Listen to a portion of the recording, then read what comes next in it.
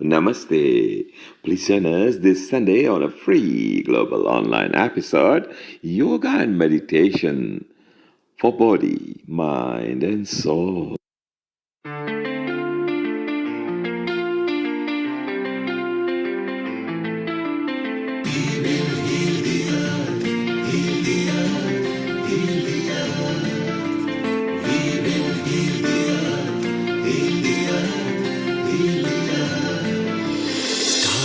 They can tell you stories which are brighter than yesterday. The streets have never been so quiet. The squirrels found a new hideaway. Tomorrow will never be the same. There is so much hope in our hearts.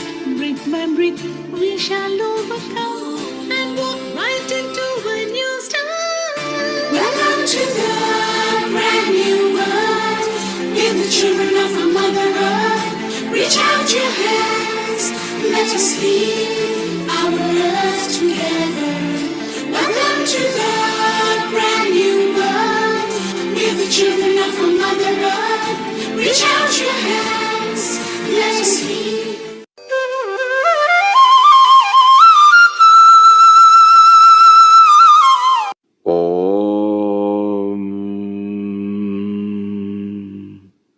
Namaste. Please join us this Sunday on a free global online episode, Yoga and Meditation for Body, Mind and Soul.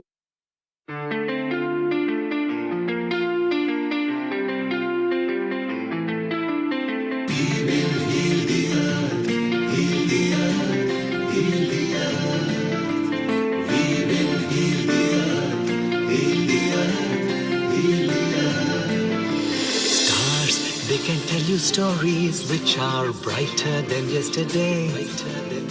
The streets have never been so quiet. The squirrels found a new hideaway. Tomorrow will never be the same. There is so much hope in our hearts. Brick by brick, we shall overcome and walk right into a new start. Welcome to the brand new world. Give the children of our Mother Earth. Reach out your hands. Let us heal our earth together.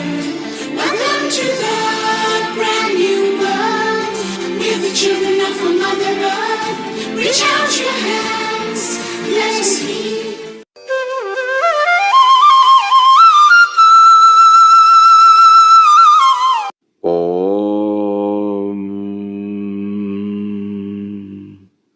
Namaste.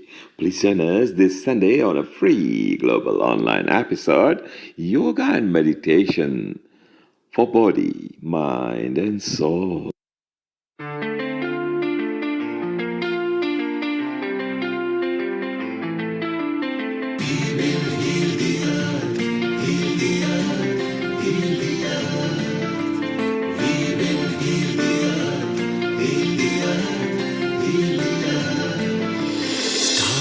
They can tell you stories which are brighter than yesterday. The streets have never been so quiet. The squirrels found a new hideaway. Tomorrow will never be the same. There is so much hope in our hearts. Brick by brick, we shall overcome and walk right into a new start. Welcome to the brand new world. Give the children of our Mother Earth. Reach out your hands. Let us heal our earth together. Welcome to the brand new world. Give the children of our Mother Earth. Reach out your hands. Let us heal.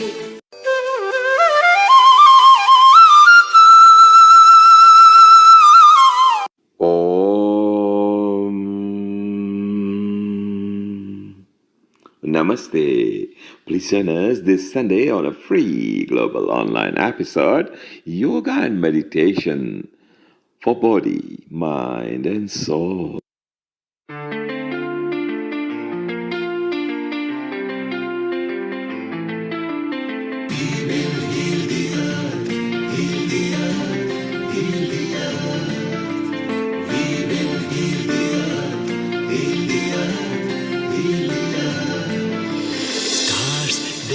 you stories which are brighter than yesterday.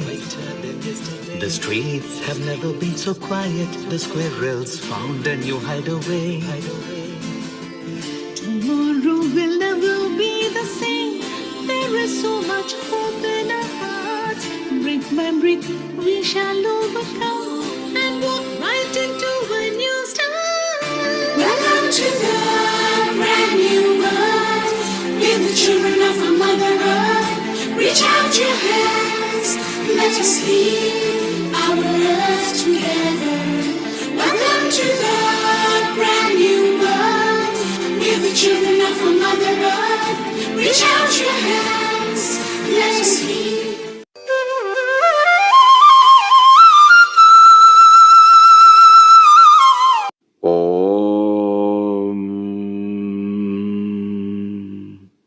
Namaste. Listeners, this Sunday on a free global online episode, Yoga and Meditation for Body, Mind and Soul.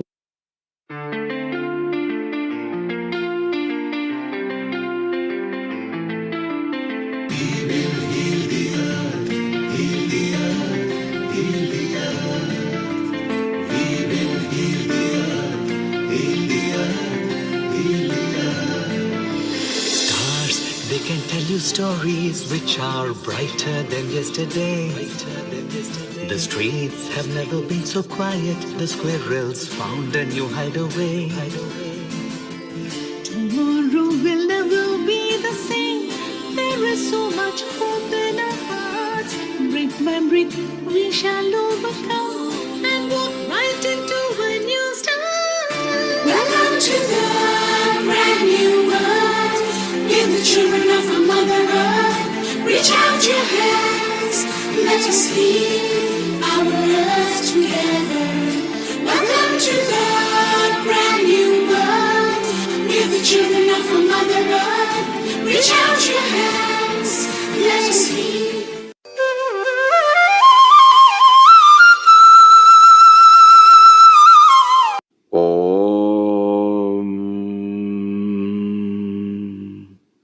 Namaste. Listeners, this Sunday on a free global online episode, Yoga and Meditation for Body, Mind and Soul.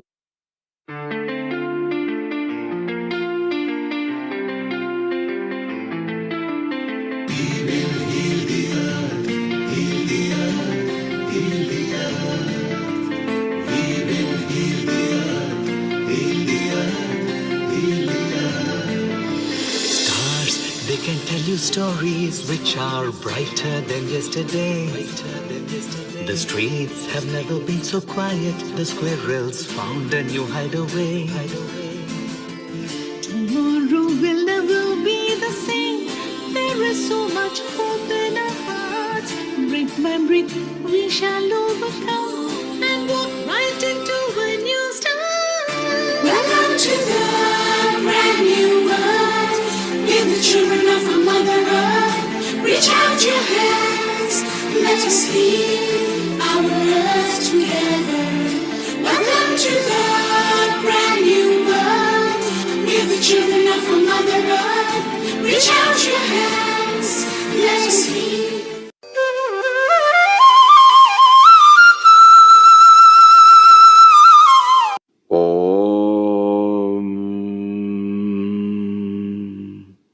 Namaste. Listeners, this Sunday on a free global online episode, Yoga and Meditation for Body, Mind and Soul.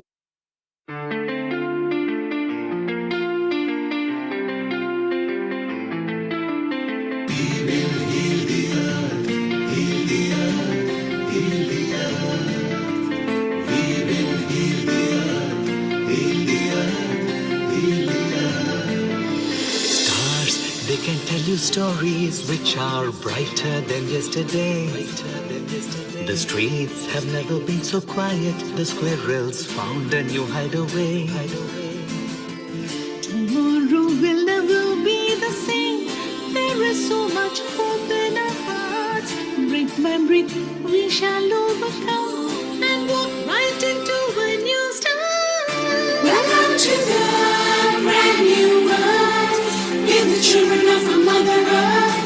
Reach out your hands, let us heal our earth together. Welcome to the brand new world. We're the children of a Mother Earth. Reach out your hands, let us heal.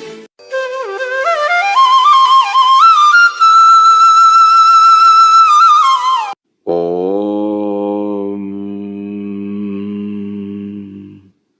Namaste. Please join us this Sunday on a free global online episode, Yoga and Meditation for Body, Mind, and Soul.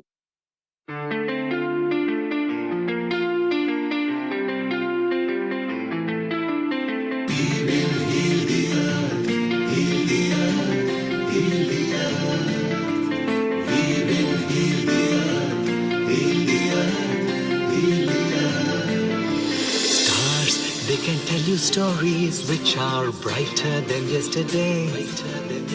The streets have never been so quiet. The squirrels found a new hideaway. Tomorrow will never be the same. There is so much 10, 9, 8, 7, 6, 5, 4, 3, 2. Global Namaste. Good morning, good afternoon, and good evening to all the viewers of Feeling Our Earth. A very warm welcome again. And this is Amrita Sharma. As a senior host, I welcome you all to another beautiful episode of Yoga and Meditation. It has become an important part of holistic healing. It has become an important part of our lives to think about how lifestyle can be managed and we can cure ourselves and stay happy and enrich the wealth of wellness in ourselves by living healthy through practices of yoga and meditation. This practice of yoga has given worldwide a lot of enrichment in many, many forms, may it be happiness, health, wealth, or fame. But it has also counted itself among the reality that these traditional knowledges worldwide are so important and we must appreciate them and acknowledge them. And that's why in today's episode, we will be having experts from the fields of yoga and meditation, as well as renowned personalities from Brahma Kumaris and Osho Fragrance with us, who will be sharing their wisdom and lightening us with their glories on meditation and yoga. But before that, the first thing is prayers. So let's begin with Gayatri Mantra. Sit straight, close your eyes. With a calm mind, taking a deep breath inside.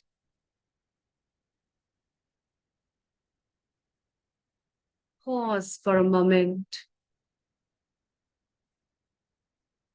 and let's chant. Om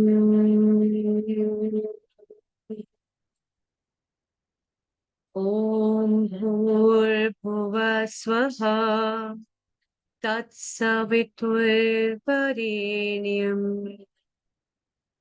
Bhargo Devasya Dhimahi Dhiyo Yona Prachodayam. Om Bhurbhuva Swaha Tatsaviturvarenyam Bhargo Devasya Dhimahi Dhiyo Yona Prachodayam. Om Bhurbhuva Swaha Tatsaviturvarenyam Bhargo Devasya Dhimahi Dhiyo Yona Prachodayam. Shanti. Shanti. Shanti.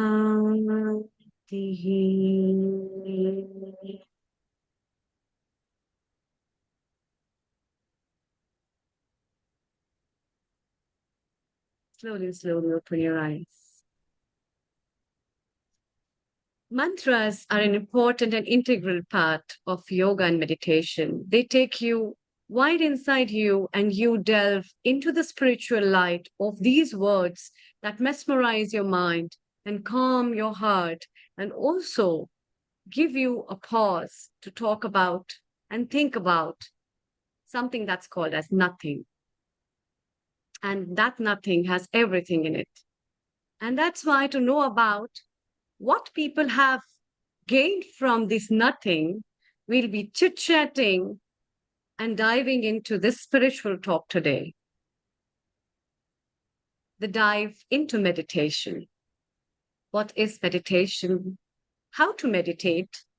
What do people get out of meditation? All these things we will be talking and discussing. And for this, today I also welcome my co host, senior host, as well as producer of yoga and meditation episodes, Riddhi Vyas. Global namaste to you and a very good afternoon as well, Riddhi. Global Namaste, Dr. Amrita. How are you today? I'm good. How are you? Fantastic. And yes, mantras, nothingness and also so much. And we're going to be unpacking exactly what that means today. And that is something I am really looking forward to. Yeah, we'll be discussing about a lot of topics, and you have a lot of experience into yoga. You practice yourself, as well as you're pretty experienced with meditation. Very soon, you'll be flying up to a very famous yoga ashram in Canada as well. And I think it has a lot of things that you can also share with our viewers before we call in our special guest for today.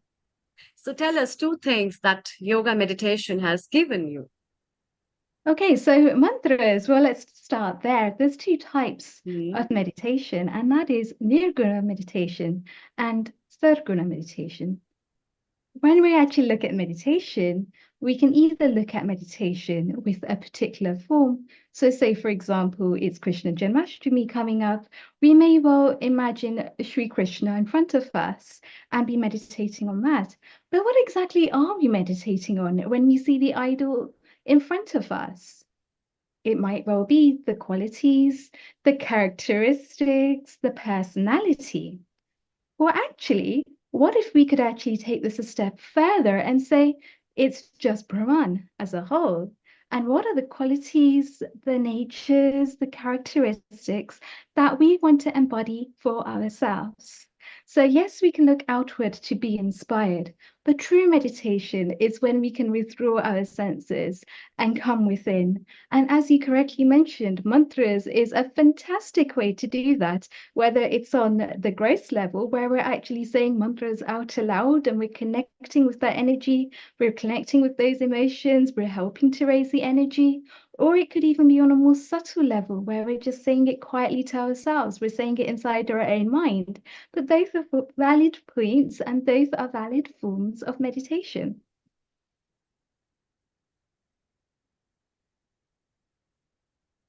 So I am really looking forward to today's session. And as always, yoga and meditation is a topic that has received lots of different news. There's been a renaissance in yoga, which is where yoga has come over from Bharat to the Western world. And it's done so much good to be able to spread its influences. And that is actually something to really be celebrated. I feel proud being a Bharatiya myself, where I can see the effects that yoga has started to have, where it spreads to the common person. The common person sees yoga as forms of asanas, as forms of pranayam, and doesn't really go beyond that. But that is still valid because we start to see yoga in terms of all of the fantastic things. And my Happy dad has birthday actually to been your practicing. father. A very happy birthday to him, Riddhi. Thank you so much. So my dad is somebody that has been practicing meditation now for the last 10 years. So he can see the effects of it in his own life too, and he's really inspired me along my path. And ultimately, what we're doing is connecting back to the Supreme Godhead. We are connecting back to Bhagwan, Brahman as a whole, Brahman as a whole. And it's just fascinating to see the way that things start to happen in synchronicity as a result. The way that different things start to come together and ideas start to click, things start to happen for you. And it's as a result of continuously doing this practice. So, Yeah. dearest And Amrita ji, we've also got yes, yes. Mr. Himanshu Mehta joining us on the platform Hmm. today, and he is absolutely no stranger when it comes to yoga. In fact, he's been practicing for 40 years himself, and he has had many gurus in his life who have guided him, but he's also a phenomenal guru when it comes to training people and doing fantastic seva out on Juhu Beach every Saturday morning. And it's phenomenal to see the work and the efforts that he has put in when it comes to things like creating the book, Making of a Yogi, and how this vision and this mission has started to spread across boundaries, across barriers, globally. And it's fascinating to see the way that he carries himself with such dynamism. And so, a global namaste to you, Himanshu Bhai. Welcome here on Healing Our Earth today. And my heartiest best wishes for your birthday of your father. Please Thank you. convey. Thank you. I'm audible, right? Loud and You clear? are indeed. So, Okay. Himanshu, I wanted to ask you something, right? Very Yes. recently, we have seen cobra asanas, which are being spread widely and globally across. In fact, Yeah. it was WebMD that came up with an explanation of what the cobra pose actually is and how to do the cobra pose. Being practitioners ourselves, we know that there's actually more depth to it than what they say there is. Can you enlighten the conversation with what that is today for us, please? Yes. I would say, unfortunately, 90% I've come across the teachers or even some of the gurus, they give a wrong posture of cobra pose. There's a mix up. Yes. It's a Adho Mukha Svanasana, they mix up with cobra pose. Ah, So both, right. yeah, both are So very could you different. just explain for us, Himanshu Bhai, before you go on, what that asana actually is, just for our viewers that may not be familiar with the technical language that we're using? Okay, you mean to say the cobra pose, Bhujangasana? The other one. Other Adho Mukha Svanasana. So in Adho Mukha Svanasana, that's the upward facing dog, where you don't join your legs, number one. You keep your legs apart because a dog is always on 4 feet. Yeah. And you raise your body right up to the pelvic. Whereas in cobra pose, you raise your body only up to the navel. Right. Because a snake, cobra, cannot raise the body 50% of its entire body length, isn't it? It's Very true. maybe Yes. at the most not beyond 25% at the And then most. that means that they're recruiting other muscles to be able to help them with those stretches, which then isn't so effective. It's like doing their cobra position and being able to take their hands off the floor and really just being able to work the correct muscles, as opposed to students who have their shoulders up to their ears and they're really pushing hard, and we can see that their alignment just isn't there. And alignment, posture, and breathing has so much when it comes to yoga. Exactly. So yeah, the advanced posture in Bhujangasana or Cobra pose, yes, as you rightly said, you lift your hands, just keep it in the air and just stay on the back muscles, supported by the back muscles. Yes. So that strengthens your shoulder. And of course, one shouldn't be lifting the shoulders like this. So Mhm. it should be relaxed. You have to just be looking up, if possible, 90 degrees. Yeah. And in that, you can say Mooladhara is most active. Right. squeezing the glutes, and the feet are together, the heels are touching. Yeah. Yes. Fantastic. So thank you so much for explaining the difference there between the two Fine. asanas. That's Now tell really us a little bit more. Where are practitioners, so-called gurus, going wrong with this? yeah. I mean, what is happening? Unfortunately, 90% nowadays, because people are just yoga has become very popular. People are becoming yoga teachers in very short span of time, and in a short span of time, they want to be gurus. Okay, for me, 43 years has not been enough. I wouldn't consider myself as guru. I would love to remain as a student, because once I call myself guru, then it's end of the road. Okay, then I just have to It's keep on always like executing. that. But till I remain a student, I can keep on and on learning. And it's so deep science that I would love to keep learning for the rest of my life. Mhm. So, and the distortion that needs to be corrected, but who's going to take the bonus? So, and you can't tell any of the teacher that, okay, you're wrong. They feel very offended. So maybe good sense prevails upon them. And they don't, unfortunately, they don't refer the text written by the great gurus. If they refer that too, then it will make a big difference. So how can So we start to change this narrative? I'm pretty sure over the last few weeks you've seen the narrative that WebMD is pushing, and WebMD is really there. They push the medical news. They're responsible for getting the articles out. So we can see this influence, which we know has Bharatiya roots, which we know has a deeper rooting in the root of yoga, and yet it's being distorted. So how can we begin now to correct this narrative? So I would say the distortion is happening more on the social media. So Yes, we saw that outcry on Twitter as well. we'll have to correct it through social media, creating awareness. That So can yeah, only so help. creating awareness. So where does that really begin? Does it start by actually looking deeper then into the Shastras? Does it begin with looking at the sutras? What would you say is the starting point? So as far as Hatha Yoga goes, that's Hatha Yoga Pradapika. That's the oldest Hatha Yoga scripture, text, because in Yoga Sutra there is hardly anything mentioned about asana. Right. Patanjali in Yoga Sutra he just mentions Sthiram Sukham Asanam. So whatever asana you are in, it should be stable, it should be comfortable. Yes, not So there's shaky. nothing else mentioned in 195 sutras. There's nothing mentioned about asanas by No. Patanjali.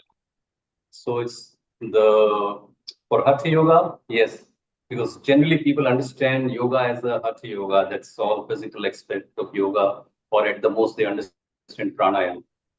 Mhm. They have been very conveniently they have you can say Q jumped the yama and niyama, which are Yes. very much yeah.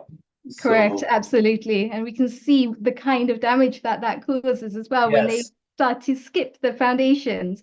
And it's kind of like a exactly. cookie cutter system where they're just going specifically for certain things that they think they need in order to string together a program. But it strips away the anatomy, it strips away the psychology, the philosophy, all of the things that they actually need in order to be able to achieve the outcome. So what we actually are asking for here is more dharma-driven yoga teachers, more teachers that will actually go to the root Yeah, and to because start to look at you'll be things surprised like the that hatha.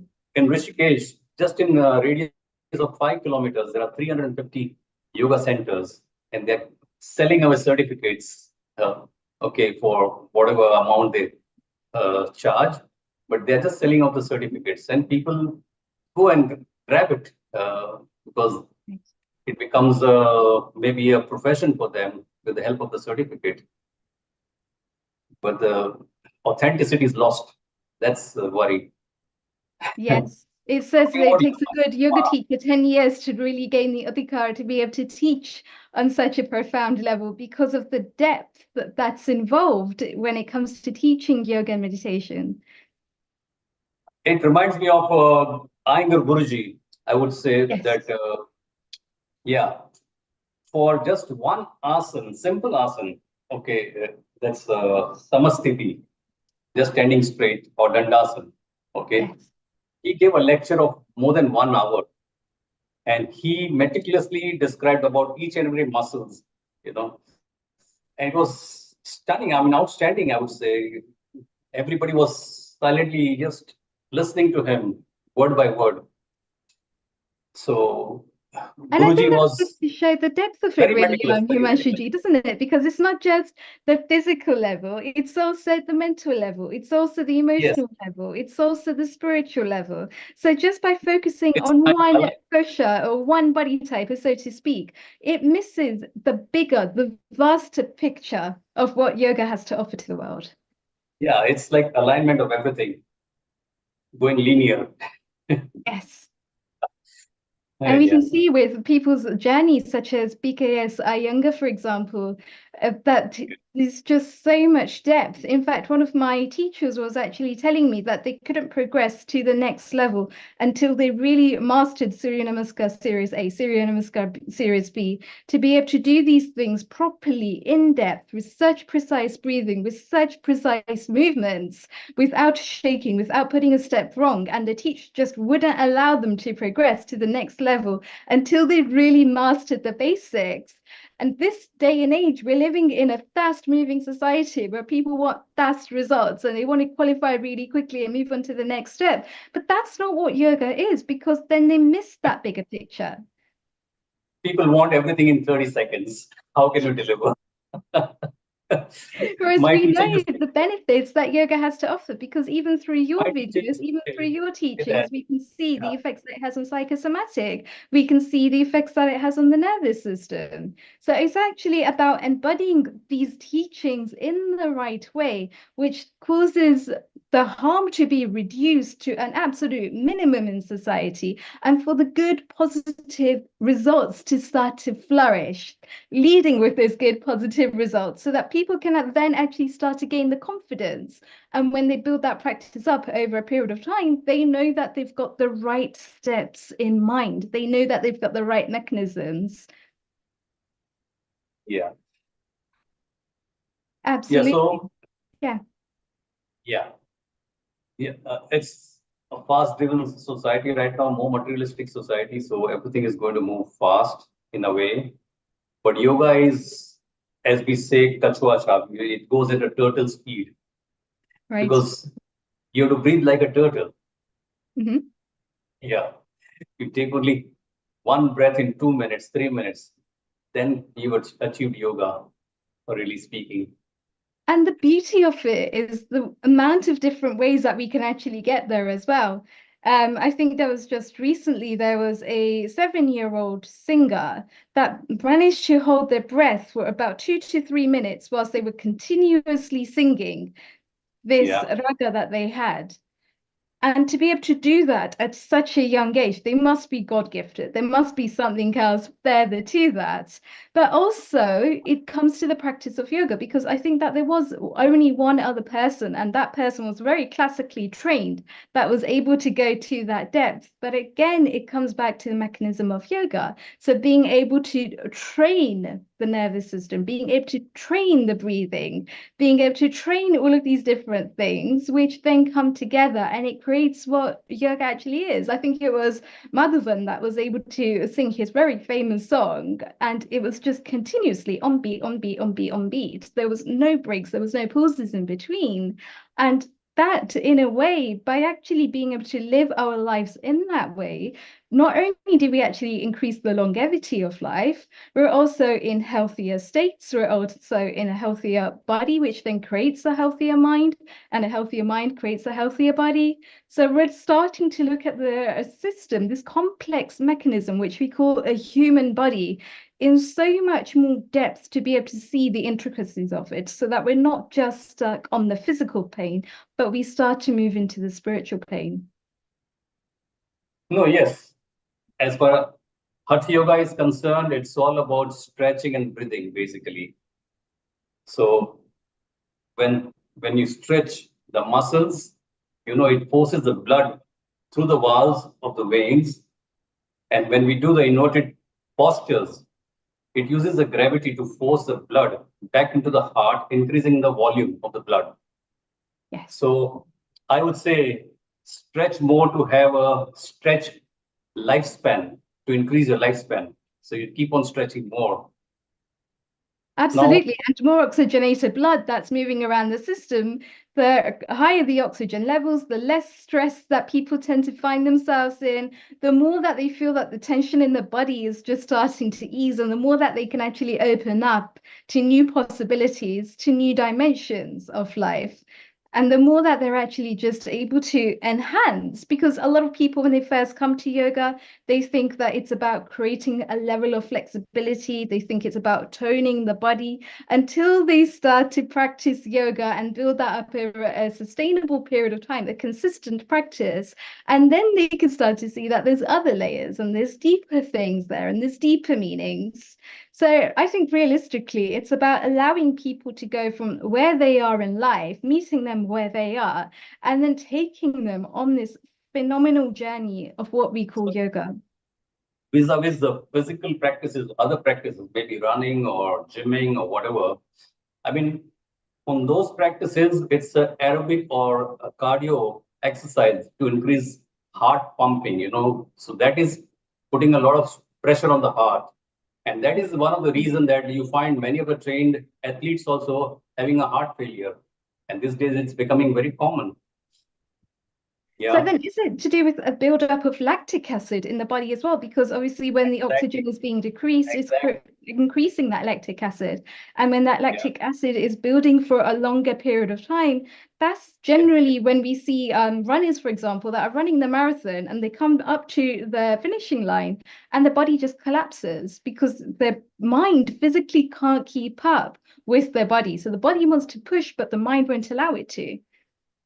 Of course, it's coupled with the lifestyle issue also, but that's what is happening these days. And you find youngsters, even while running on the treadmill, and they've collapsed, and doing Zumba, people have collapsed. But that's fortunately not happening while doing yoga practices, or even what we do. The one I've devised, Surya Namaskar with chakra meditation on mantras, where we do a vinyasa style of Surya Namaskar. And the heart rate maintained is between 80 to 120. Only 80 to 120 heart rate. That is what it is maintained throughout. And that's the reason that it's very good for the age group of 8 to 80. Even the 80-year-old can easily do that Surya Namaskar. I think Vinod Bhai was there and he did it. He's probably 75. Am I right? So there you go. So the proof is in the pudding, really, then, isn't it? So we have even a heart patient. He has had a bypass and he's doing our Surya Namaskar every Saturday with us. So that's it's the reason generally, would you say that it's generally about being able to lengthen one group of muscles and contract another group of muscles with ease so that they're not pushing their bodies too far to the point where they're building up the lactic acid, but they're also allowing the oxygen to circulate properly throughout the body. They're also allowing the blood to circulate properly around the body. And it's these asanas, it's these stretches that allow them to start to use their mind slightly differently, to start to overcome those limitations so that they can then go to the next level, but they're not pushing themselves into the point of extreme discomfort. They're actually doing it very comfortably in a way that enables the body to open up at the right pace and a way that is right for them. Yeah.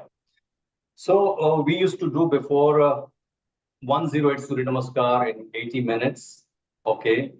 Then 5 years back, when I realized that no, it's just a cardio, and then I can devise this Surya Namaskar with chakra meditation and mantra, so it becomes like physical practice as well as psychological as well as psychophysiological. So it encompasses the aspect of pranayama also. We breathe only, maybe we take 2 breaths a minute. That's what, if somebody follows the dialogue properly, then the breathing slows down and it's a vinyasa style. So then it stimulates the parasympathetic nervous system, which is the other gymming exercise. It only stimulates the sympathetic nervous system, and which causes more stress. So, and as we know, slower the exercise, stronger the muscles. So that also works pretty well. And we had about 3 months back, we had the border security force joining us. And of course, they are very strong. But they couldn't continue after doing 3 because they are not used to doing slow. They're not used to doing holding the posture. They're not used to breathing in a rhythmic way. So even they have a very strong body and they could not sustain. Fantastic. And it's really just about holding those asanas and breathing in those positions, which then allows that tension to start to disappear. And actually, they find that when they're actually controlling their breathing, they can go further and deeper in an asana as well. The body literally starts to open up. So I think that is a fantastic point that you have raised, Himanshuji, to actually start to just be a little bit more aware of what the body is doing, just a little bit more conscious. And I think that is a fantastic message for our audience today as well, is to not push yourself to the point of exhaustion, but to really just start to become more conscious of how you're holding your body, how you're holding your positioning, how you're holding your alignment, and then start to move further and deeper into your practice from there. Live like a tortoise, and you don't have to go to a hospital also. You can live longer. Just follow the tortoise principle. So there you have it. Live like a tortoise and your life becomes simpler. A global namaste, Himanshuji. Thank you so much for joining us today. Thank you, Himanshuji, for joining us. You keep enlightening our first few minutes and hour of our episode, which is really lovely. And we look forward to see you for the Independence Day special episode as well. Yoga and independence. Thank you, Amritaji. Global namaste to you also. Thank you. Global namaste as well. Riddhi, what a lovely conversation you had. And it was one of the very important conversations because people have heard about yoga. People don't know much about how to practice, where anatomy and physiology plays a very vital role. If you practice asana wrong, if you don't practice it by knowing your body specifically, you can make a lot of mistakes and you can injure yourself. And even you can harm up your body rather than healing. So this is one of the very important things, to recognize what postures are there and also to recognize your body specifically, which is one of the important thing, and dive into the spiritual wisdom of yourself that you have. And that's lovely. So continuing our same discussion, let's move on further to Israel. And we have Rena with us. Rena, global namaste to you and a very warm welcome. She is our resident yoga contributor. She practices yoga at the tough times of fight as well. She is empowering children. She's empowering women. And with her, we have our special guest of today, her father, Scott Forrester. Global namaste. Hi. Hi, nice to meet you. Nice meeting you as well. So let me ask first question to your father. What is your understanding about yoga, and how do you think yoga has helped the world today and is helping the world today? Thank you. You know, most of what I know about yoga, I've learned from Rena, and I know how important it is for her and her personal well-being, and that allows her to share what she knows about yoga with other people.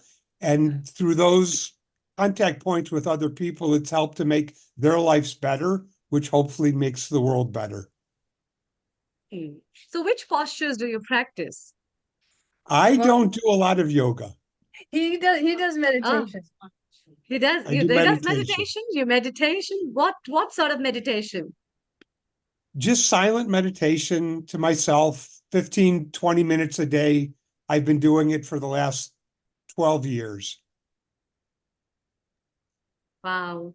So, do you do any chanting in silent meditation, or do you just stay quiet? I stay quiet. I stay quiet and I try to keep the thoughts in my head quiet. I see. And do you practice it at home, inside, or while walking, or outside, or in the park, or somewhere? Mostly at home in the morning before I get my day started. But I do a lot of walking, and during that time I I kind of have a meditative mind. And also, like my daughter, I go in the pool, and there too, I'm completely unplugged. So I get to meditate there too. Ah, okay. And what difference do you find when you start your day with a silent meditation? It makes a lot of difference.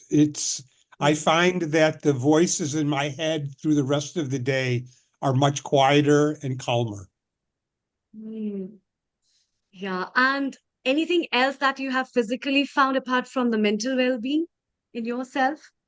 Hard to tell because I do it, so I don't know what it would be like if I didn't do it. It's now just part of Mm. my routine that I don't have to think about, and I just do it every day. Ah, see. I And will tell you that Rena has mm, also been a very good teacher of yoga for my wife, and it's been very important. The yoga she's been teaching my wife has been very life-changing for her. okay. So Rena can throw more light on that. She's one of my favorite students, well, among so many students. And that has pulled my and her roads to a common platform where I never thought a girl coming among the crowds whom I just don't remember the name even will knock my mobile one day and will say, "Hi, Dr. Amrita. I'm so and so student from so and so year and so batch of yours." That's And great. that gives me an immense pleasure to see how flourishing the teachings just in few hours go. So, Rena, tell us about the journey, what you have taught um, your mother um, in that terms, or what you have taught her, and what difference has yoga made in the life of her and even other people. They must be sharing their experiences. And in kids yoga, we had so many small kids from Israel who were practicing certain things. So, yes, over to you. Thank you. Namaste. Thank you, Dr. Amrita and Neil Kumar. And Dad, thank you for being here. So special. So, in preparation for this, I was reflecting on my journey with meditation, my personal connection to meditation. And that's really where the connection with my dad came because, well, I'll start where he left off. He mentioned something about going in the pool and swimming. And what I now understand is that I actually started meditating when I was about 8 years old. I just didn't realize because that's when I started swimming competitively. And about 3 days a week for 2 hours every time I was training as a competitive swimmer. And every time I would count the laps, but also count the breathing. So it would be 1, 2, 3, 2, 2, 3, and on for 2 hours straight. And it was only once I started meditating that I understood that I was meditating there. But I started meditating about 10 years ago. And Dad, you started like 4 years before that, or you said 12 years, so Maybe 2 years. maybe 2 years before. It was right around the time that I went off to college that you started meditating. And I cleared this with my dad before I say it with everyone. My dad used to be a really stressed out, really anxious person. And he's an executive has always been an executive for companies in the States. And that's just what he was familiar with. And around the time that I went to college, something had to change. And it was a professional you were working with that advised you about starting to meditate, right? Actually, it was part in a networking group. There was a woman who introduced me to Headspace. So my dad started meditating with Headspace, and it took a couple, which is like a mindfulness meditation app, and it was way at the beginning. Now a lot of people know about Headspace, but back then, like, it was very new. And it took a couple years for us as a family to start to see how it was benefiting him. And it was hard to really put it into words, but we were aware of some subtle changes in him. And then I finished college and 10 years ago moved to South Korea. I had a job there. And in my transition, it was at the end of college that I started experiencing some anxiety and depression. And then I decided to take a job in South Korea, and I moved there. And my dad said, Rena, maybe you want to start meditating. Maybe it'll help with the transition. And I said, no, that's for weirdos. I don't need that. And then when I got to Korea, within a month or so, I just thought, maybe this meditation thing isn't so weird. Maybe I need to be a little open to it. And I sent my dad an email. I said, what was the name of that app you were using, or website at the time? It wasn't even an app yet. And he sent it to me. And I just made an effort to practice every day. And after about a month, around the same time, I stopped swimming in the pool in Korea for other reasons that aren't relevant right now. And a friend said, Rena, now that you're not swimming, you need some kind of physical activity. Why don't you come to yoga with me? It's only $5. And I thought, okay, I'll go give it a try. And pretty quickly, I just intuitively understood that there was a connection between the meditation I was practicing and then the yoga that I had just found. And I kept up with both of those practices because they just seemed to be beneficial. And I was really privileged to be living in Korea at the time. So I spent my weekends just traveling around the mountains, and I would stumble upon Buddhist temples like regularly. And I a number of times took guided tours of the temples, and then intentionally started to seek out these temples and stayed for a number of temple stays at various temples.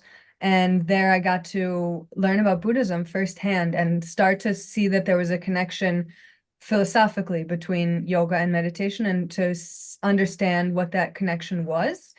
But it really wasn't until later. I kept up my regular yoga and meditation practice for a couple of years.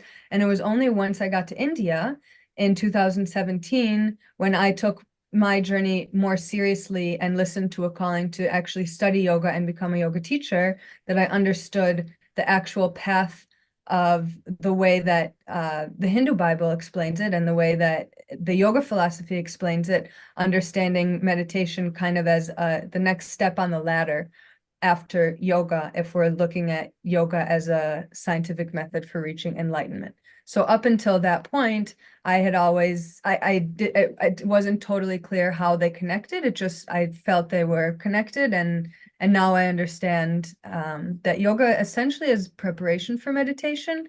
But often the way that I teach yoga is very meditative. Yeah, that's, since then, actually, when was this? In 2019, in the summer of 2019, I believe. I did a 10-day Vipassana meditation retreat here in Northern Israel. I actually recently signed up to do another one this coming September. And that nowadays, I practice either the mindfulness meditation that I learned through Headspace, which some of you may have seen me practicing even just before I began speaking here, and other times when I'm looking for a deeper ritual, then I will practice Vipassana meditation on my own. And I tend to start every day with connecting to the sensation of the breath moving in and out of my nose and a few body scans. So once now you have taught so many students, you are teaching so many kids, and you are practicing yoga yourself, what difference you have found in the Rena who was a couple of years ago, and now the Rena who is now? And now Yeah, still you are sustaining in Israel at the time of amidst war and everything. So what difference does it make for Rena, the one who's practicing yoga and meditation daily, to the one who wasn't practicing that? What do you think? yeah. I'll share a little story to answer the question. A couple years ago, I woke up in California and I couldn't move the whole upper part of my body. And what I realized is that it was a symptom from a herniated disc that I have from a near-death motorcycle accident that I had while I was living in Vietnam. It took 7 years for the pain to manifest. And I was in California, and I live in Israel. And so in that moment, I well, there was about 2 days of trying to figure out what to do. And then I had to fly from California to Arizona, and I don't have headphones. So I had this flight and I was in excruciating pain. And I spent I sat down on the plane. I said, okay, what am I going to do? How am I going to pass this time? I didn't take any painkillers. I had nothing, no music to distract me. And I thought, okay, I'm going to sit here and spend this entire plane ride in meditation. And that's what I did. And I closed my eyes and I did Anapana for about 15 minutes until we were up in the air. And then the whole rest of the plane ride, I was just in Vipassana meditation. And as soon as the plane landed, something shifted. And I was able to, what I would learn from that experience is that I had tools for choosing to put my awareness where I want, and that I could put my awareness in the pain that I was feeling in my neck and in my inability to move, or I could choose to put my awareness into all the other parts of my body that were feeling nice or were feeling fine, and that I could also have the perspective of something beyond, that if I'm able to observe both where I'm feeling pain and where I'm feeling not pain, that just it helped me to keep perspective that I'm bigger than these physical sensations. So that's something that now that I'm aware of this herniated disc that I have, we understand obviously the mind-body connection.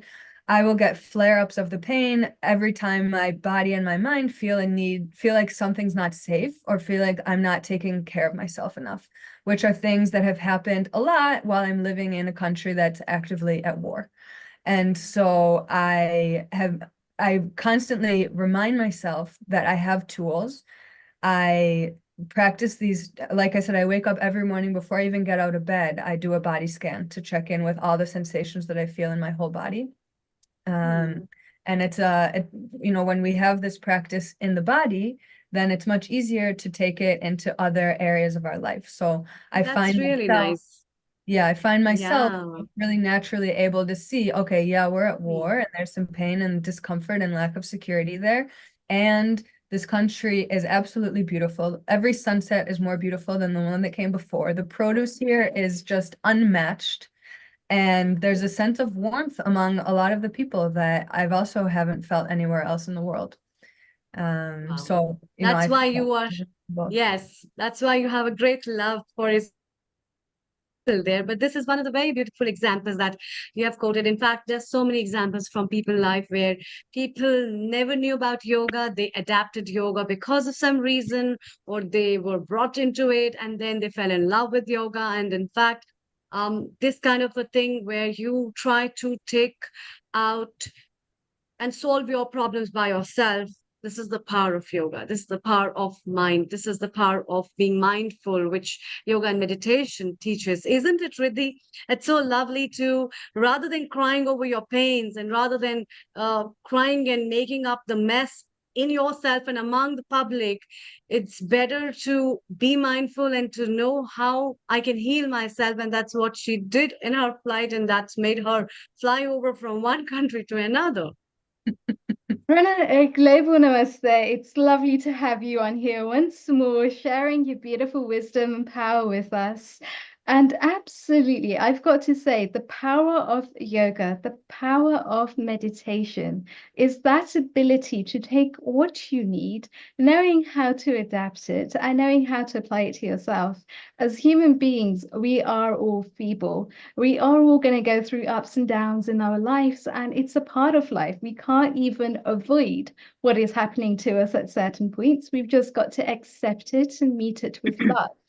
The point that you've just made there is one where we can then start to think and start to observe it for what it actually is and not worse than what it is. So almost as if we're taking a 360-degree bird's eye view of exactly what's going on, exactly what am I feeling, exactly what am I going through, and being able to sit with that discomfort. because at the end of the day, yoga and meditation gives us the tools to overcome whatever situation we may well be in. And I think that is a beautiful thing that you've just had the ability there to go deep within, to realize what that wound is and to heal yourself, because it's so true. Through yoga, through breathing, through meditation, we have those tools. It's just knowing when to apply those tools and how to apply them. And that really comes from a deeper understanding and a deeper sense of doing the work on yourself, which you've done so beautifully. You've demonstrated that so beautifully today. Thank you so much. And it's just Thank you. beautiful Thank to you, have Rena. people Thank like you, you Scott. that come in as Thank well, you so Rena. So much. thank you so much. Amrita, what are your thoughts? Yeah, definitely. And it's time to hear from our next guest, Riddhi. Please introduce a global namaste to you, Lavlina. Namaste, global namaste to you all. Global Namaste, Lavlina. How are you Global today? namaste, Riddhi. Fantastic. I think one of the things that you do so well, Lavlina, is to be able to combine this essence of bhakti yoga, to be able to focus on your breathing, because when you're doing different mantras, you're really in conscious control of your breathing, of how you want a mantra to land, of what emotions you're trying to evoke there, of what qualities you're bringing out. So having those mantras there and then mixing that with meditation to really be able to go a little bit deeper. Can you tell us a little bit more about this process? Yes, I will talk about Raja Yoga meditation because, as I told you, I've worked with Brahma Kumaris for almost 10 years now, and Raja Yoga meditation actually helps you with your mental well-being as well. It reduces stress, which is such a vital part of life these days. People are suffering from stress, depression, anxiety. So to reduce all that, we need to do Raja Yoga meditation. So basically, the best time to do this meditation is in the early hours of the morning, like 4 a.m. If you get up, it's like, the Wi-Fi signal will be completely clear. You can connect to to Brahma Baba or to the Supreme Being, and you connect completely with them without any interruptions, and you draw that power from Brahma Baba, and you take all that power and you bless yourself and you bless people as well. In life, we have sometimes, it's very unfortunate, we have problems with sometimes relatives, colleagues, friends, or whatever. So you take that power from Brahma Baba, you first bless yourself, and then you pray for all those people whom you think are suffering. And it's amazing in those early hours of the morning how it would help. So I think this Raja Yoga meditation really helps because it clears your mind, of all the toxicity, because sometimes we also are suffering, from anxiety or whatever. So Fantastic. we get rid of that.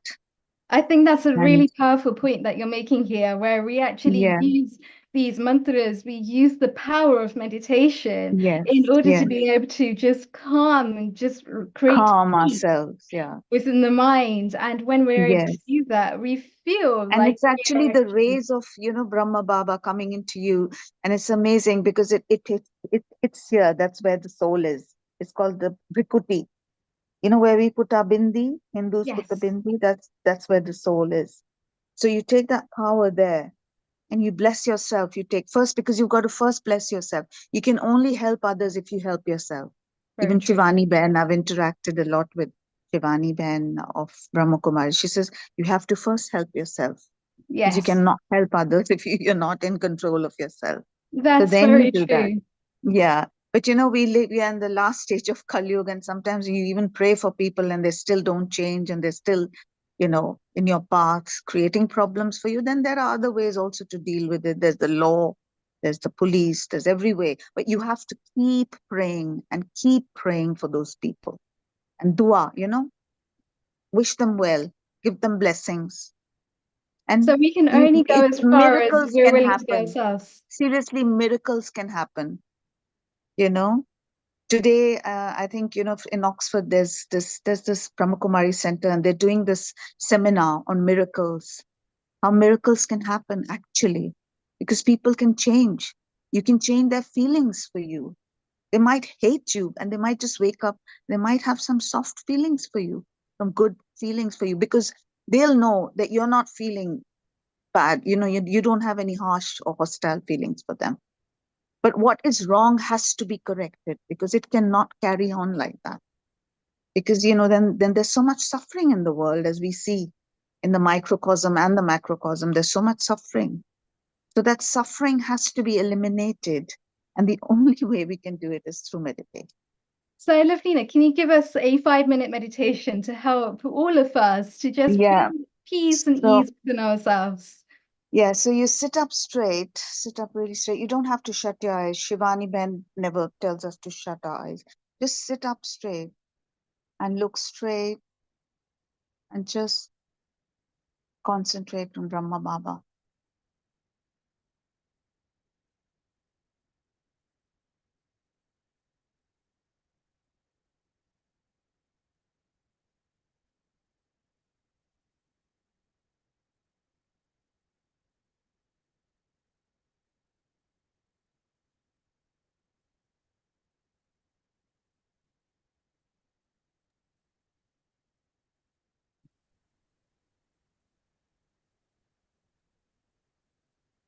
You'll feel those rays, you'll feel that power coming into you, you'll feel that energy, and then you use that energy to help others as well.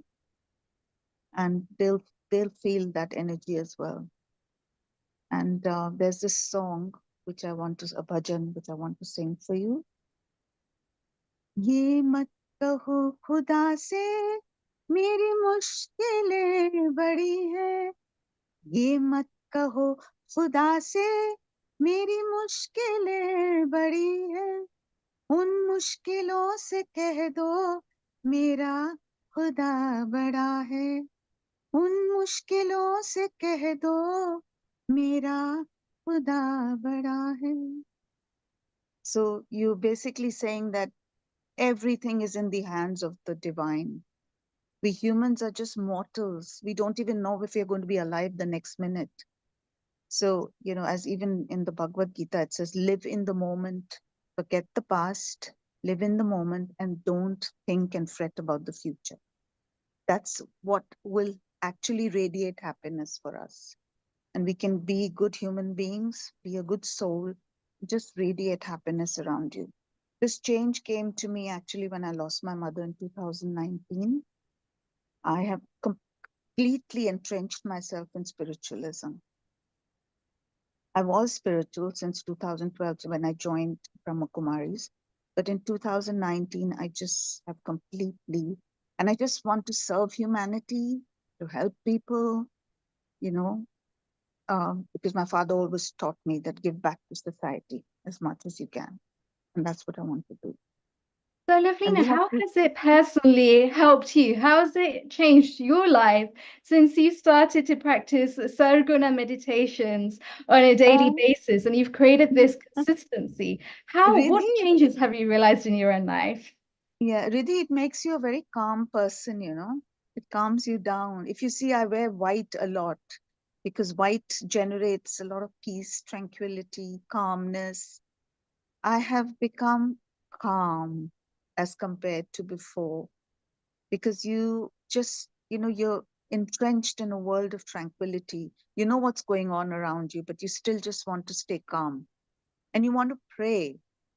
You want to be spiritual. You want to be connected with the supreme power, you know, and that can only be done through spiritualism and divinity.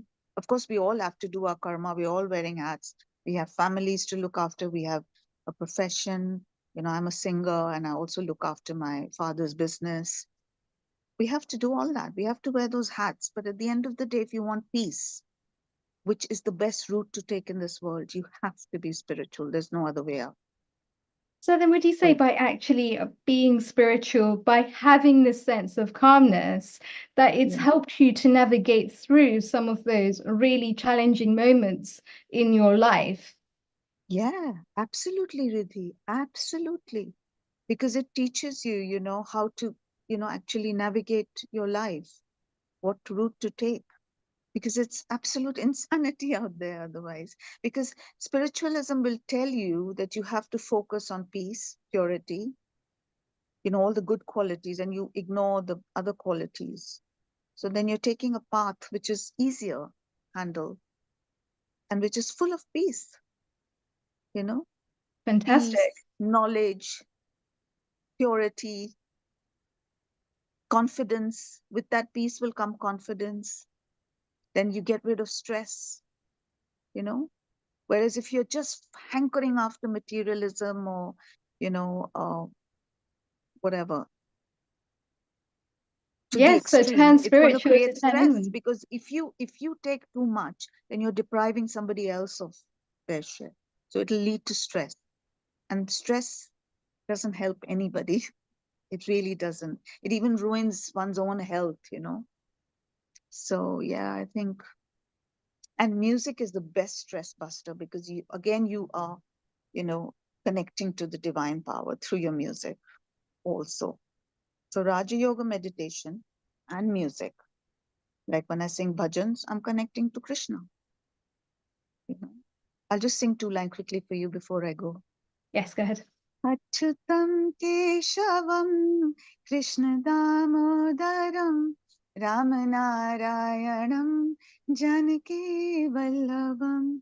कौन कहते हैं भगवान आते नहीं, तुम मीरा के जैसे बुलाते नहीं.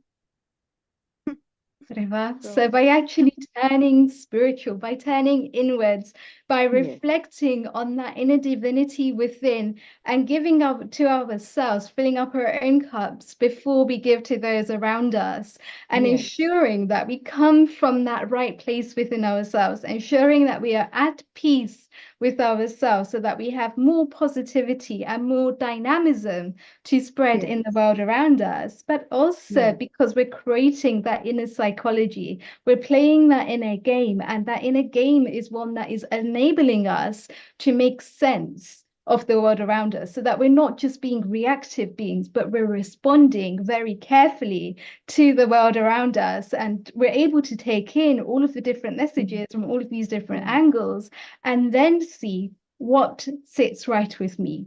And what position, what direction is it that I want to move in? And I think that is such a powerful message, lovely energy, that you have shared with us today. Yeah, it's always better to give, It's not nice. You see, you always do this, you feel better. If you do this, you're not going to be feeling good. It's always give. Yes.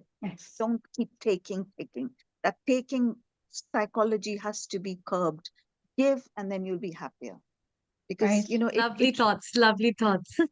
Yeah, Thank you so much, Lavina. Thank you. And in fact, Global you have a namaste. very beautiful voice, I would say, Thank and you that so much. wo shabdon mein mithas comes from the inner peace, I think so.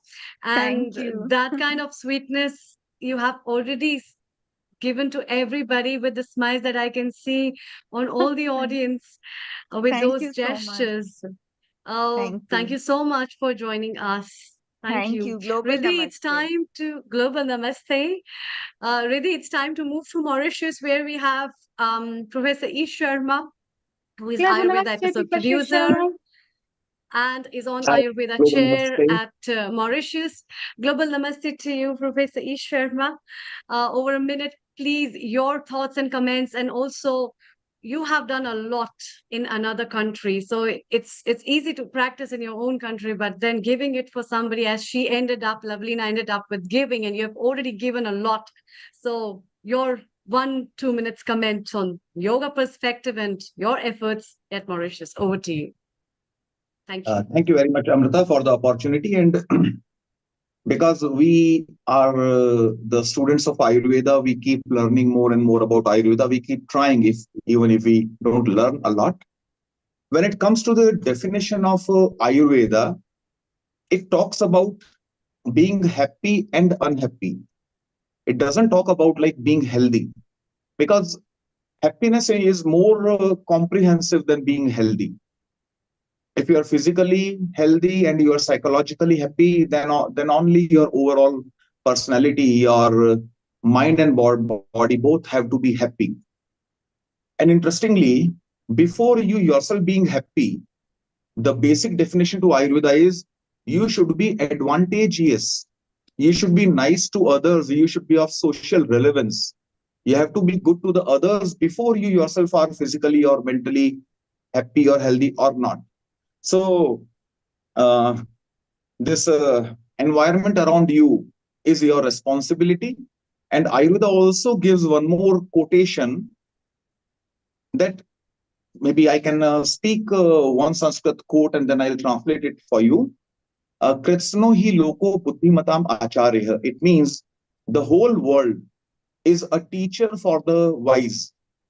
If you are a wise person, then the whole world is a teacher for you. Shatruscha abuddhimatam. If you are not that wise, then the whole world is like an enemy to you. So Ayurveda indicates if you have got a big list of enemies, then you are not the wisest for sure. If I ask you, Amrita, how many enemies do you have? If you say, oh, I don't think I have any enemy, then you are the wisest. But if you have a big list, he did that bad to me, she did that, bad to me. If you have got a big list of enemies, then you still have a great scope to improve. So surely it is such a wonderful learning platform. I'm here to listen to all of you. And I'll not be going into what we did in Mauritius because this is such a wonderful day, to listen to all of you. But if you have got any question for me anytime, I'll be more than happy to respond, Amrita. Thank you. Thank you, Professor Sharma. We keep inviting you and have your talks, and we definitely would love to take all that. Thank you so much. And Professor Sharma, just before you do leave us, I think it's so important there to actually see the difference with a healthy and a happy mindset, which is moving towards sattva, compared to the opposite, which is moving towards tamas. So actually just being aware of how we're interpreting our environment, how we're actually dealing with the circumstances around us, helps us as well to be able to cultivate that winning in a game, to be able to cultivate the right sensations of sattva, because sattva is the goodness. Sattva is the thing that's going to enable us all to grow. It's going to enable us all to blossom. And as we grow and blossom, we're also able to heal the world around us as well. So I think that's actually a really positive thing to start to see, because I call it like the tree. If we have a tree that's just still, and it's not willing to flex, and it's just not moving, it's just really rigid, that I call is actually being in a state of tamas. But if it's a tree that's flexible and it's moving and it's adapting and it's growing, then that to me is a state of sattva. Would you agree? Very much, of course. Right. And somebody that actually does do this really well is Sarah Mills. And I am so glad that she is joining us on the platform today, being a winning entrepreneur, being an author who's going to be writing a book on the winning game to be able to create more healthier, more sustaining habits. And she's also got a 7-day detox, which she takes her clients through in order to be able to adapt to this. So Sarah, welcome. A global namaste here to you today. And being a winner of this inner game, you've won awards in 2022, you've won awards in 2023, you really know your thing when it comes to creating habits. What would you say are the couple of things where people always trip up, where they're just not able to quite follow through to be able to create these healthy habits? Yeah, hello everybody. It's lovely to be here, and thank you, Riddhi, for inviting me. And I'm loving hearing all of your amazing wisdom. Thank you so much, everybody that's already contributed. What a lovely afternoon I'm having here in the UK. Well, it's a very interesting one, and some people have already alluded to this, but most of it is around our mindset. It really is. It's around what are we willing to continue doing? What are we willing to stop doing? And what do we think is going to take us in the direction that we really, really want to go with purpose and passion?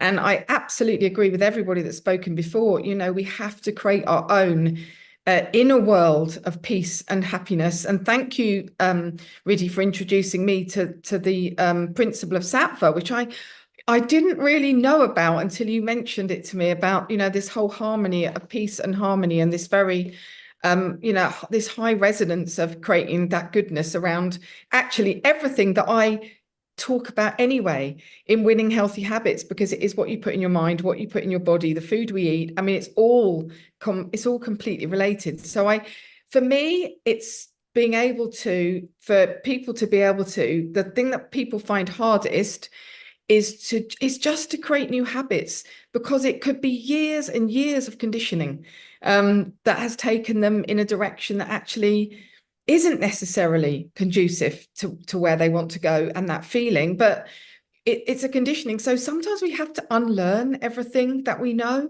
and relearn and think about things that, does this make me feel good?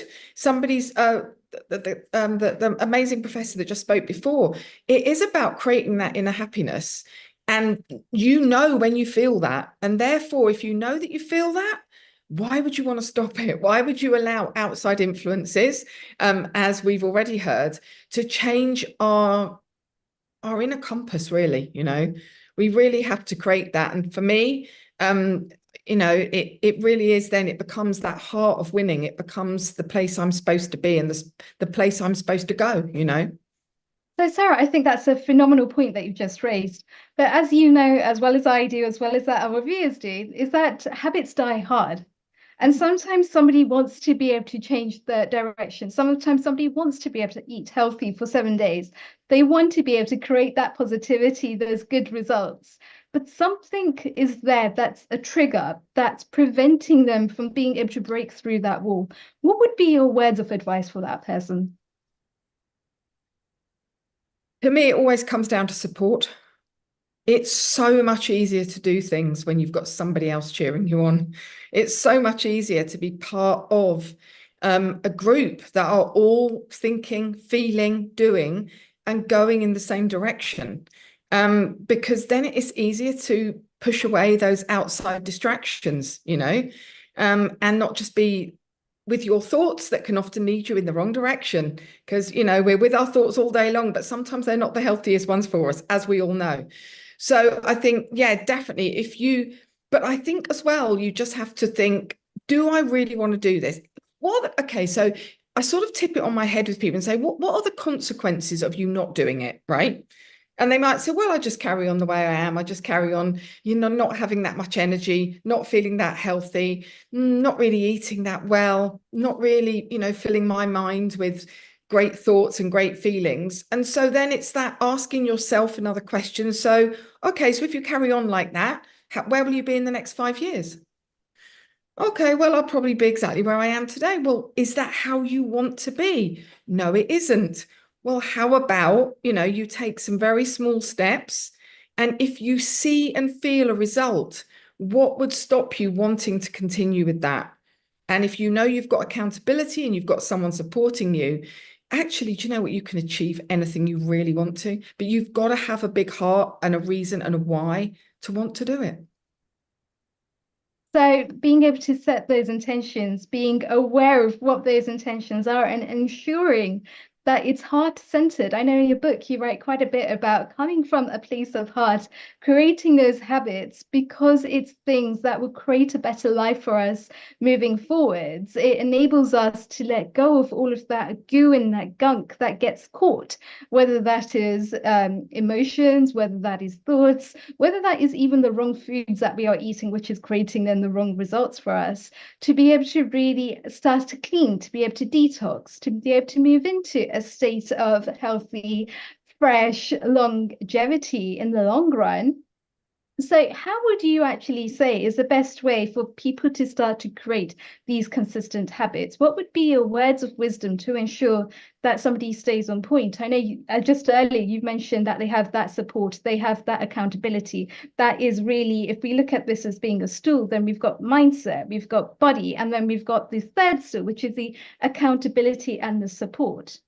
How can actually somebody that is a very busy professional ensure that they create that right atmosphere to be able to build up consistent, healthy habits over a longer period of time to be able to get the results that they truly intended to receive in the first place? That's a very good question. It just starts with one small change. It sounds so simple. And I think we can overcomplicate things so much. If you know that there is something that's already out there, I mean, like I say, I have a 30-day and I have a 7-day wonderful program that's created, around healthy habits, removing toxins, nurturing our bodies with healthy food in a really simple way, right? And some of it comes down to some intermittent fasting and just it changes your mindset. And I think even when doing something different, when you've got a framework, see, this is what I find that people want. People just now, because everyone's so busy and we're like rushing, living in this ridiculously high-paced world, that we really need to slow down from. And we really need to think about, what do I want and where do I want to go? Actually, if you've got a proven framework that works, which I have through a very modern program that I use that was created by a wonderful empowerment and healthy living company called Arbonne, which I advocate their program. When you've got that, you can actually see and feel different in one day. You know what I mean? If you're used to rushing, if you're used to grabbing food just as you're running out the door, if you're used to, I don't know, drinking 30 cups of coffee a day, whatever it is, right? That actually it's just become a habit because that's what you do. But if you sat back with your higher self and had a conversation with your higher self and said, how is this all making me feel, right, on a daily basis, right? Am I, as a wonderful speaker before said, am I feeling in a peace? Am I feeling calm? Am I in control of my thoughts? If you were talking to your higher self would probably say, no, absolutely not. So therefore, if you did something small, what seems insignificant in the moment, a small change, right? And you thought, hang on a minute, I've only changed. I've just changed one of my eating habits. I've just cut something out. I've just added something in. I've taken 5 minutes for me today to do something different. And actually, I feel different. It feels very insignificant in the moment. But going forward, those tiny, what seem like insignificant steps can create monumental change in our lives. We just have, it's just like tiny, weeny habit stacking. The thing that scares most of us and the thing that most of us cannot comprehend is the overwhelm of having to make massive monumental changes. It's easier. As human beings, we mostly want to revert to form. We want to do what's easiest, right? And what's easiest is not always what serves us the best, right? And if you spoke to any successful person or anybody, whatever winning and success means to us all is completely different. But if we spoke to anyone, every single one of those people would have a series of habits that they do on a daily basis, regardless. As our very first speaker said about practicing meditation for many years in small increments and actually thinking, have I noticed a difference? Have I not noticed a difference? But actually beginning to feel different. And sometimes we just feel like, oh, I feel like my brain is more focused today. I feel like my joints feel lighter today. I feel like I'm sleeping better today. As long as we have that awareness, then we must think, okay, what have I done over the last 7 days that's different? Oh, I stopped doing this. I started doing that. We're very intuitive beings. And actually, our intuition and our body wants to thrive at its healthiest self. In our body, in our cells, at a cellular level, at a spiritual level. That's what we're supposed to be. All of us should be living our best lives, you know. So yeah, to me, it's just small habits with a guiding framework that you know that if I follow it and if I just go with it anyway, let me do it and then let me look back and think, what have I learned? What have I achieved? If it's working, why would I want to stop doing it? And then that just becomes you at the end of the day, you know. And I think that is so powerful to actually focus on the results that you want to gain in your life. Focus on the things that are giving you that energy to start to make those small incremental changes on a daily basis that lead up to the massive results. And I think that is so important, especially nowadays when we actually live in a quick win society. Everyone wants quick fixes. They want to get rid of their cravings, or they want to gain some more energy. And so they're looking for things on the outside that can actually help them to do that. But by actually creating the right sustainable habits, building those habits very slowly, starting to reprogram the way that the neurons are firing, and to start to create new habits and new loops and new psychologies around these things, which help them over a longer period of time to be able to create a deeper level of energy. And at the end of the day, that is the essence of spirituality, is to be able to go a step further. It's to be able to look at what is it that energizes me. Maybe it's not all of the salts and sugars and fizzy drinks and sweets that I'm eating, but maybe it's that I need more sustainable proteins after my daily yoga sessions. Maybe it's that I need to start to take care of the thoughts that I'm thinking on a daily basis. Maybe it's that I need to shift certain emotions. And the way that I'm going to do that is just by starting to drink more water instead of actually going for all of these quick foods, quick wins, which don't enable me to actually move forward. So I think that is a phenomenal way. And one of the things I'm really looking forward to with you, Sarah, is your book that's going to be coming out on the winning habits. And you've done so well already on social media to start to create these little buzzes for people to start to really be able to reflect on what is it that's keeping them stuck, and to start to build up these healthy, powerful, enriching habits that can lead to the results that they want if they're consistent over time. Amrita, what are your views? Definitely. And it's really interesting. I'm looking forward to read the book, and once it's out, to know the wisdom, because I think books are always written when they hold a lot of depth and experience of a particular life. And that's what we are looking to. And um, being an entrepreneur in the field of wellness, in the field of yoga and mindfulness, it's a marvelous thing. In fact, this is really a great opportunity for people to progress.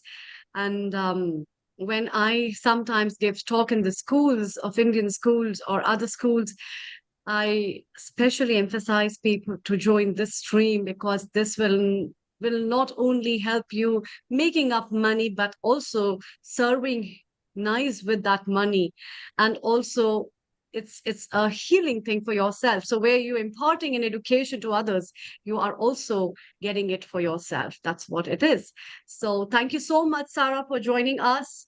And we really wish you all the best for your book, and we look forward to have you again. Thank you. Riddhi, it's time to welcome and move to India from UK to talk to Bindu, who is our resident yoga expert. And we see her yoga postures, we see her tips that she gives to everyone with a great morning.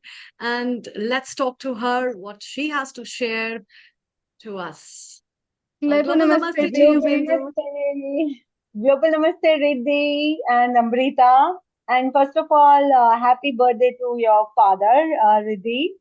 And happy Friendship Day, everyone on over here. Everyone, happy Friendship Day. So this is a wonderful topic, and it is very close to my heart, as everybody has shared a wonderful experience of how yoga and meditation can be so life changing, and that has done for me as well. one trigger situation and it gets into this wonderful experience of your life. So that has happened with me as well. Something has triggered the situation and it has changed 360-degree of looking at the life perspective. It gives you acknowledging yourself rather than complaining, and it release all the, like the blockages what we hold on to it, and we let go things and we accept the way you are. So this how I started getting to the yoga practice. Initially it was just a routine that, like, okay, 1 hour class and I'm coming back. But when I have started practicing deeply and I've started seeing the change in myself, my overall behavior, overall the performance, overall, looking at the talking to the people, getting angry. I was getting less angry towards everyone. I've started stop comparing and judging myself. First of all, you have to set an intention towards your life, that what exactly you want in your life. Once it is done, then half of the battle you are win. So it has given me, like, I have started practicing meditation. So it has started transforming my emotional responses towards everyone. It has increased my creativity and more productivity towards my goal, what I want to do it. And that's what I am doing it right now. It So, Bindu, supports you have a my. meditation for us as well? Yes, yes, yes. Yes. So Please can I go let's for practice the it? meditation. Definitely. So it's a wonderful meditation I have designed for you all. So let's begin before I go on too much to it. So let's start.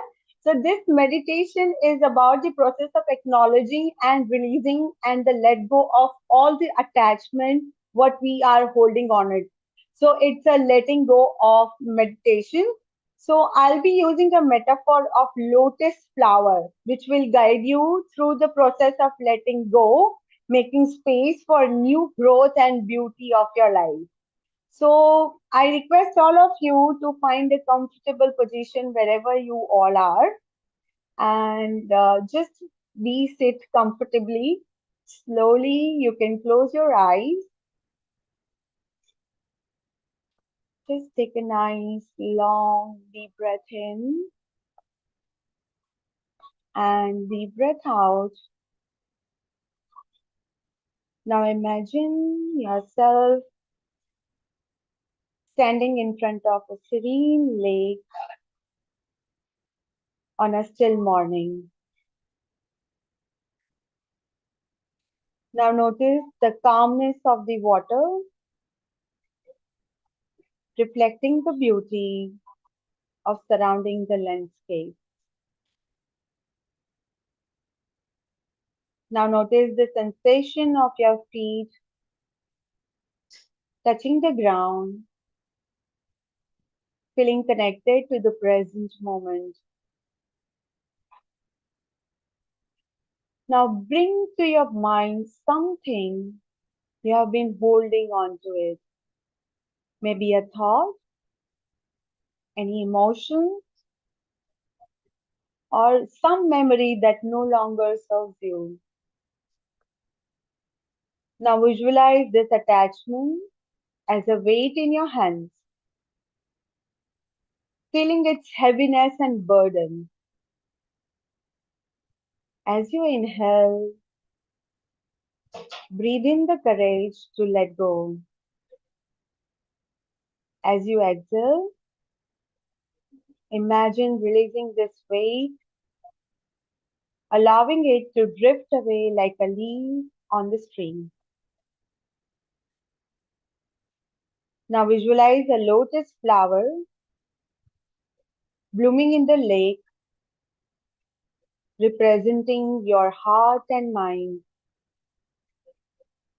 And notice any petals that are wilted,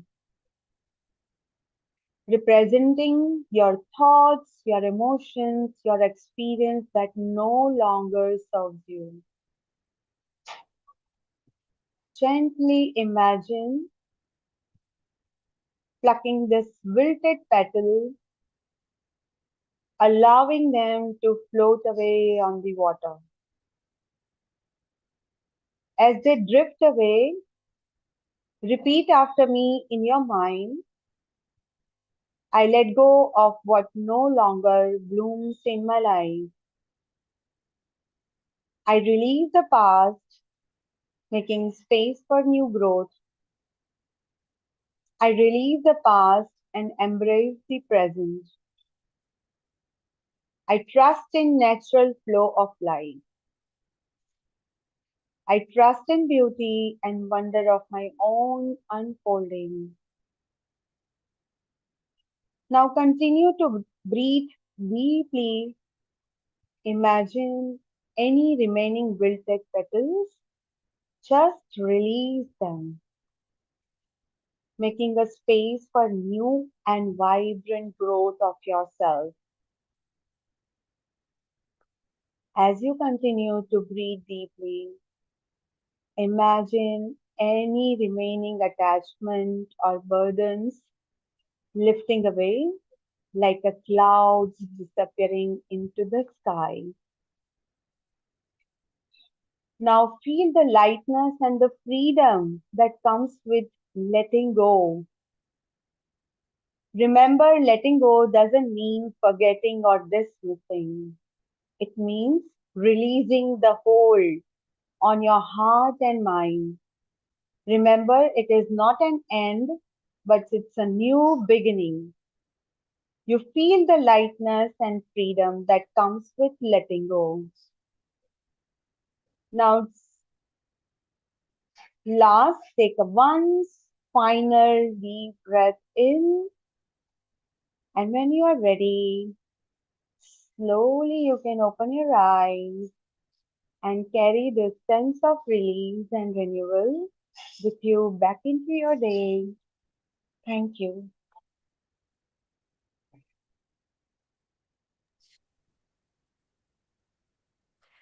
Ah, lovely.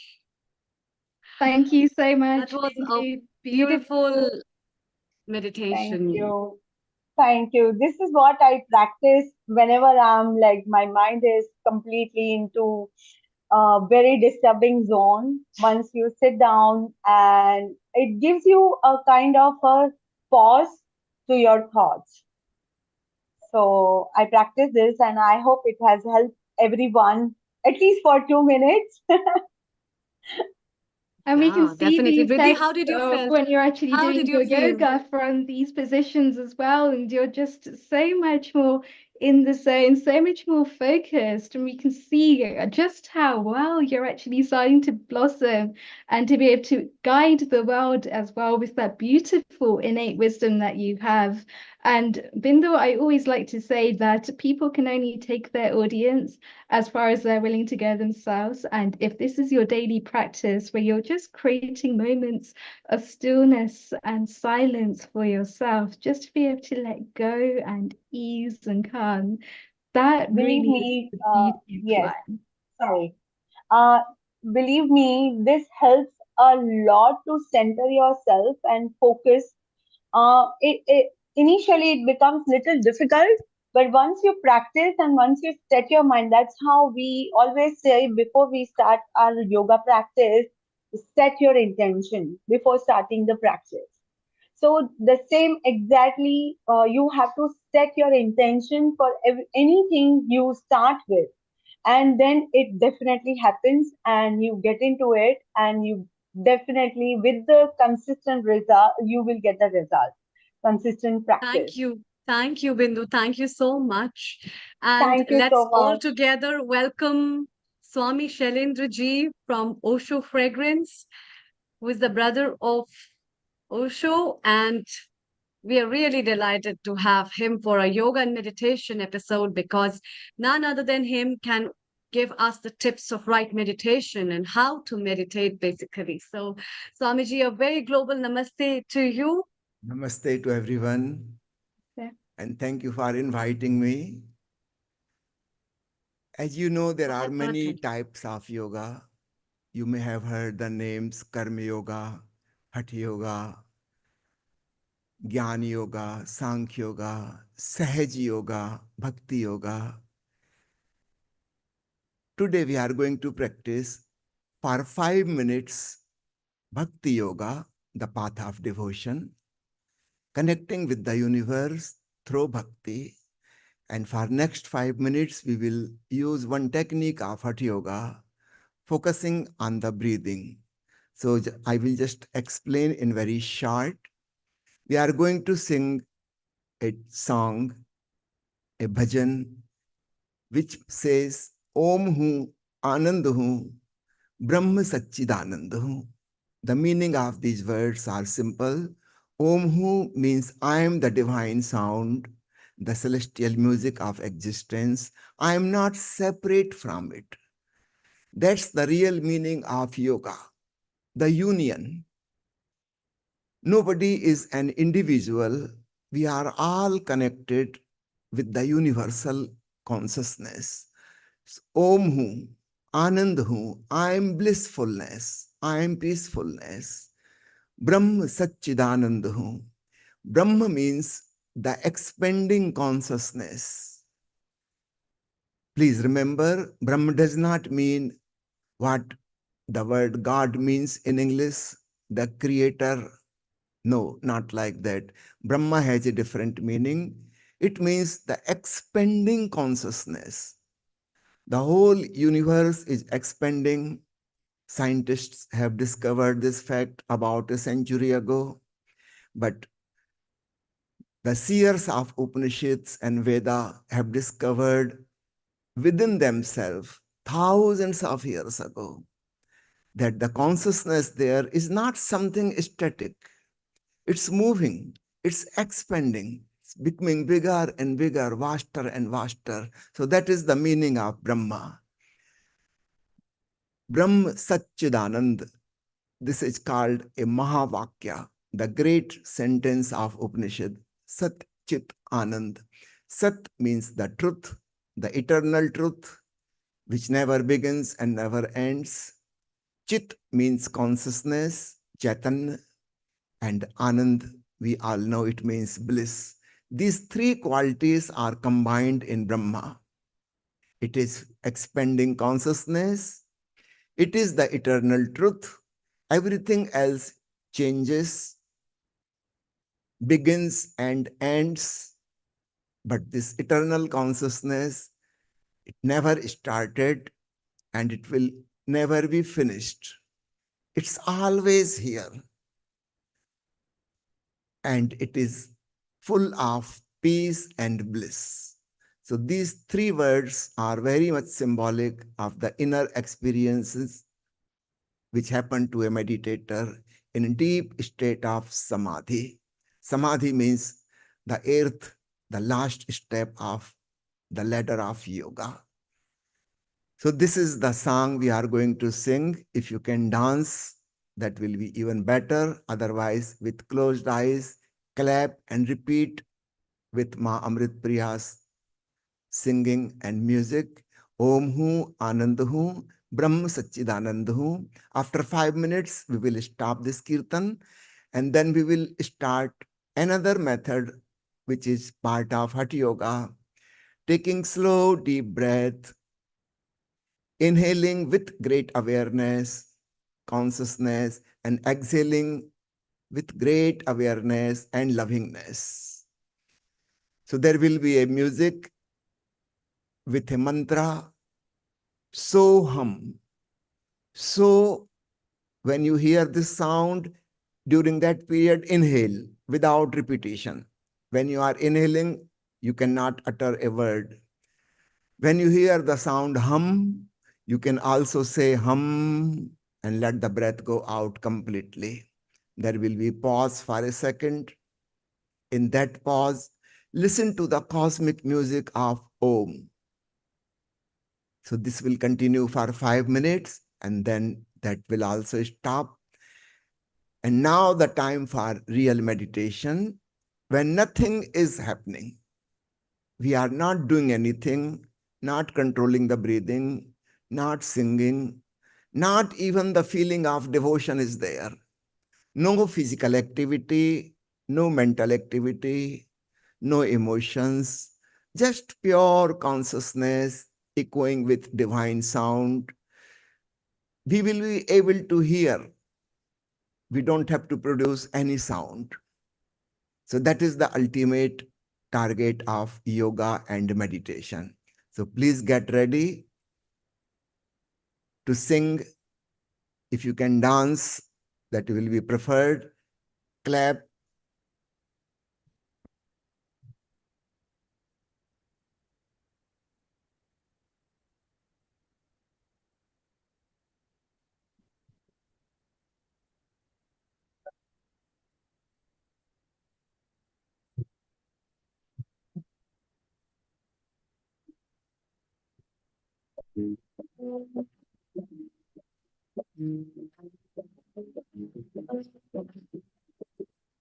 Om he Anand Om he Anand Brahma Sachchidanand Everybody should repeat. Om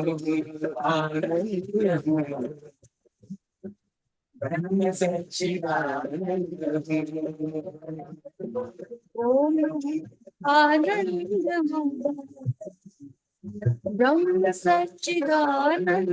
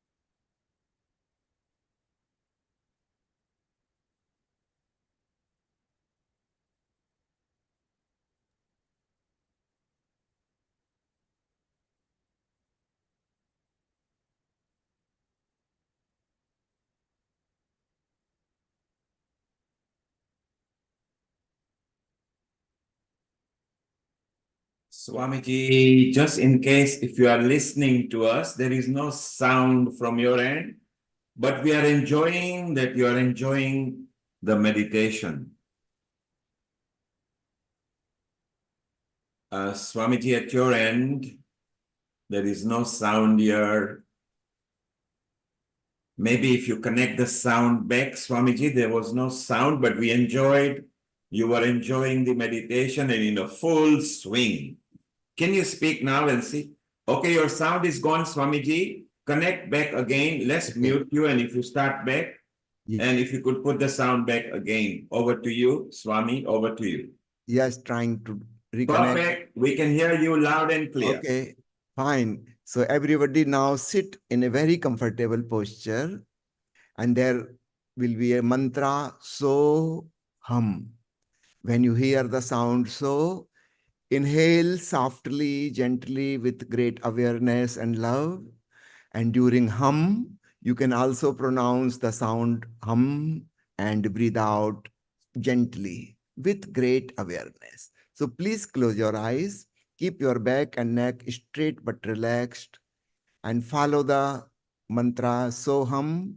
You don't have to say so, only listen. Hum, you can say.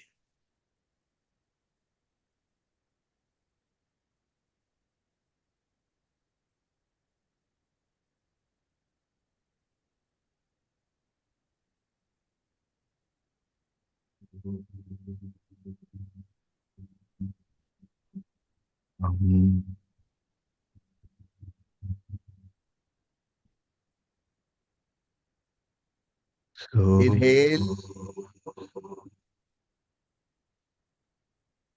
Start exhaling.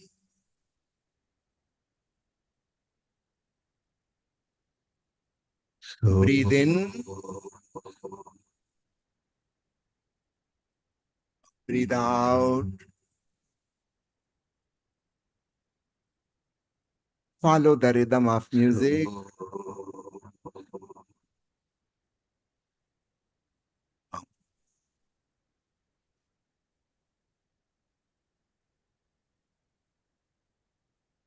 So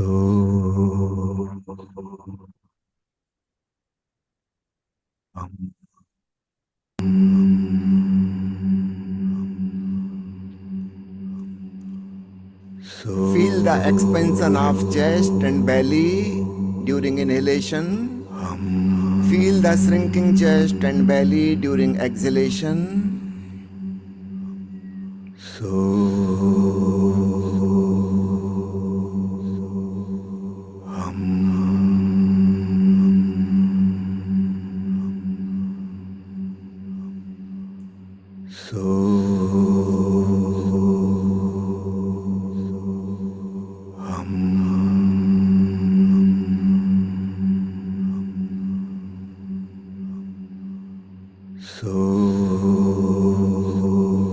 Forget the whole world. Just focus on your breathing as if the world does not exist for you. There is your consciousness which is watching the breathing pattern.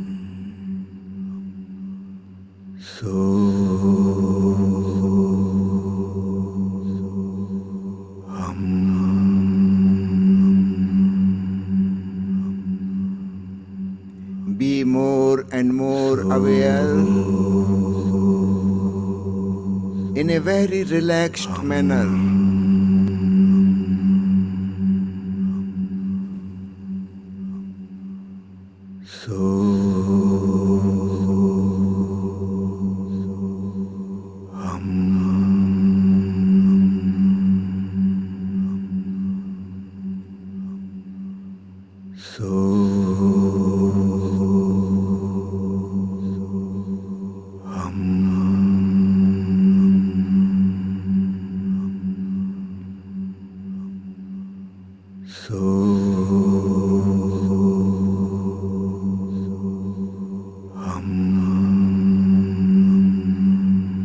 Expanding consciousness.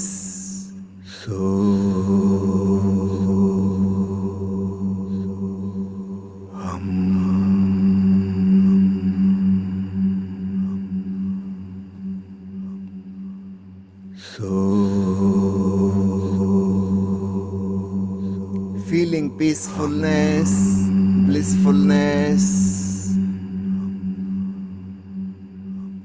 inner joy without any reason.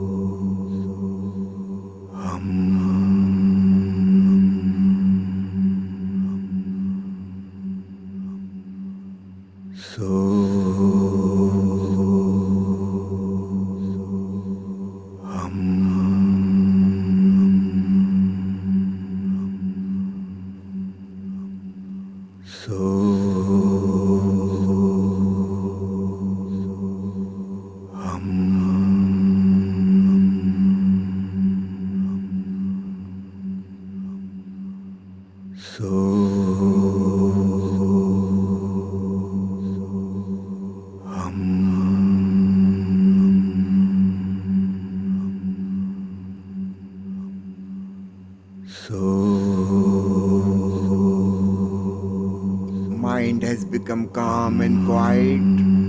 The whole body is completely relaxed.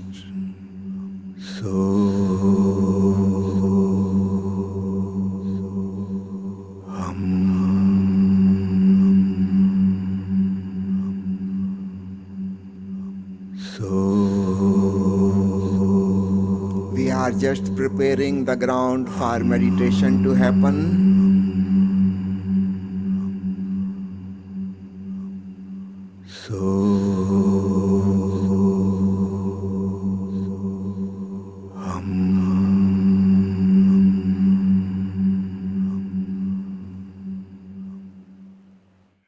Now drop the breathing technique to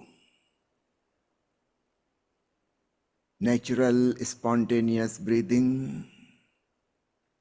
You are simply doing nothing. This is real meditation. You are fully aware and completely relaxed. No physical, mental, emotional activity.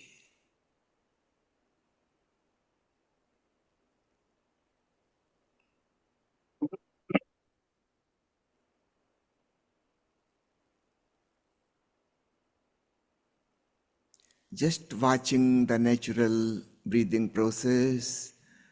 You are watchfulness. You are that consciousness which is part of Brahma.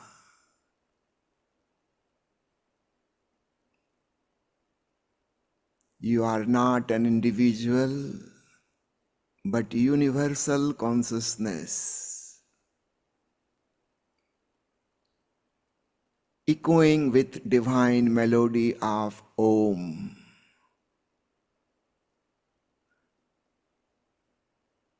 Listening is happening by itself. It's not something that we are doing.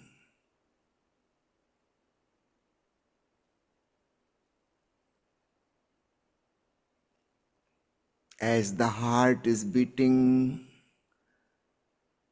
the breathing process is going on. Similarly, the divine sound of Om is echoing. It is called Nad Brahma, the music of godliness. Listening is happening by itself.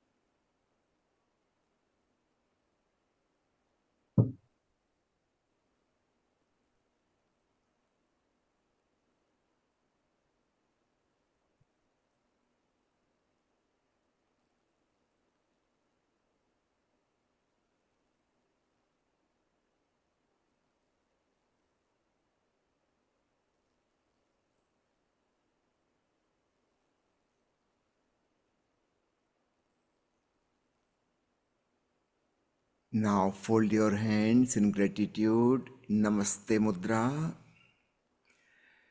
Take few deep breaths. Feel your body again. Remember, you are the witnessing consciousness. You are not the body. You are not the mind.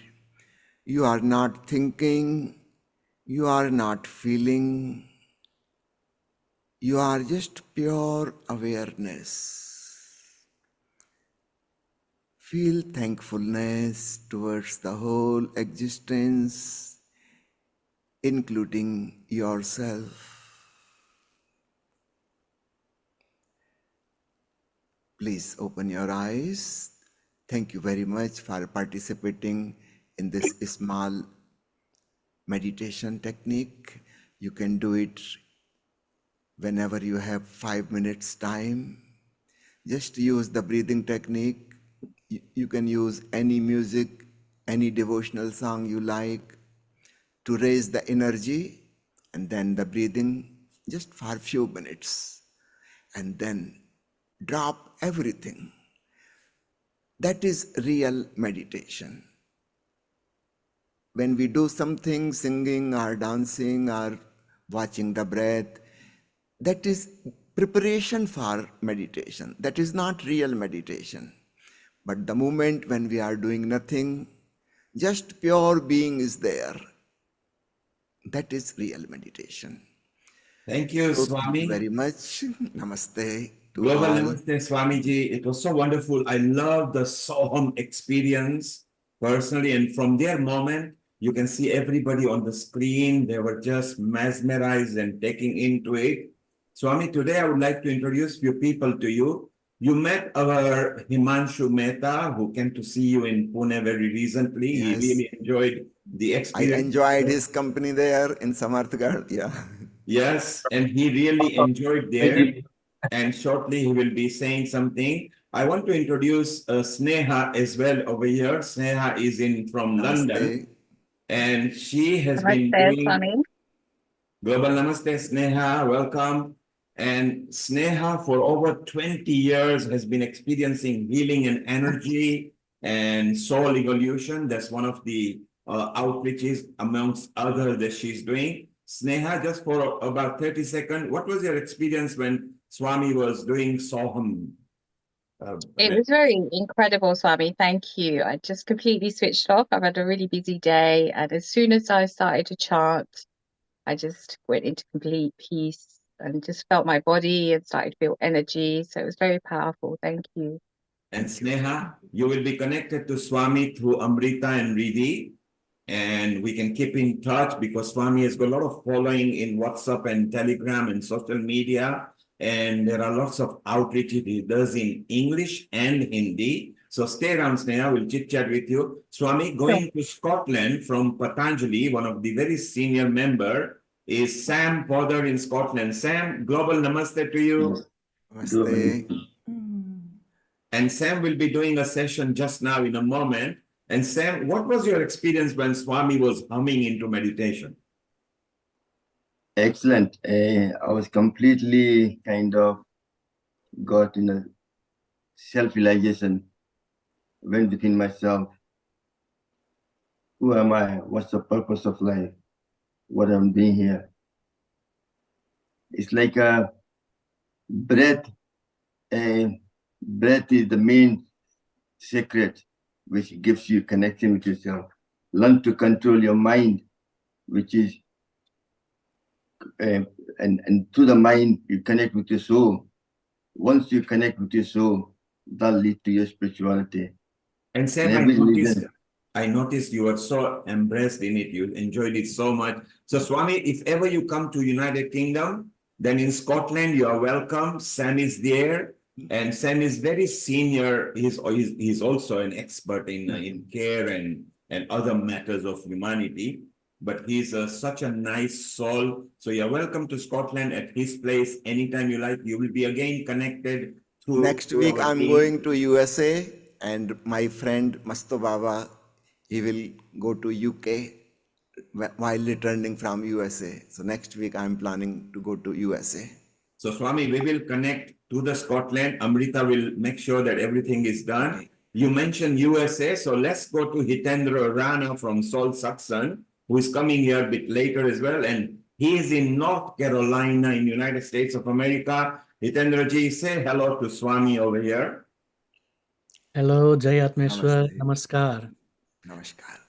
And he runs a big group here called Salt Satsang, not just in his state, but other state as well. So again, he will be connected to you. So Swami is nice introducing few people over here. Let's go to Sarah Mills, who is an expert, and she loves winning the heart of people. She does it from a different way. Sarah, I saw you were very much engrossed when Swami was doing the Psalm meditation and then subsequently breathing. What was your experience like over the next 30 seconds?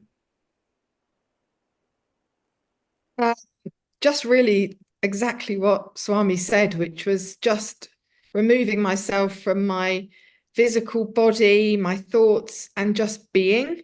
And when Swami mentioned about, the universe expanding, then I just felt like I was consciously expanding into that space as just thoughts and awareness. And it's absolutely fantastic. And Sarah, isn't it nice that we from different countries, we got different continents here. We got Shubha waiting up there in the Africa. We got Kit Sharp here in London, you in London. We got USA, we got India, we got Scotland. And we can merge a different integrated way of meditation. Isn't it beautiful? So Sarah, stay around. We'll come back to you in a chit chat later. Bindus, Swami, you met our Himanshu Mehta. At the other end, in South Mumbai, we've got Bindu Vora, who has gone through tremendous amount of upheavals in her life, and now she has become a healer. So Bindu, say hello to Swamiji over here. Namaste, Swamiji. Namaste, Bindu. Namaste. And Swamiji, you'll be connected to her. So now when you go to Mumbai, you got more than about 200 healing our people who are all specialists and leaders in their field. So it will be nice someday maybe to go to Mumbai, where Himanshu, over the next 30 seconds, will say how much he enjoyed in Pune. Global Namaste, Himanshu, your experience in Pune. Global Namaste. Oh, yeah. Swamiji, Namaste, Pranam. Namaste. I would say it was a blissful experience in attending Swamiji's Shibir. It was more like a soul connect. I'd forgotten everything about my business, my work, everything. And we had a great time. And yeah, and I remember the singing we had in the night after dinner, long walk with Swamiji. So it was lovely, wonderful, Swamiji. Yeah. So I welcome you all, invite you all to come to New Delhi, and our ashram is about 2 hours away from the New Delhi airport. So whenever you visit India, please do visit our ashram. Thank you very much. Global Namaste, Swami. We are going to move to Scotland now to Sam. Swami, we love you because you always come with bountiful of energy, different ideas. Thanks to Amrita who keeps in touch with you. And we will see you in the Independence Day next Sunday to get the message of Bharat and how India has progressed into a world leadership. Thank you, Swami. Thank you. बहुत धन्यवाद Swami ji. Thank you. Isn't it wonderful to have that? And now, Sam, slightly later, but nonetheless, there I, Durust I, but we are still here. Let's move on to you for our next 10 minutes, and then we'll fly to Kenya with Shubha.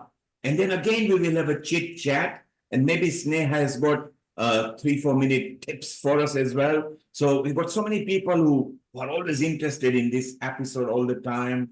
So it's nice to have a big family. Sam, over to you. What tips have you got lined up for us? Because you got an exciting topic today. Yes, everybody is talking about meditation. Yes, it's important. But before you do that, you got to have every good, healthy body. Everything happens in your digestion in the middle part. So I'm going to show you, Swamiji has produced the Mandukasan for digestion, for diabetes. But I see, when you go to uni, they give you the basic. And then it's your job to develop into something much more to complement them. So what I've created is a Mandukasana for increasing your digestive system. You do half an hour before the meal time. To improve your digestive system, you have to exercise your pancreas, your liver and gallbladder, your spleen, your stomach, and your kidney, adrenal gland. Within 5 minutes, you can do all that. We do half an hour before the meal time. Okay? So first you make a tight fist.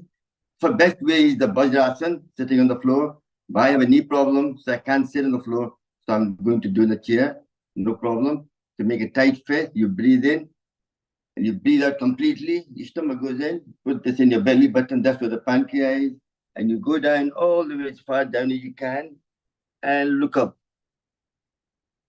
As you look up, you're exercising your pancreas, and you do Kapalbhati for 40 times.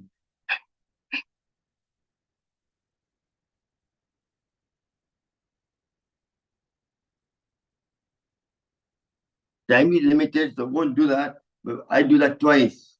By doing this, you're twisting your pancreas to produce more insulin, which helps to balance the sugar level. Next is you make a fist again, you breathe in, breathe out, right hand where the liver is, left hand where the spleen is, and again you go down, all the way down, and you come up and do Kapalbhati for 40 times twice.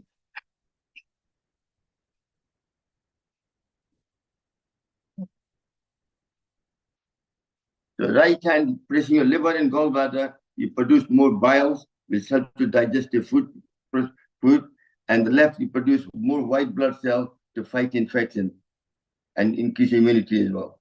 So you're doing that together. Next is the stomach. Every time you eat food, you digest your food, food goes out of the system through the pipe. There's still some gases left. This stomach exercise will get rid of any gases to start the new process of eating again. So you breathe in, breathe out completely, put your left hand over right hand, you go down again, you go up, look up and do Kapalbhati.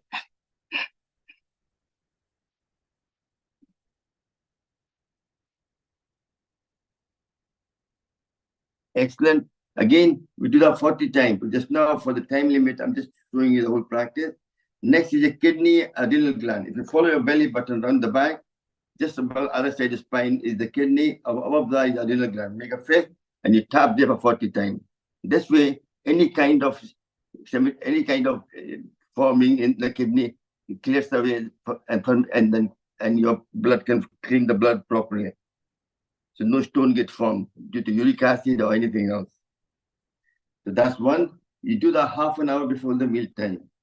Next is, just before the meal time, if you take your both hands in the front, your forefinger tight against the palm of fist and thumb on the top. Little video. If you look at the right hand, little finger presses your liver and gallbladder, your ring finger, your pancreas, your middle finger, kidney, and index finger, adrenal gland. And the left hand, heart, pancreas, kidney, adrenal gland. So you put the forefinger tight against the fist and put it from. Do that 20 times. This will improve all your digestive system in the body. Prevention is better than cure. You have to do it daily, especially at my age. I'm 70, so you have to do that regularly to improve your digestive system.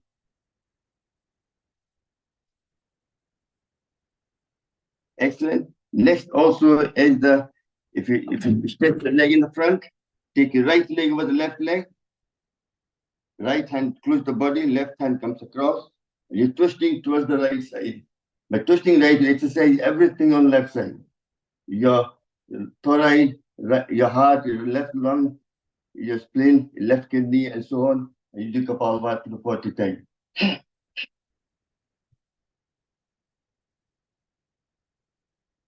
And then you come back, slowly one at a time, and do the same thing. Left leg over the right leg, left hand close to the floor, right hand across there. You're twisting yourself towards the right side.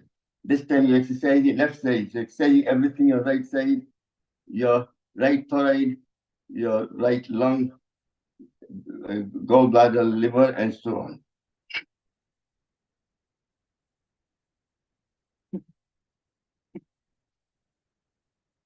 Excellent. So what you have done so far, this is beneficial for diabetes, for fatty liver, for people with lack of insulin, improve your digestive system, and any kind of stomach pain, things like that. It's a complete, it also brings a balance of hormones as well, reduces stress, anxiety, everything happens here. So that's what that is. But the Patanjali, Swami, what happened before Swamiji brought the yoga into practice? Yoga was so difficult. Most people won't get leg around the neck and they won't do it. So yoga was not that common. Not everybody done it. But since Swamiji made the yoga so simple, so really the different grade of people love yoga teacher. What Manju said, very excellent. You have to be perfect. He might be 5-star, very highly, but I might be 2-star, doesn't matter. We all are teaching yoga to get to the maximum, to promote health. Our main mission is to promote health first. If we're not healthy, then nothing happens. You can't meditate either. So first you have to get the body healthy. And my mission is to get people directly benefit health-wise. And meditation, a lot of people do meditation, but they do not, I'm not complaining against here, but in most of your class, they do relaxation. They call it meditation with relaxation.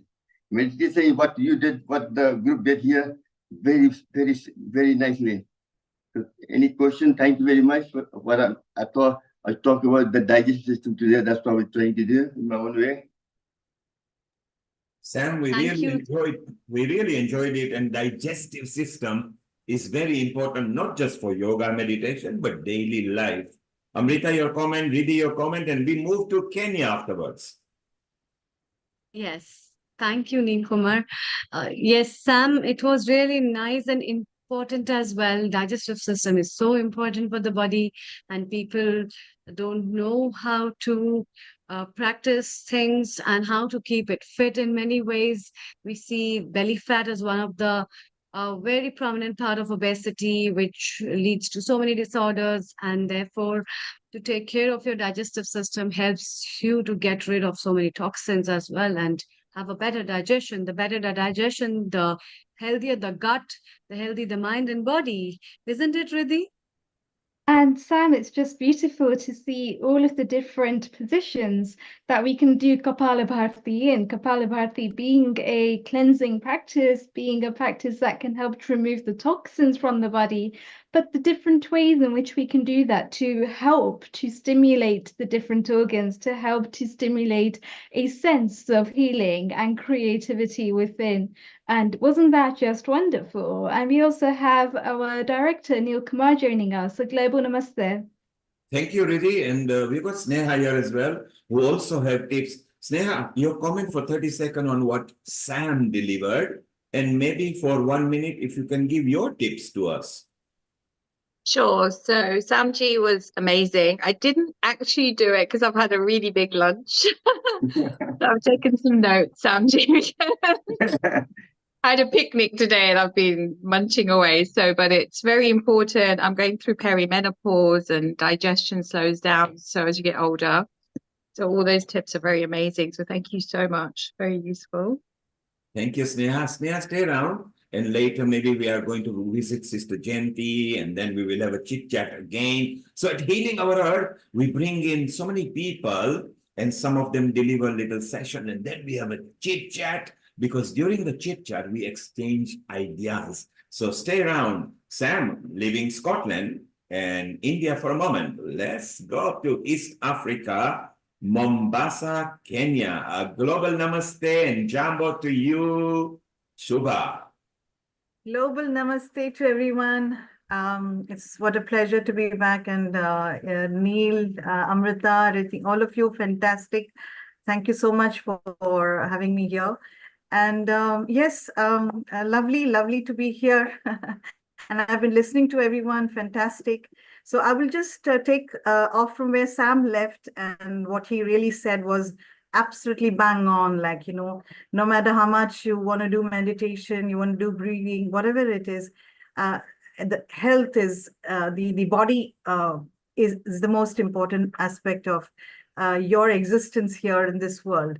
And it has to be taken care of. you don't have to push it to beyond limits, but it needs to function.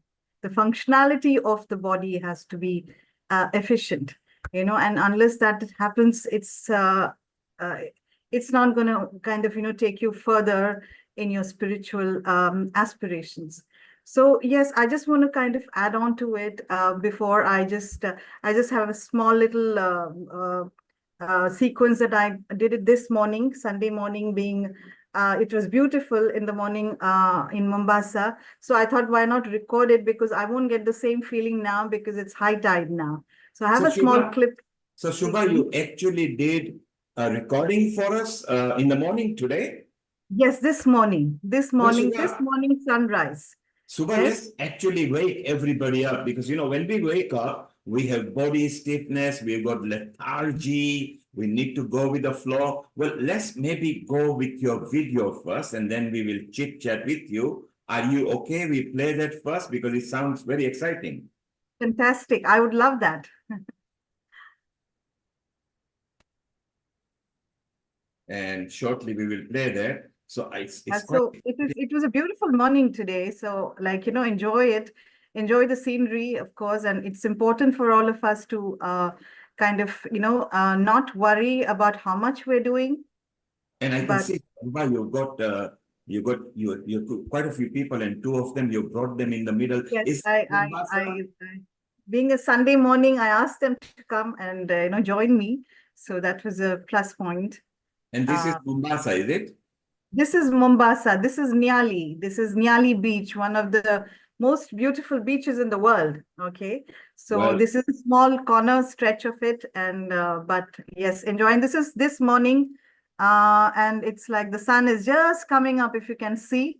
Yes, Shubha. Well, let's play the video. Everybody sit and relax. This was recorded live earlier this morning in Mombasa, Kenya, East Africa, and yeah. Global Namaste to all of you. Okay, we are in the city of Mombasa, the coastal city in Kenya, and this is the sunrise on a beautiful Sunday. And I have with me Degwa and Sironka.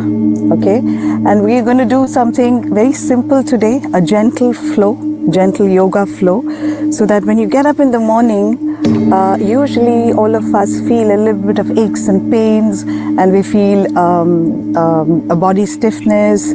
These kind of issues are there. So people usually think that, we have to walk, or we have to run, or you have to go out, walk, and then we feel better.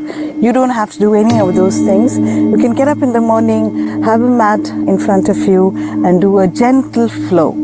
So it's going to be a very gentle flow, which you can. And also this can be used as an exercise if you repeat it 4 times or 3 times. Okay, but we're just going to do it once so that you have a sequence which you can follow at your leisure. Okay, let's start now.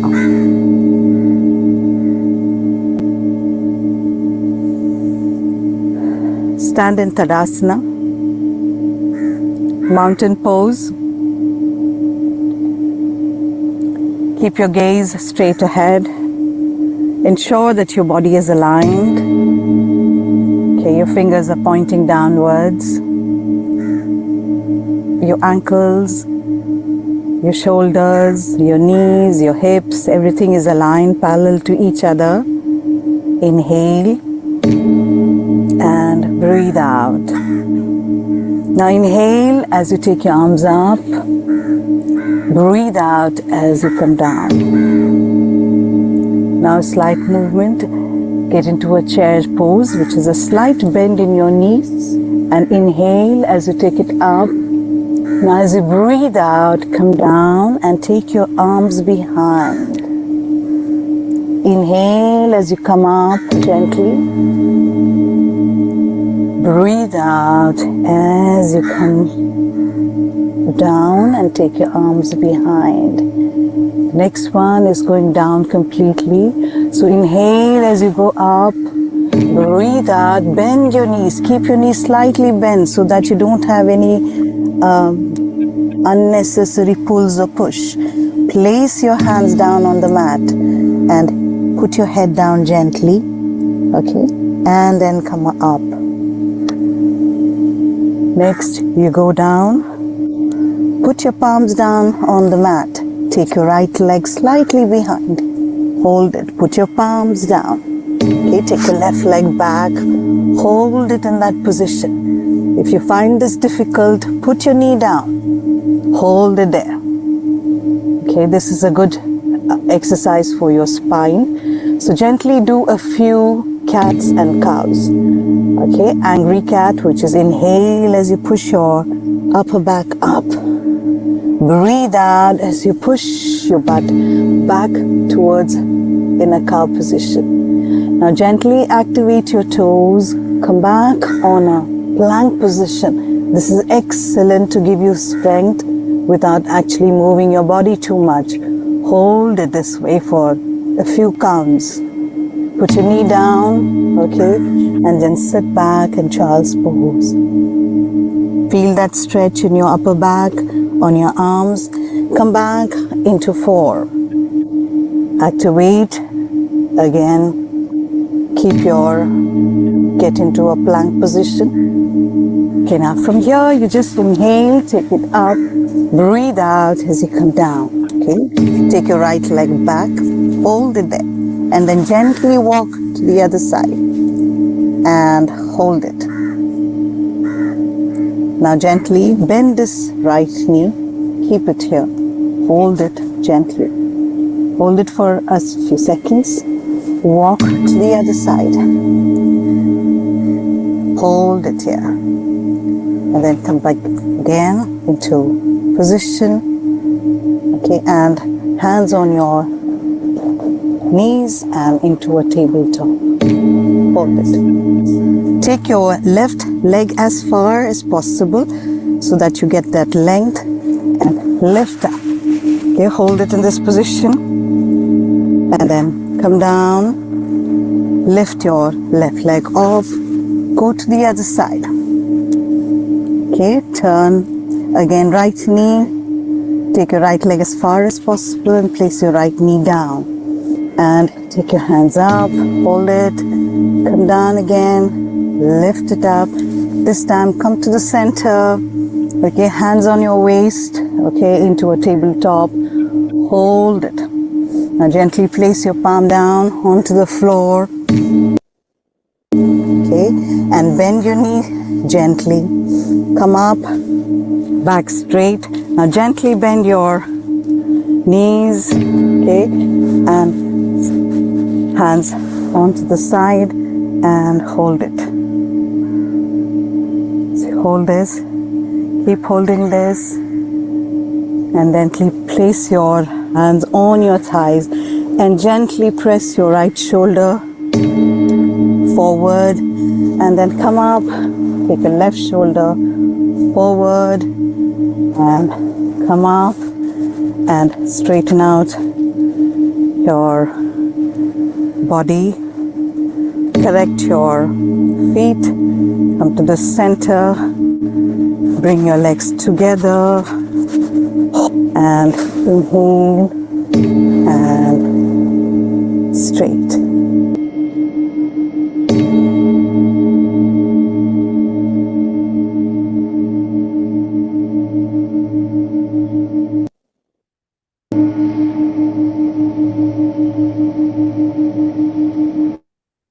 Lovely video. What a video, and what a piece. My God, that's such a marvelous thing. I think this kind of environment where all the elements, I could see the clouds moving. What a lovely morning.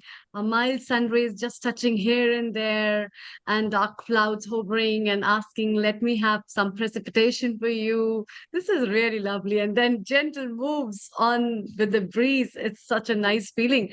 And Amrita, more importantly, the way she got it shot, the videography. So she produced, directed for us this morning with the local ethnic population as well. So Shubha is not only spreading the knowledge of the yoga and the benefits for it, and the way she time zoned it, we saw it before the sun came out, as it came out, against the sun. The camera was shooting, and yet it was captured. Shubha, that was fantastic. It was very well done. Loved every moment. The moment you started, Sam actually got up and he was following. I did notice that. Sam loves it because as expert as he is, whenever any yoga people comes, it doesn't matter if they're amateur or professional, Sam enjoys what they're doing because in the process, he has increased his repertoire, not just vertically, but even horizontally. And Keith is over here as well, who is our Qigong and Tai Chi lead over here. And he has been to Africa and India and many parts of the world when he was in the engineering. Kate, what did you think? They're live in Mombasa and you got a backdrop of an ocean or a water yourself. I am amazed on the basis that I would like to say, Shubha, that was wonderful.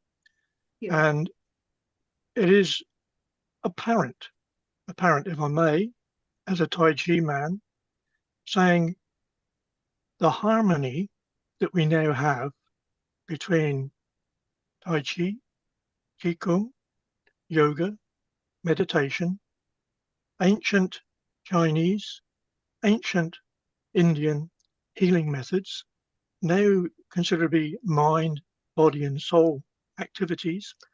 And I would like to say, because I'm only here for a few minutes, is that I see the harmonization between the Chinese and the Indian ancient rituals, medical practices, etc. And Neil, I'd like to just state that I am having meetings at the moment with a number of people across the world regarding the Bill Douglas Global Transformation Project, which is basically to introduce mind-body practices into schools right across the world. I'm honored that I'm helping Bill. I've come up with a new term for myself, which is facilitator, trying to get people to working together instead of having negative thoughts, have positive thoughts. And as the two principles in this, it is not just Bill and the Global Transformation Project and all the work he's done for 25 years. And again, I thank Healing Our Earth for the 28th of April. And also with Healing Our Earth and the marriages that we need to actually change the world. And there is this term that I've had mentioned to me, Qigong saves the world. No, it's the harmonization between all the effects. As many of you know, I'm an engineer. My practical knowledge is limited on Tai Chi and everything else, but I can see so much in the next few years with social media and what we're doing through the activities of Healing Our Earth. Thank you. World Tai Chi Day. And I thank you and Global Namaste to everyone around the world. Thank you. Thank you, Keith. We will bring another episode with that. And you got a new title, but I think rather than just a facilitator, let's call you a chief facilitator because you did a wonderful job last time. Stay around, Keith, if you can. We are still going to chit chat. Neha, you were here. Sneha, you were here and you were enjoying the Mombasa beach as well. Your thought and maybe for a minute or so, can you give some tips of meditation or yoga of yours as well? Sure. I mean, the Mombasa, I just want to be there. It's sunny here, but it doesn't compare to that beautiful beach. So thank you. That was amazing. You mentioned that you want to be there. So Shubha is also a retreat organizer, yoga organizer retreat with Vasanti over there as well, and Meena Ben, and shortly she'll be meeting Seema in Kenya for next year. And Shubha just this month is doing the migration Masai Mara retreat, aren't you, Shubha? Yes, I am. And then maybe sometime next year, Sneha and Prash, and they organize a lot of retreats as well. So they are one of the teams that will be with us next year later. And wouldn't it be wonderful that all of us together maybe can be on the same beach, same time, same place where you are doing yoga for us. So it'll be wonderful over there. So Sneha, yes, if you were on the beach, what would you be talking or giving tips on? So my tip is building on what Swami said. Basically, when we're meditating, we're just remembering who we are. And we connect with Bhumima, which is the earth, to keep us in the body, as some people have mentioned, how the body is important. So it's a triangular body, mind, soul. And so when I'm meditating, I go to the heart center and I use the heart as a portal to remember that we are all source, we're all source energy. And when we start to connect through the heart, connect to the earth, it starts to bring peace. The mind obviously wants to bring in what you want to do for the day and your to-do list and what you're going to eat. And I allow the mind to do its jumping up and down a little bit. And then I start to, as Swami said, prepare with the breath. And then as soon as I start to remember who I truly am, I start to expand into consciousness. And there's no truer feeling, because once you become consciousness, you realize the true meaning of who you are. You are true love, you are source, and we are all connected. With this world, there's a lot of separation that's been, through the ages, promoted separation. I'm different from you, you're this religion, but ultimately we are love, we are source. So when we meditate, we can really connect with that part of ourselves, to our higher self. So the ego gets put to the side, the false ego. And I've had many downloads, many insights from meditation. Meditation has been my savior.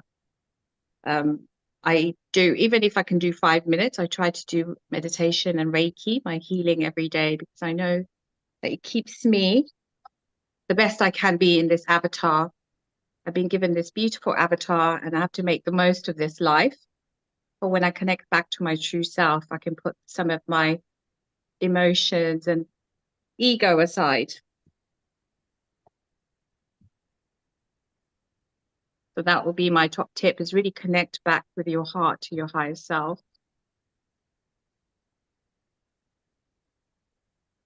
Yeah, that's really nice. In fact, to meditate, I think a lot of people have found the answers to those questions that the word could not answer for themselves. And when you try finding out answers, so everybody has a problem. And when we call all these things as problems and sufferings that comes to our life, certain problems that stay for a very long time become some traumas in our life, and we hold those traumas forever, knowingly and unknowingly. And I think at that verge, a lot of people take a shelter of understanding themselves in a spiritual point of view, and that spiritual point of view takes them to a verge of meditating. And when you meditate, you really discover something that gives you a lot of answers, which nobody can tell, I think, through the voices. And that's Amrita, what it is about. Amrita, we will have Sneha back again. She was there regularly during pandemic and Prash and Keith, and I think Sister Jayanti is here. So maybe let's move over to our special guest, Sister Jayanti, over here, and get a nice meditation, and then we will maybe get a chance to chit chat with her.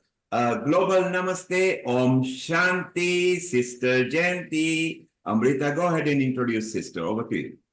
Om Global Shanti. Namaste, Sister. Global Namaste, Sister Jayanti. Om Shanti.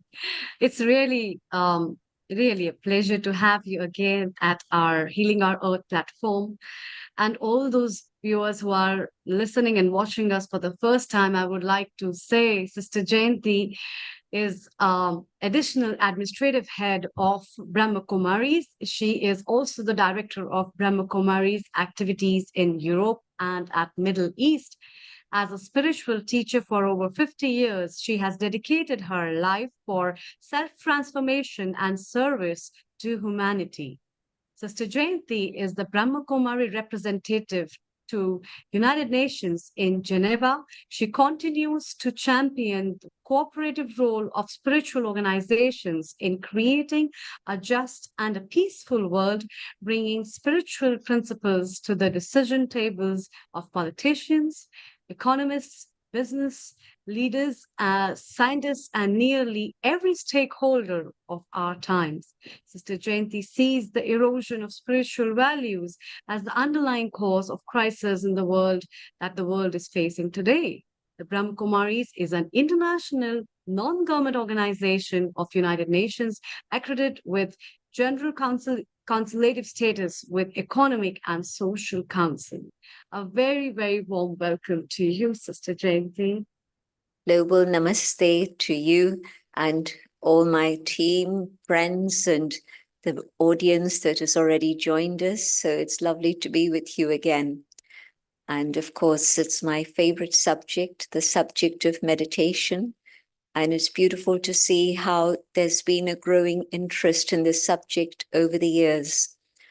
I know that at first people used to think that yoga just means the physical exercises, but then gradually they've come to understand that there are different stages in yoga.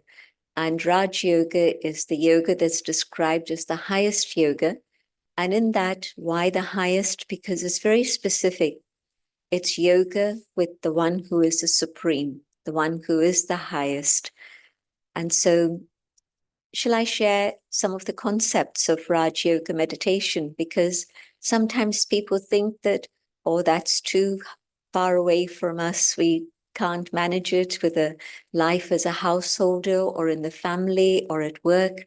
But in fact, Raj Yoga is very, very simple, because Raj Yoga means, firstly, to know myself, secondly, to know the divine, and the third step, to connect with the divine.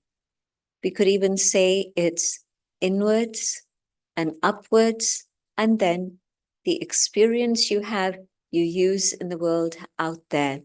So just 3 words: let me go in, let me go up, and then let me go out, carrying the fruits of my meditation. And of course, the biggest question is, well, what happens to the mind in meditation? Are we supposed to forget about the mind? Are we supposed to silence the mind? What are we supposed to do? Well, it's very difficult to forget it. It's very difficult to silence it. But what we can do is channel its energy in a specific direction. And so the first step would be what I would describe as initiation, in which I simply watch my thoughts. And I see them scattering in many different directions. And then the second step, meditation, in which I learn that I can be the master of my mind and therefore my own thoughts and my feelings. And you can imagine how powerful a formula that is to be able to use in today's world, a world of constant chaos and crisis. In fact, they describe it as perma-crisis. There isn't a moment that we're free from crisis. One has not yet finished and another one has begun. And so it's a permanent state of crisis. Given that, to be able to become the master of my own mind, my thoughts and my feelings, is a very powerful experience, one that brings a huge amount of stability and strength, one in which we're able to be fearless, be able to rise above all the conflict and come to an inner state of peace and calm, which can stay with us throughout all the upheaval that's going on. We're not ignoring it, but yet we're able to stay up above it. And through that, we're able then to give help and support to others who need that. And so this first step, initiation, then meditation, in which I learn about the soul and I go on this inner journey. And I see that I can channel my thoughts in a very specific way. I want to think about the higher self, not the physical self. I've been thinking about that the whole of my life. I've been thinking about what I eat, what I drink, what I do. I've been thinking about my physical form, my position, my possessions, my relatives, my friends. So all of those things belong to this domain, the physical dimension of the world. But now I want to explore the inner dimension, the being that I truly am. I existed before I took on this body. Think about it. Nobody made me. My parents were the creators of the body, but it wasn't a human creator of the soul. The soul is eternal. It does not die. The wind cannot touch it. Fire cannot do anything to it. Water cannot leave an imprint on it. It's infinitesimal, a tiny point of light. And within this inner being that I am, located here in the center of the forehead, in here is my faculty to think, to feel, to experience, and all the other signs of living consciousness that I know about. My memory, my personality, all of these things are within this infinitesimal spark of light, the being that I am, separate from the brain, but using the brain. And so now in the awareness of the eternal soul, the eternal being of light that I am, I let my thoughts move in that direction, and I explore the original qualities of the inner being. Just as this body is made up of bones and flesh and carbohydrates and proteins and all the things you know about, what is the soul made up of? The soul is made up of peace, of truth, of love, of purity, of joy. These are the 5 essential ingredients of the inner being. And in meditation, I'm going on this inner journey and letting my thoughts travel in this awareness to explore the stillness that lies within, the peace and all the other treasures that I carry within myself. And the second step, in this awareness of the soul, I become aware of the presence of the divine. And where people say, but how do I know there is a God? How do I know there's a higher being? How do I know that there is someone who is up above? Well, think about a radio receiver. If my radio set is tuned to the things on one particular wavelength, that's the only information I'll receive.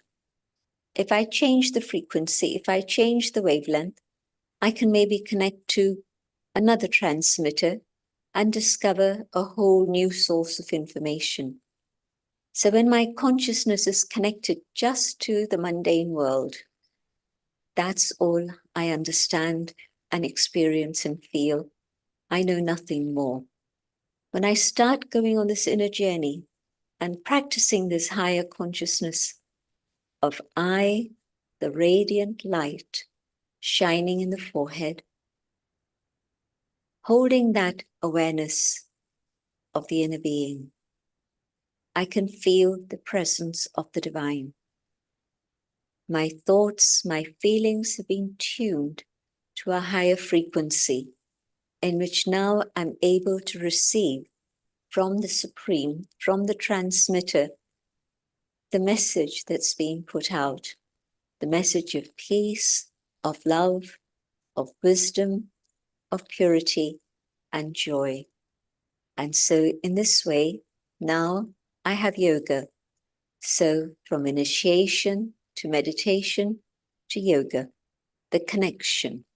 Yoga means union, union of the self with the divine.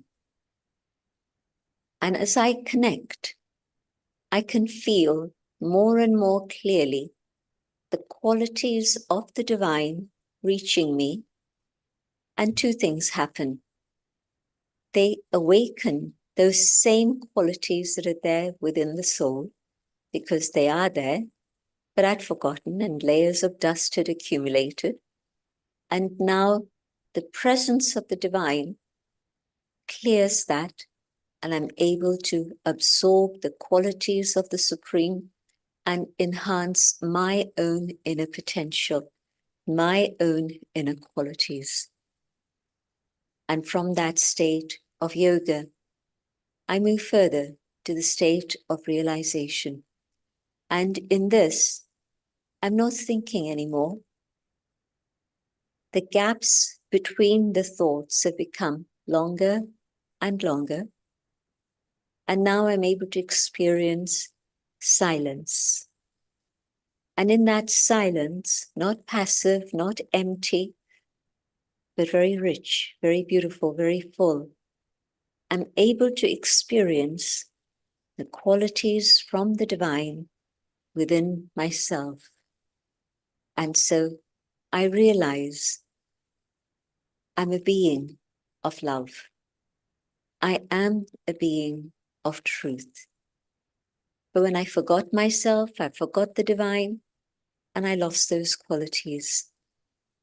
They stayed merged deep within me.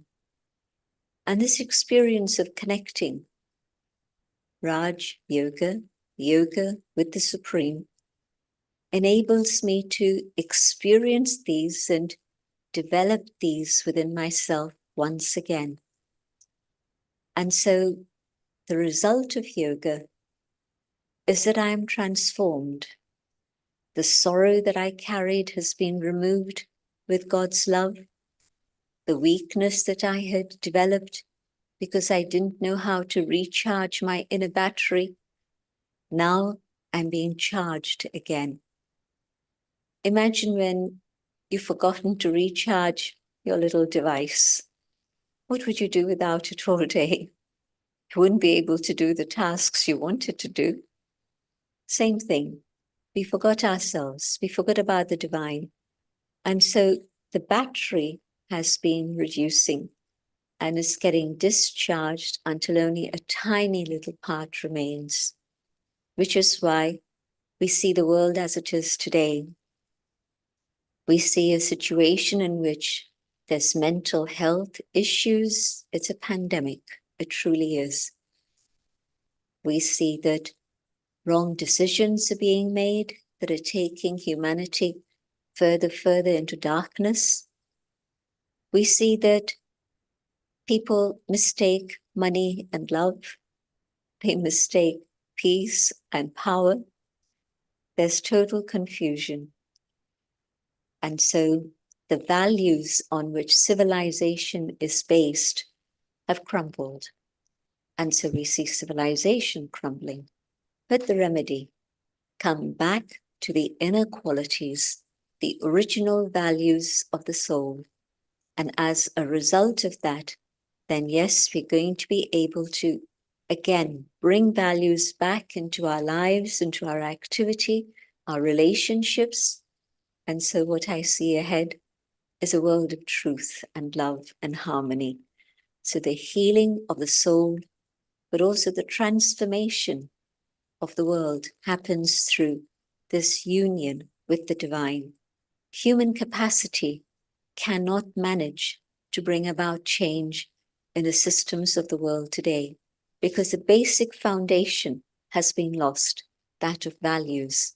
Restore the foundation which exists in human beings, and the human beings become better human beings, humane human beings, and as a result of that, we see a world of values come into being. So the vision that I want to share with everyone today is a vision of hope, that there is a better world ahead, a world of love and harmony. It's just waiting for us to experience that within ourselves, and it'll become manifest in the world also. So thank you so much to my dear brother Neil for giving me this opportunity. Global Namaste, and to all the different hosts here and abroad. Thank you. Global Namaste, Sister Jayanti. In fact, it is privilege to have you. So it is nice that you are always there, because in the social media, So many people always send a comment. They are waiting eagerly for you. As you know, Zoom is a private spot where the facilitator and the team are. But on the social media, everybody is there. And I think generally people are asking just one question at the moment. How can you stop the distracted mind, although you covered it, just in a one simple tip, if you were to give them, how can you stop the distracting mind constantly wavering into the current scenario in whichever country they are? What is one tip, sister, that you practice? When there's something beautiful, you're drawn to something of beauty. And when I see the beauty of the soul, the goodness of the soul, the spirit itself, I want to focus on that and taste the sweetness of this. So just one very simple tip. Remember that you, the soul, are a beautiful being of light, and you shine with goodness, but you've forgotten. But take a moment to go inside and feel the sweetness and the goodness that lies within. And it'll be a very good motivation to continue with meditation. Well, there you are in a simple form from a very nice soul. If you can practice this, you can bring the peace in your mind in your daily life. Sister, just for next 3-4 minutes, just want to introduce you quickly to a few people here. Sitting in USA, in North Carolina, is Hitendra Rana, who is running Soul Satsang there. And you do visit America many times. So it'll be nice if someday he can visit you. Hitendraji, say Om Shanti to Sister Jayanti, please. Om Shanti, Global Namaste. Om Shanti. Wonderful to introduce you. And then we have our Professor Sudhir Sharan. He's friend of one of our producers, which is Rotarian Lal Gohel. And he was there in Guru Purnima. And we had a lovely session. So Professor Sudhir, please say hello to Sister Jayanti. Global Namaskar, ma'am. Om Shanti, Namaste. Very divine soul. And Sister Jayanti, Professor Sudhir is also visiting faculty into USA and in a high position in India as well. So maybe at some point when we do a joint sessions like how we do, in fact, just to remind people, in pandemic, Brahma Kumaris, through the guidance of Sister Jayanti, Healthy Mind, Healthy Planet was one of the biggest episodes we produced with 35 contributors, all the continents, and I think we visited 17 countries. So what a wonderful time it was, sister, 4 years back, where everybody was new to Zoom and everything. So it was so beautiful. And our regular, our resident Europe outreach, Dr. Riddhi Vyas is here as well. So I'm sure you want to pranam to sister. Pranams to you. It's always lovely to, have you here and hear this wonderful way of transmitting something which is unbelievable. How you took the entire Raj Yoga from one phase to another, and then by the time you ended it, the mind became so calm and absolutely silent. I really appreciate the way you conducted. Thank you very much. Om Shanti, Lakshmi Ben. Thank you, Dr. Lakshmi. And Sister Jayanti, because in fact, you were in East Africa, in Kenya, just a couple of months back, I think. And Shubha missed out on it. She's in Mombasa. So next time you go to Mombasa, she would like to welcome you there. Earlier, she was here on Healing Our Earth. This morning, she went on a beach to do a recording. Shubha, say hello to Sister Jayanti over here. Om Shanti, Sister Jayanti. What a pleasure to be in the same room as you. And thank you very much for your profound talk. Thank you. Thank you very much. Thank you, Om Shanti. And Shubha, Caroline from Nairobi and Seema will introduce you through to Nairobi office. We will give you the Mombasa contact next week. So just please do recommend everybody for Brahma Kumari. Sneha, you've been eagerly anticipating and waiting. What did you feel when sister? I love when sister is talking because it's nice, soothing, and gently she draws you into her energy. Did you feel that? You are a healer yourself for 20 years. Namaste and Om Shanti, Sister Jayanti. It was just so beautiful. My Masi was a Brahma Kumari. I went when I was young, and it just brought me lots of emotions, actually good memories, but also very calming. And your voice, I could hear it all day. It was so beautiful. Thank you, sister. Thank you, Sneha. And finally, sister, Scotland, where you know maybe from the Patanjali, one of the leads here, and including globally, we have got Sam over here. Sam, nice to have you. You had a session earlier, and you're muted. Maybe just say hello to Sister Gently. Sam, you muted yourself again. Just unmute, please. Thank you. Thank you, Jayanti. That was lovely. I do listen to Brahma Kumari in some meditation on the YouTube as well. Thank you very much. Thank you. Thank you, sister. And sister, it's so wonderful to have you. We're going to let you go in a moment, but just before you go, I always put you on the spot and say, I also want different 5 tips because I know that you travel so many countries, and wherever you go, nothing phases you. You are cool, calm, collective. So you travel a lot, but you are never jet lagged because as soon as you land, you get ready and you are doing a large audience. Sister, what is your tip of keeping cool, calm, collective, and not getting jet lagged? If you stay in the awareness of the Atma, the soul is beyond time and space. And so whether you're in Mauritius or whether you're in London, however long the time distance may be, it's okay because the soul helps you just simply have that energy. If you're connected with one, that energy will work. Wow, isn't it just simple if you can just follow it, that just keep within yourself and be aware of where you are at that moment. Sister, I love that. We love you, Sister Jayanti. Thank you for being here at Healing Our Earth. Amrita, what, you had a question for sister or you just wanted to make a comment to the sister? Yeah, sister, it has been really a pleasure to have you. And in fact, I always learn so many things and look forward for your session because watching you on TV and live and here, it's a very big difference. It seems as if you touch my heart. And today's lesson I learned is that the body needs carbohydrates, fats, and proteins, but your soul needs peace, truth, love, and joy. And that's the message that I will take over from now on in my life, which has been a part, but then this is so important to nourish my soul every time. And thank you so, so much. And sister, before we let you go, Seema, who is here, again, a senior host, and you do know her because she has hosted you before. She was just in Kenya 3 months back at the Brahma Kumari Center and enjoyed so much down there, where sister went after you, Seema. Seema, what would you like to say? Om Shanti, Sister Jayanti. I just loved what you shared with us about watching our thoughts, meditating and learning to be the master of our mind. I am unable to bring myself into the present moment as much as I try to meditate.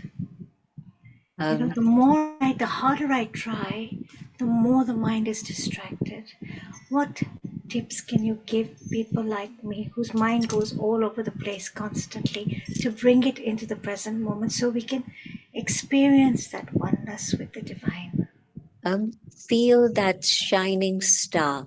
Don't just think about the soul, but let yourself feel that energy that lies within. And I know that this is who I am. Looking at the world through these 2 eyes is very limited. But looking at the world through this, the inner eye, means that I can watch myself. I can make sure that my thoughts stay on the highest level possible. Don't try to stop or control thoughts. Just simply channel them towards the highest, the awareness of the inner being and all the qualities of the inner self that Amrita was sharing earlier.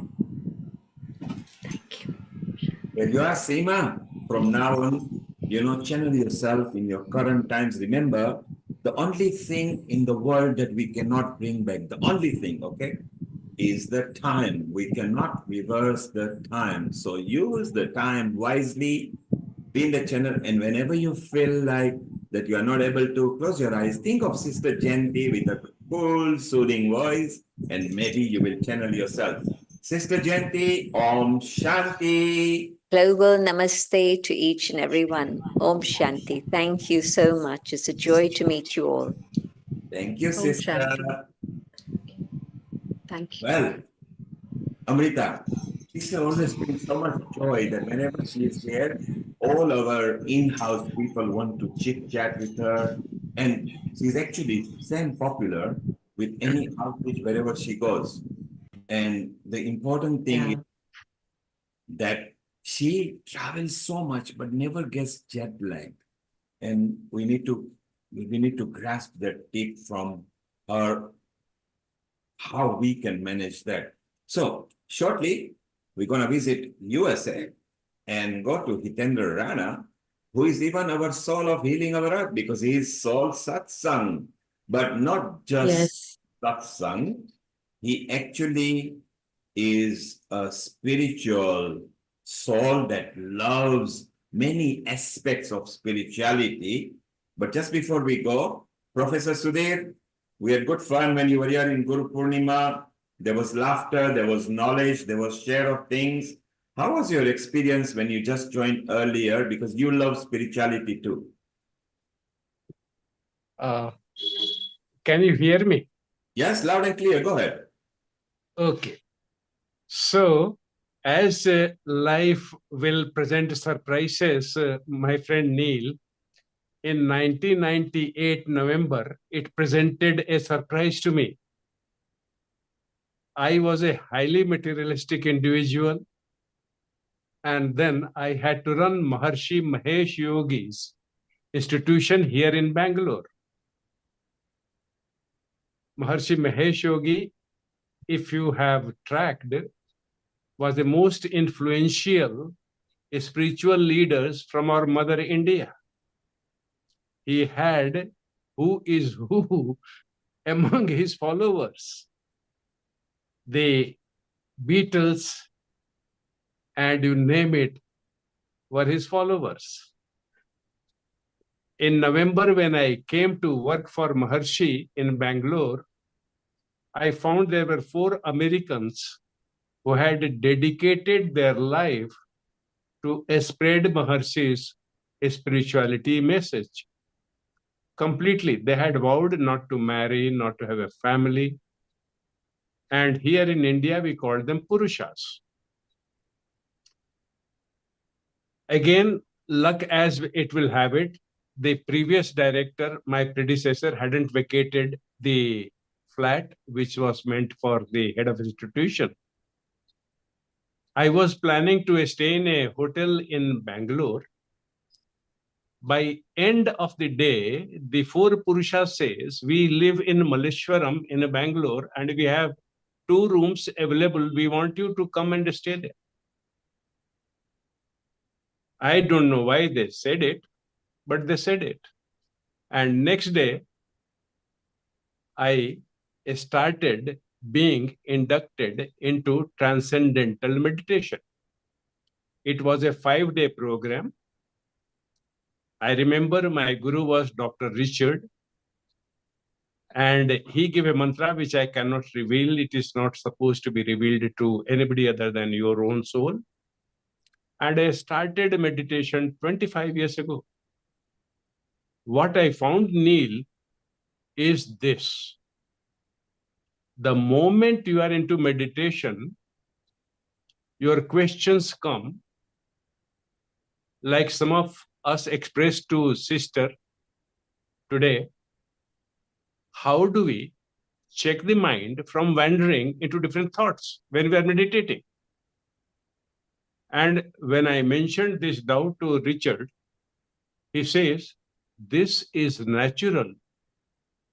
Do not exercise conscious checks.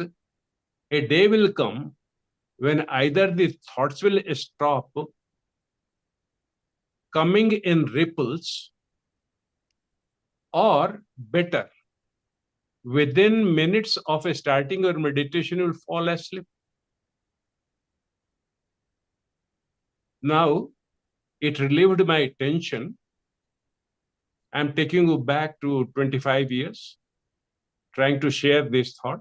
Many of you may relate with it. In your journey of meditation, it might be happening exactly. It happened with me. And within weeks, what I found is we had 2 windows for meditation: morning, 25 minutes, and afternoon or evening, 25 minutes. We did it with our students of management in the building part, which was assigned for this exercise every day. There'll be fragrant, incandescent lamps. There'll be Maharshi music playing. Atmosphere will be set. And here is what I want to share with you all. I suddenly found that all my intellectual power was unlocked during those short meditation sessions. Mark my words. We were people blessed by our parents and gurus. We went to the best of the institution. We count ourselves as intelligent people by virtue of being a student of IIM Ahmedabad. But my classes in Ahmedabad did not release my intellectual prowess to the level those 20 minutes of meditation did. So you are at your best. You just ask sister how she overcomes jet lag. I do not know. She won't reveal her secret, but I have a guess, a very intelligent guess. She has attuned her whole physical being with what a biologist will call circadian cycle. There are experts in medical profession who will tell you how to minimize the jet lag. They have perfected the art of it. They are never experiencing physical tiredness because their soul level is always keeping them in a state of meditation every waking minute of your life. We find 40 minutes a day a tough task, but for them it is child's play to remain in meditative frame of existence every waking moment. So Neil, that may answer. I'll stop here. Thank you, because, Professor. You allowed, yes. Thank you. Very much. Yes, there's an alternative way of looking. Mine is very simple.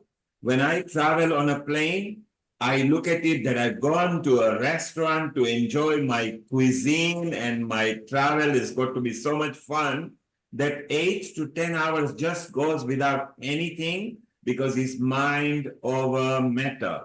Thank you, Professor.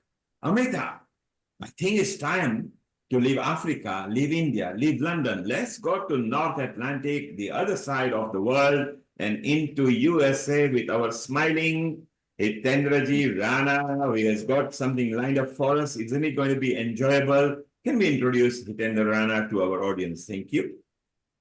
Thank you. Thank you, Neil Kumar. Thank you, Professor Sudhir, for giving such a beautiful insight in your experience, and that really marks up as an experience of understanding and knowing. And let's have another beautiful soul at the other end of the world from India as we move to US. Hitendra Rana. Hitendra Rana is a pioneer of Himalayan Samarpan meditation in America, founder and ex-chairperson of Sri Shiv Kripanand Swami Foundation of America, and he has received Global Peace Award for his dedication in fostering spiritual awareness globally. His commitment to promoting humanity through meditation and music is evident on his YouTube channel, Soul Satsang. He has interviewed hundreds of people from around the world. He passionately shares his wisdom while patiently listening the life stories of his guests, contributing to the spiritual enrichment of uncountable viewers. In August 2001, Hitendra met a living Sadguru, Sri Shiv Kripananda Swamiji in Montreal and who introduced him to Himalayan Samarpan meditation. And he strongly believes the only way to return a guru's favor of Guru Dakshina is by giving Guru Dakshina of spreading his knowledge of experiencing consciousness through meditation to the people around us. And he wants to fulfill his Guru's mission of Vasudev Kutumbakam by creating the single global family connected through soul. And that's what is Soul Satsang about. And here we have Hitendra Rana talking more about his assets of spirituality and his secrets of his life. Global Namaste. Global Namaste, every divine soul who is enjoying this program for last 3 hours. And we have such a great privilege on this platform of healing our earth. When we say healing our earth, we are trying to healing our humanity, because earth has been carrying the vibration of human being and every creature that is existing on the earth. So as we have learned from many people in today's program and from the internet, from YouTube, wherever we are going, we come across some living gurus, living masters, and teachers. We learn everything. It is coming from the external world to our mind. It develops our intellect, buddhi. And when we apply those knowledge, those practices, and we start gaining some experiences, or when we start gaining some success in the life, whether materialistic or spiritual, we knowingly, unknowingly start getting into the ego or ahankar. So because we are human being, and like every other creature, we also have duality. We have to go through the nature's system of day and night, season, and we have to face all the karma from past life, from this life, and we have to survive. Now, the question that comes is, how can I liberate myself from the bondages of this karma? How can I liberate myself from the stress, anxiety, all kind of things that we have been listening for last 3 hours, worries and guilt and whatnot? Meditation is the only solution. It has been the solution from centuries, and it is going to be the solution for the future.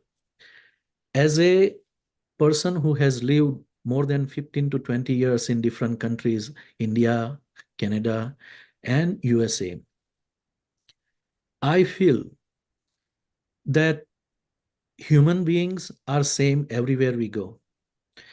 Humanity has the same problems for last 2000 plus years of our knowledge that we try to connect with religion, with wisdom from different cultures. But have you noticed that the problems that we are carrying and we are facing are not new? We are facing the same problems.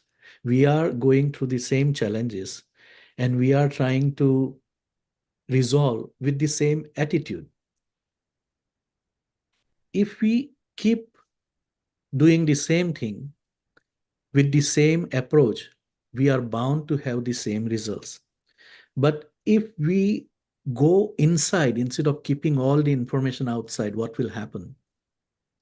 We will have the results like Swami Ji has taught in the meditation, and we will feel the Brahmanad, we will hear the Brahmanad.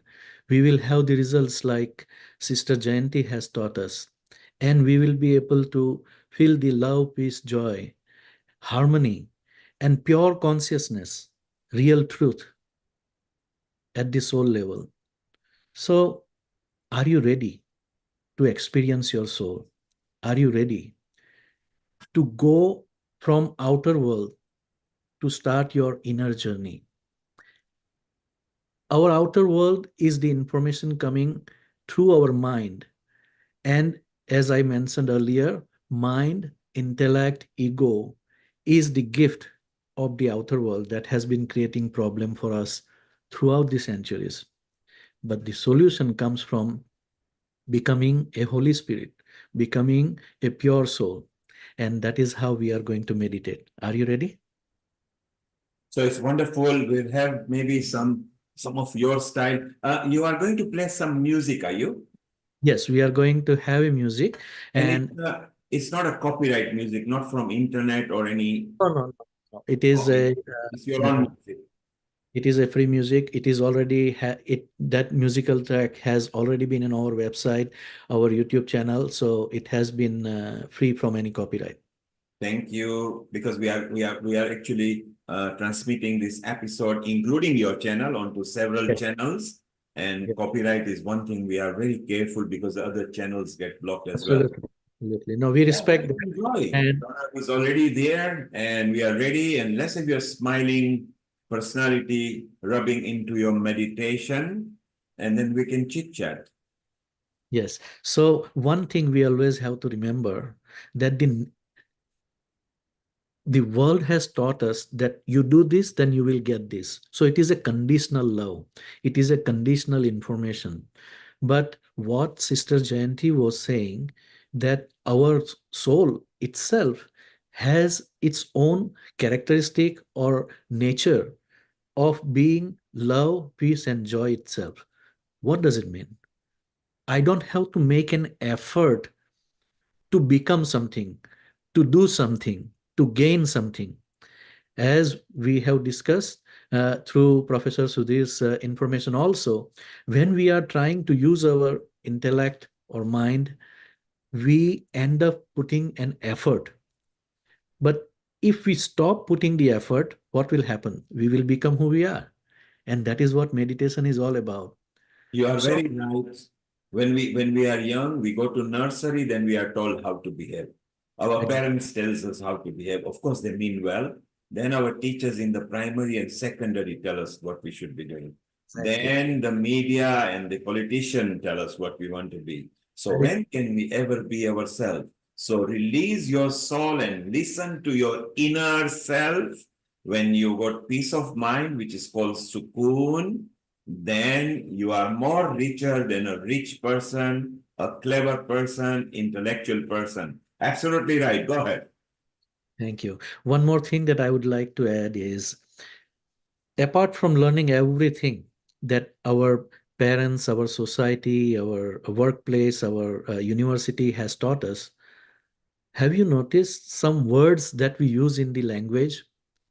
We say, I fell asleep. You don't say that I got into sleep. I achieved state of sleep. I say we fell asleep. And anything that happens naturally is like love. I fell in love. You don't say that I attempted and I won the love. So meditation, I'm going to fall into meditation naturally. I'm not going to use my mental awareness. I'm going to lose my mental awareness, and I'm going to allow my consciousness, my chetana from within to become active and show its lila, so its play of consciousness through this meditation. So can we have the meditation track played? When we are playing the meditation track, what we want to do is keep our attention on the crown chakra. We have heard Sister Jayanti was talking about the Agya chakra, which was here. The meditation method that I have learned from my Himalayan gurus, he taught us to go on the crown chakra simply because he says that the door, Dasam Dwar, what we call, to our existence of this physical body is the crown chakra. Our soul, our consciousness enters through this door when we were in the mother's womb during the first trimester.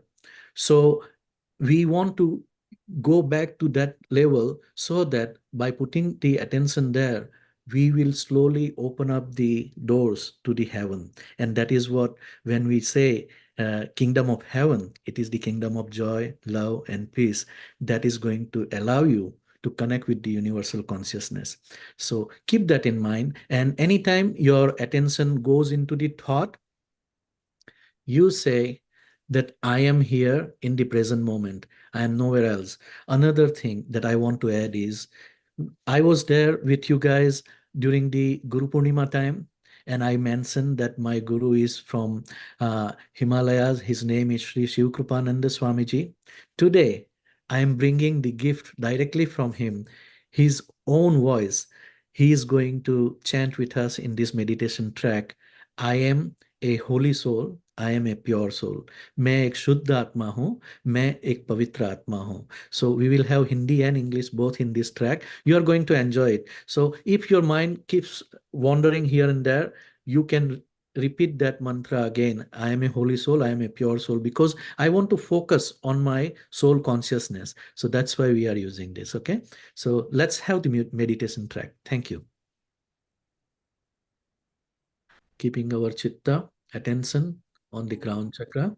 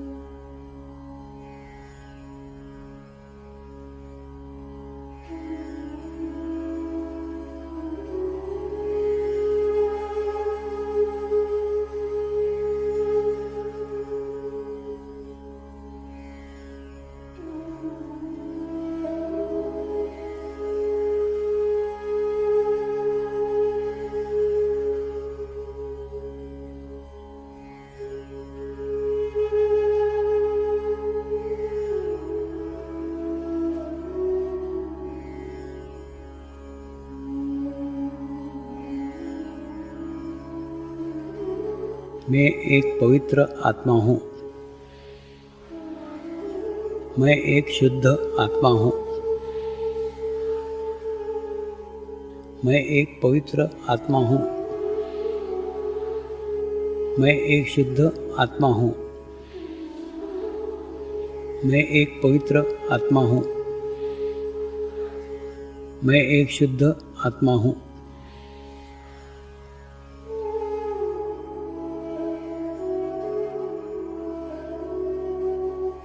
I am a holy soul. I am a pure soul. I am a holy soul. I am a pure soul. I am a holy soul. I am a pure soul.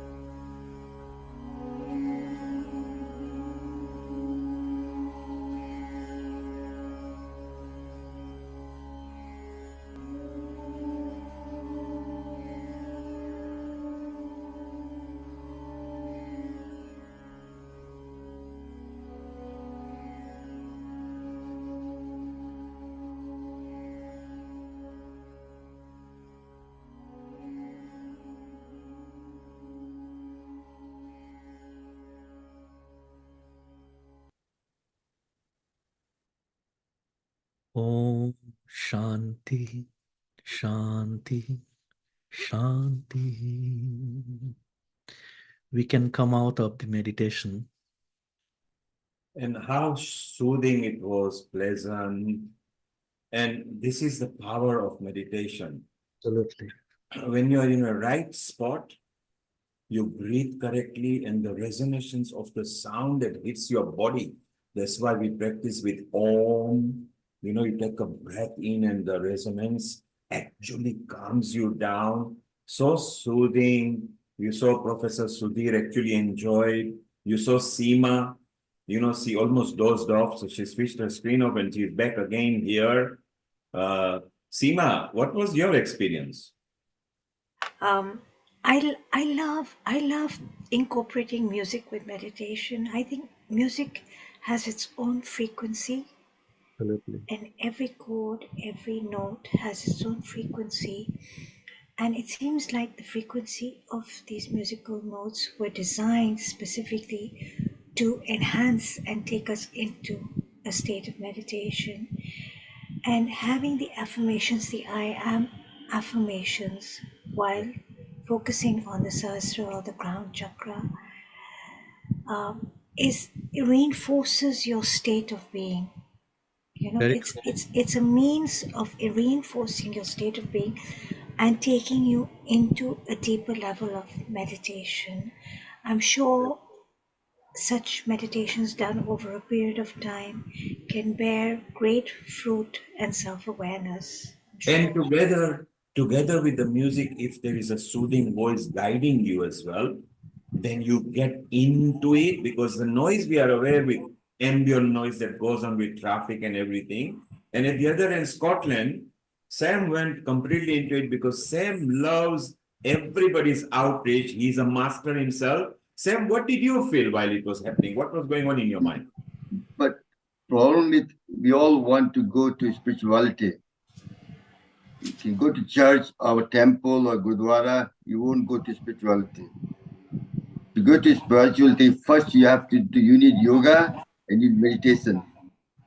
Yoga is like a stang yoga, where you niyam, asana, pranam, pratyaha, dharana, dhyan, and samadhi. To do that, to bring your mind in focus. That will make your meditation easier. And also doing khichdi mudra. If you roll your tongue back up the way, that your mind doesn't go outward, go inward. Then you can focus more on yourself. That's what, for connecting with your soul.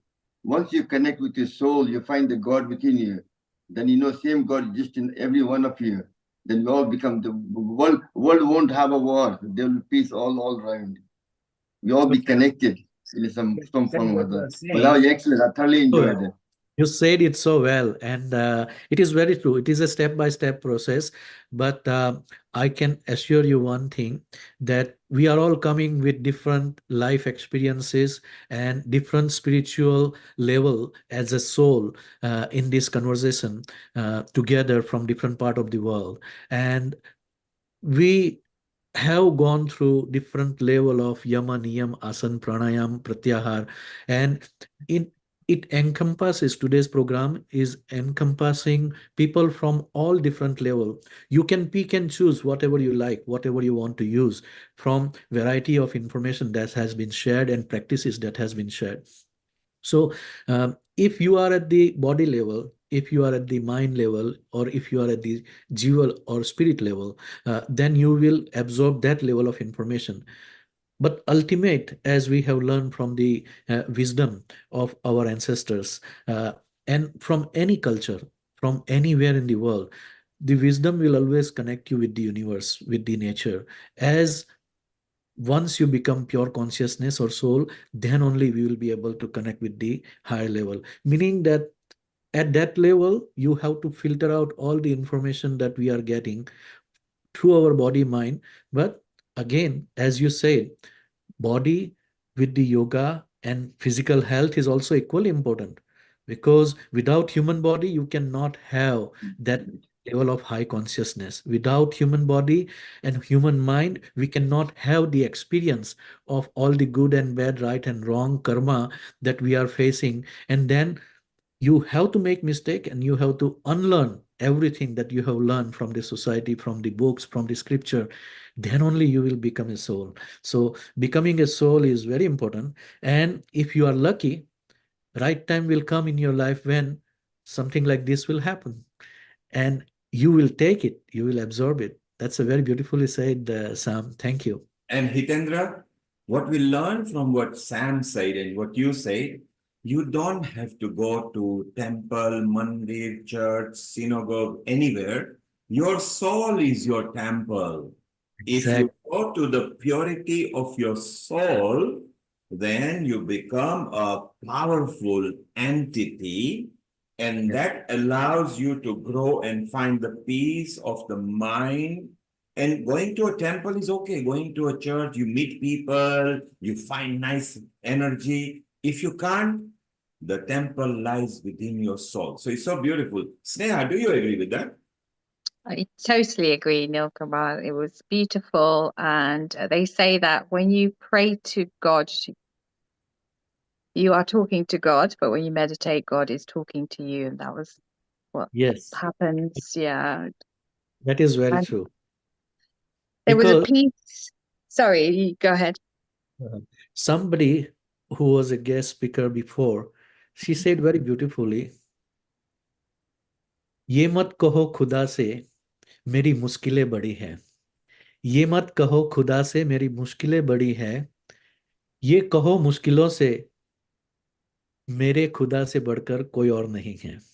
Meaning that don't go and complain through prayers and asking for the favor from God, that give me this and my problems are big, I have this sickness, I have that problem. But rather tell the world, tell that body, tell that mind, tell that intelligence that is trying to disturb you, and tell that my God is higher than you, and that God is sitting inside us in the form of our soul, our Atma. And once you realize that, then believe me, good and bad time, right and wrong time, it is all same.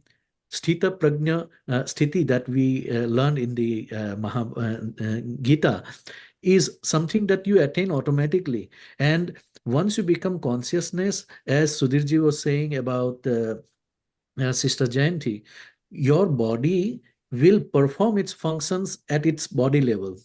Your chitta will control your mind. You will become the master of your mind. So you don't even have to worry what is wrong or what is right and how I will do it. It naturally happens because you become joy, you become happiness, you become love, and it is flowing through your vibration. You don't have to tell people that I want to get this and I am this, please listen to me, please respect me. No, you don't have to ask for it. You are becoming and you are showing and exuding that energy, light, vibration, whatever you say.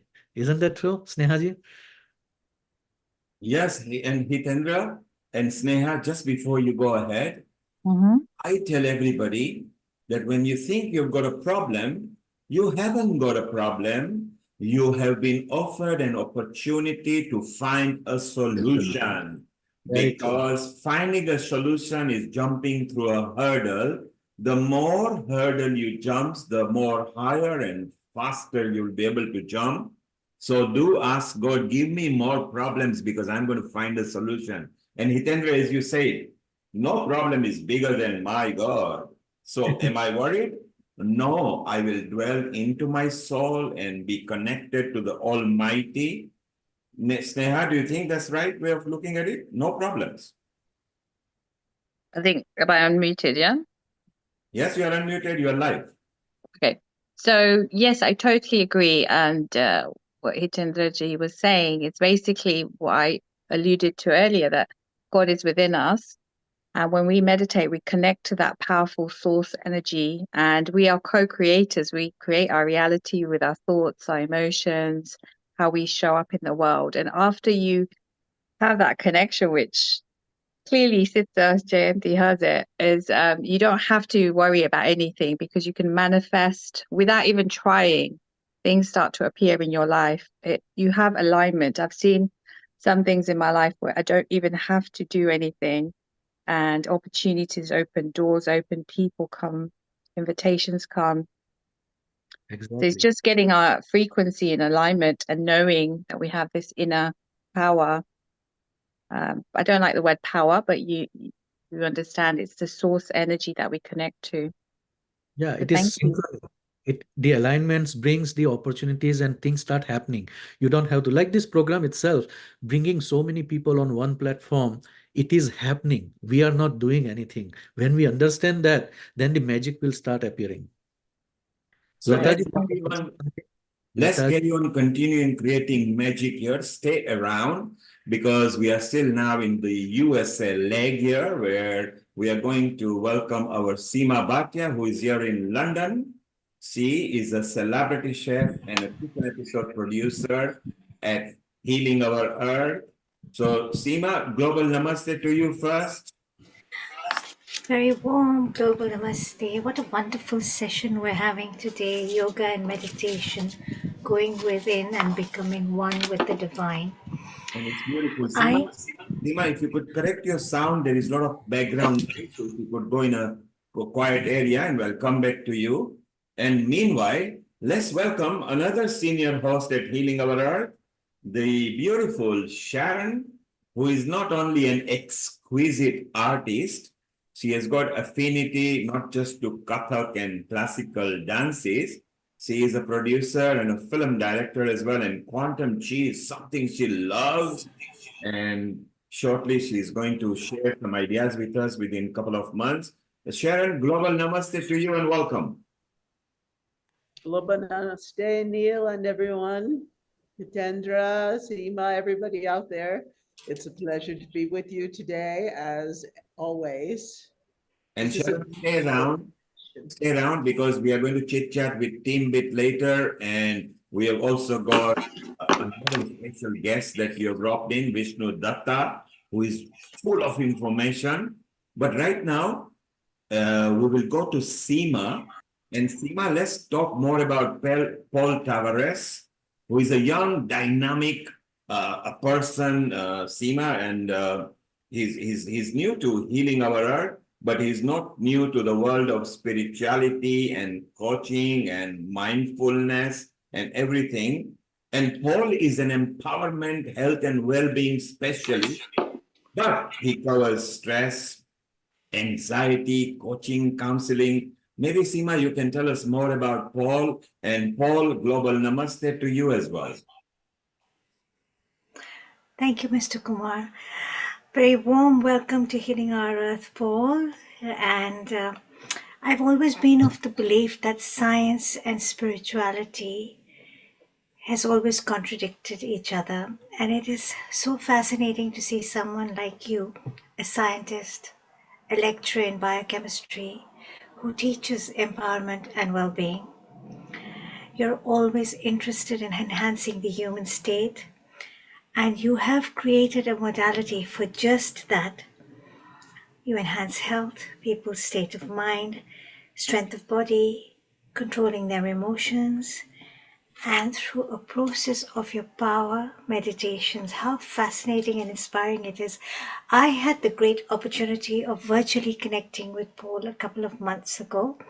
He very kindly invited me onto his YouTube channel to speak a little bit about nutrition and Ayurvedic nutrition. And we've been saying we'll connect on a personal level. And just last week we met, and I was fascinated to know that this young gentleman teaches martial arts and also Qigong. And automatically when you spoke of Qigong, the first name that came to my mind was Sharon Rose. And I said, you must connect with Sharon Rose. I'm a member of Healing Our Earth, and why don't you come onto our platform? She's a wonderful lady. She spent time in India with Sitara Devi. And Paul said, oh, that would be wonderful. And I can see Sharon Rose here. And it's just so beautiful how our platform has so much synergy and brings people together. Don't you agree, Sharon? Totally, I totally agree. It is so been, great. How many years now have we been doing this? Since the pandemic, and we have so many people who've connected. It's on Friendship Day, I'd like to say today, we've made so many connections through this platform, and making those connections has also enhanced our well-being in many ways and many facets of our lives. It's been wonderful. And I am so intrigued by both of you. Paul, you have an ancestral background that hails from my very own country of birth, Kenya. I believe your parents were from Kisumu. You were born and raised in the United Kingdom. Sharon, you are in Denver, not in Denver, in Crestmore, in Colorado. I'm seated here in the UK, and we're just connecting through this platform. Now, Paul, tell us a little more about yourself. I'm sure Sharon would love to know how you, as a scientist and a lecturer in biochemistry, delved into the world of enhancing the human state, coaching, meditating, teaching martial arts, and so much more that you do on the health and well-being and holistic side of things. Oh, well, firstly, thank you very much for that wonderful introduction, Seema, and really enjoying the talks, although I've been silent, but in the background, I've really enjoyed all the talks and all the meditations. I've been here since 2 o'clock and I've really enjoyed everything. I got into all this because I grew up in an area which was quite heavily ridden with crime. And so I learned martial arts to protect myself from being physically beaten and mugged. And that being said, I still felt quite traumatized because at a deeper level, something like that can affect you emotionally, mentally, and even at the spiritual level.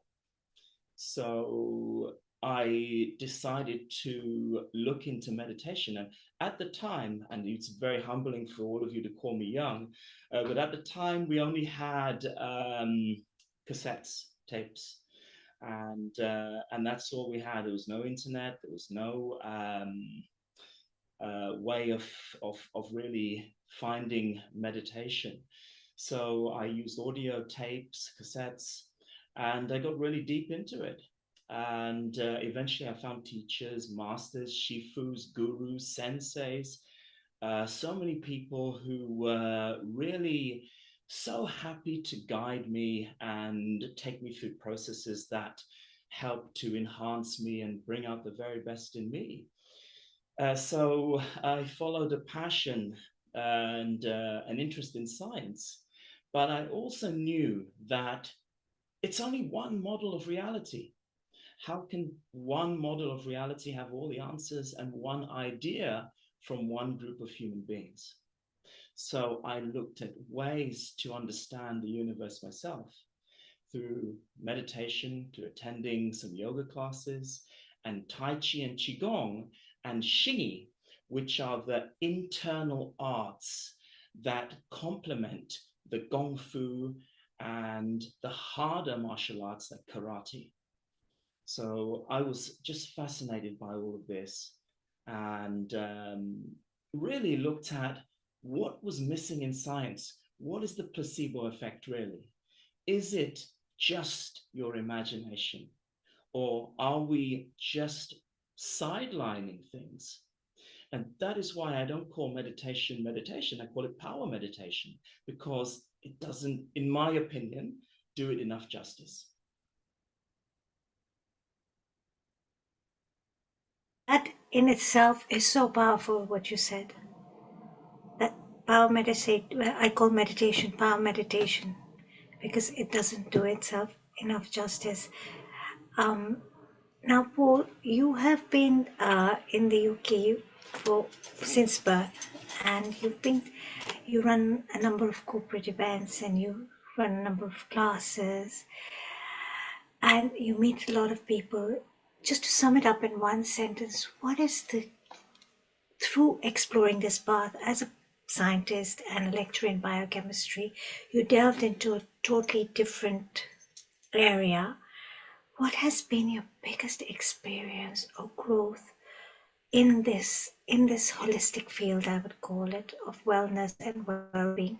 To sum it up in one sentence, how would you sum that up for Sharon and I?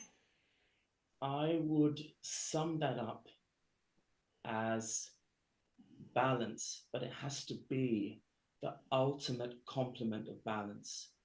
And when I think of balance myself, I think of well-being, gentleness, and tenderness, but also tenacity, strength, power, resilience.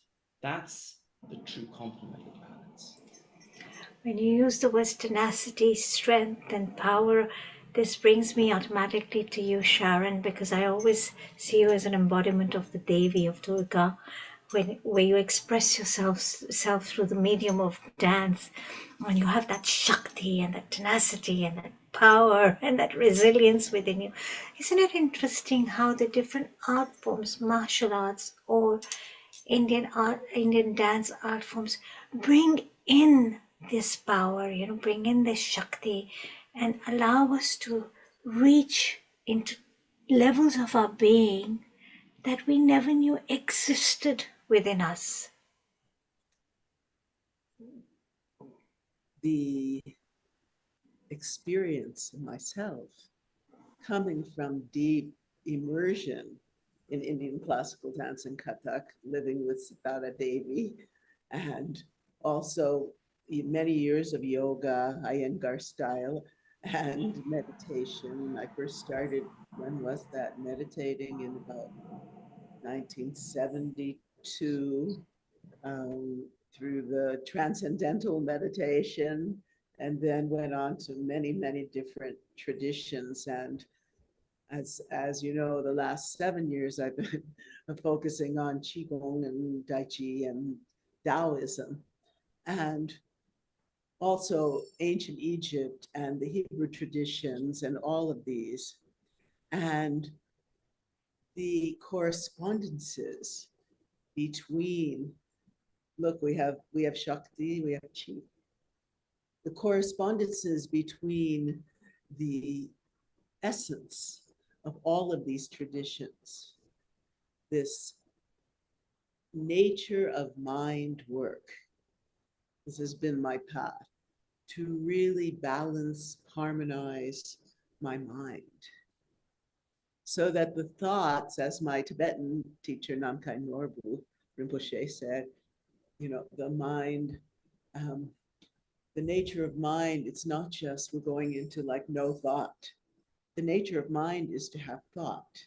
These waves of thought arise, they manifest, they flower, and then they dissolve back into source awareness.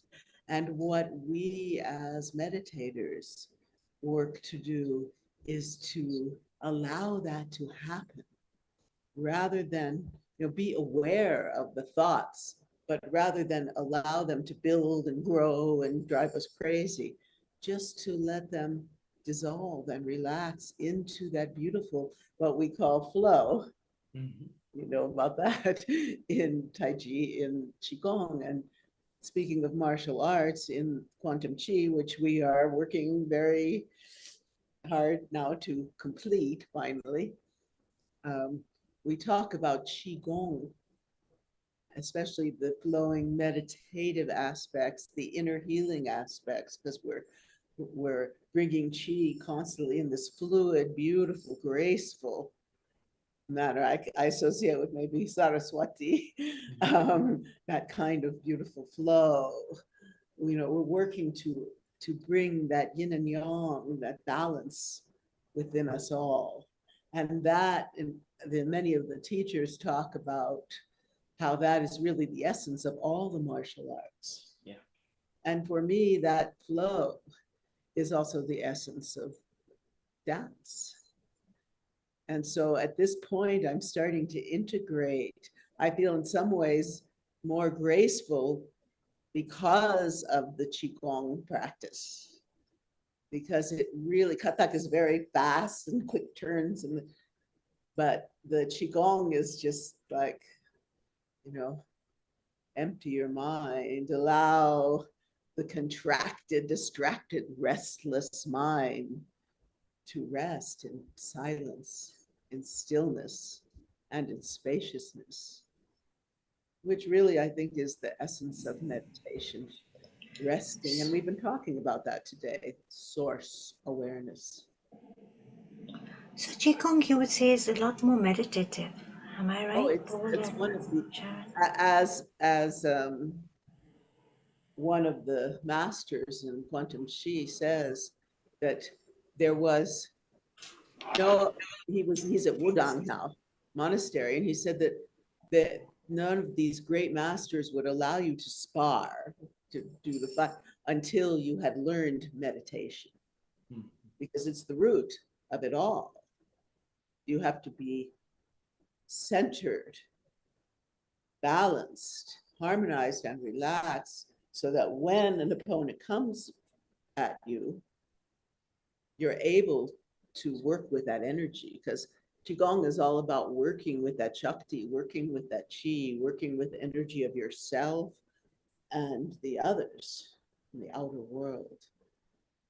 So meditation all stems from that deep, deep levels of meditation. And also what's interesting, you know, in Qigong, we have the dantians, the elixir fields. So 3 instead of 7, or someplace 10, someplace 12. But there are a lot of meditations, just like there are meditations on the chakras. There's meditations also on these dantians, and bringing the light, the Shakti, up through the body into these dantians, and having it flow through, just like we do with the chakra meditations. So there's a lot of parallels. Thank you, Sharon. We are going to carry on continuing in a moment. Shortly, we want to go to Vishnu Datta in USA. Vishnu Datta, if you can landscape your video, so you are like all of them, your portrait at the moment, and we'll come back to you in a moment. Sarah, you had a comment, and then I've got a comment for Paul. So Sarah, you made a comment because it is your desire and your wish, as when Paul started. Go ahead, make your comment. Well, it was just fascinating because what you said, Paul, about bringing science as thinking of it as one modality, right? I know there are many modalities within science, but if you saw it as one modality, and then you looked at the other side, the holistic side, the well-being side, I think of it as, yeah, our human power of vibrational energy side that can't always be explained by science because it just is. It's always been since I was in my 20s, and I'm now 30, 40 years older than that. But since I was in my 20s, it's always been my wish that why can't we as humans just see the two things as completely complementary to each other, rather than, oh no, it's not science-based, oh, it's holistic-based. And it's like the yin and the yang rather than a collaborative, you know? Yeah, so it made my heart sing when I heard you say that. No, you know, Sarah, that's such an interesting point. I mean, I would do studies as a project manager on people who had depression, anxiety, and look at the genetic basis. And interestingly, we'd give some of them a placebo, which if no one has heard of that before, it's a pill that contains nothing, just sugar. And some of those people would get better. So interestingly, with the Tai Chi, the Qigong, or even the harder martial arts, we get people to go into a state where they can break through a piece of wood with ease, or break through tiles with their bare hands. And one of my first teachers, who was a real Shifu from China, and it was a pleasure to learn from her. She was a master of the snake form.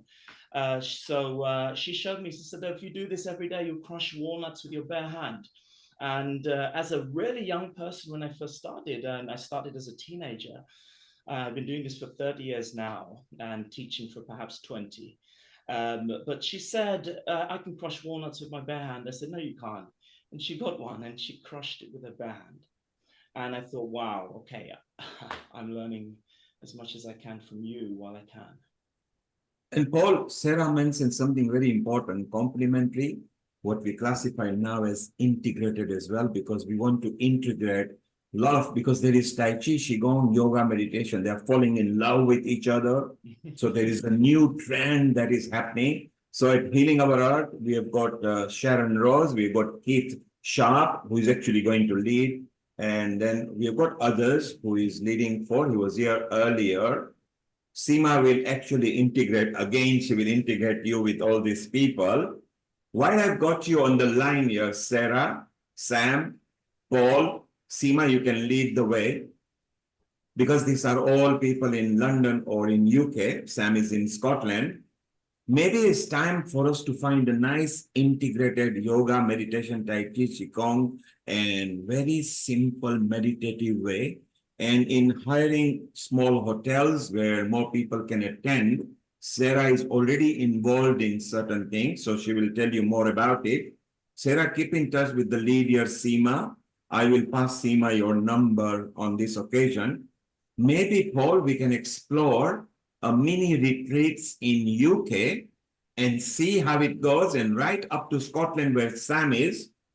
Sam is actually used to those kind of things because he actually has an island, complete island that he has donated to the world's top yoga guru, Swami Ramdev. And Sam is part of our gang, Healing Our Earth. He's also a personal friend. So let us explore idea. We are not in a rush, but I think for 2025, Seema, you can lead, and maybe this can culminate into Seema Africa Safari retreats where all of them can collect together. So live here, Seema, let's get going into talking. So the beautiful part is we would have London, Midlands where Kirit is, up north where Sarah is, and right far north is where Sam is. So we have covered. And Naveen, who will be coming shortly, who loves Ayurveda, but he loves Vedic and yoga and meditation too. He frequently travels 5 countries in Europe. Shortly, we'll be bringing him. So let us explore this idea of integrating friendship from different areas, then integrating yoga, meditation, Tai Chi, Qigong. Keith, who is up in north, would love it. So that's my request to you all. Seema, you will lead that. Shortly, we're going to Vishnu Datta, where again, he's so dynamic. I mean, if we were to tell the world he's a teacher, he's a writer, he's a poet, he's a philosopher, he's a visionary. And in fact, in a simple form, he's a wonderful soul. Sharon will be telling us, stay around, we will chit chat again with each other, form friendship. After Vishnu, our next 15 minutes, Sharon, we chit chat with Vishnu and others, and then we go to Naveen and we come back to Vishnu and Paul. So Seema, thank you for bringing Paul. Paul, you are a wonderful soul. We have got one question to ask you, but we'll ask in the next round. And Sharon, over to you, to Vishnu Datta. Well, let me introduce my dear friend, Vishnu. He and his wonderful, beautiful wife, Brahmi, have really spent their lives exploring spiritual traditions. As Neil said, he's a teacher, writer, poet, philosopher, visionary. He studied and practiced in all the major spiritual traditions. He has important teachers in Maharishi Mahesh Yogi, Friar Thomas Keating, Sheikh Noor al-Jarahi, the Dalai Lama, Ma Amrita Nanda Mai, Avatar Mayor Baba, and immortal root guru Sri Punti. Tell me, Vishnu, how do you pronounce his name? Sri Punitacharya Maharaj. And thank God he has this affectionate name as Bapu. So Bapu is so easy to say. Bapu is a very traditional name for somebody who is leading people, or a guru, or somebody very senior. So yes, Vishnu, you're very right. That would be a very good nickname to use, pet name. Yes. We'll do that. Yes. Yes. So Vishnu and his wife of 40 years founded Sanctuary House in 1994, and for 10 years built a multi-faith retreat center in Crestone, Colorado, with a Jewish Christian shrine room, a Buddhist Zen shrine room, a Hindu Vedic shrine room, and a Sufi Muslim shrine room, all centered by the labyrinth of Chart in its original 64-foot diameter and oriented toward Crestone Peak, the most sacred mountain in the world for the Hopi peoples. Vishnu was made a Swami by Bapu in 2002, and he teaches Sahaj Dhyan Yoga in Rishikesh 6 months of the year. So all of you in India, he will be coming to India soon, and it would be wonderful for him to meet our beautiful family there. Yes. Namaste. Sharon, we should introduce Vishnu to the Rotarian Lal. Go ahead. But particularly to Vaishali Acharya, our communications lead, because she is very much into Sahaj Yoga in a big way. So how wonderful that Vishnu and Vaishali can create a session which will be so musical, meditative, and it'll be so nice. Vishnu, can you flip your camera so it's landscape, so we get the more of your smile, please? I'm not sure what you mean by that. I'm just on my cell phone. Aha, if you just take it and flip it. You use your meditative power and just swing it. Right. This way. Like that. Yes, and now, yes. Yeah, yes, there you are. Yes.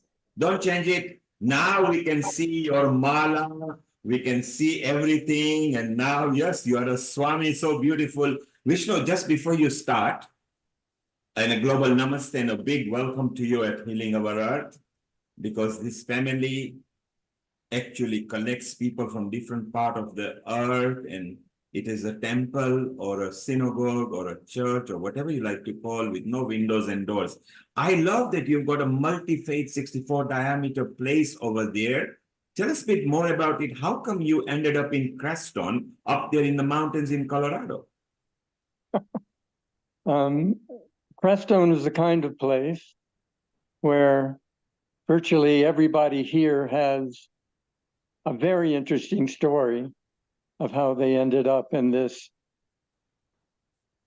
multi-faith community with maybe 25 different spiritual centers at the dead end of a road at the foot of sacred mountains. So my wife and I found out about Crestone from a friend, and she very eagerly and I quite reluctantly came to this place in the western slope of Colorado, which, I mean, when I got here in 1994, the population was 164. But we could go on and on about Crestone, and I definitely felt divinely guided here, as did my wife. We both did, of course. Vishnu, I don't blame you. We love Crestone because Sharon over the 4 years has been bringing and showing us the mountain views of Colorado and so many people. Vishnu, while you are there, a very important person, another person that Sharon will facilitate you in your group is Hitendra Rana here from North Carolina. He's from a Soul Satsang group, and I think you two should get together and expand your multi-faith ideas that you have got. So Hitendra, please say hello to Vishnu here. Global namaste. Hello, Vishnuji. For over 40 years, you know, I mean, he's got long history over there. He's a Swami now and follows his Bapu over there. So Sharon, if you could, through Amrita, create a group again with team. Remember what we are planning, and please include Danada, because then in Texas, Vishnu can be with you. Sharon actually took another soul at one of the Ayurveda conference, and the people loved it because the ethnic people saw the indigenous people actually enjoying the Indian affinity and everything, Vishnu. So Sharon, I just wanted to introduce Hitendra over here. Take it away for next 10 minutes before we go to Naveen, and we'll come back to you. Thank you and global namaste. Thank you. We will reconnect. We already have the group, so we will reconnect. And thank you, Swami Vishnu Datta. Okay, Gurudev. Thank you. So Vishnu has done a tremendous amount for this community, building that center, which now belongs to our dear Dr. Kim Engard, who's come on many times. And I was there the other day. It's very beautiful right now.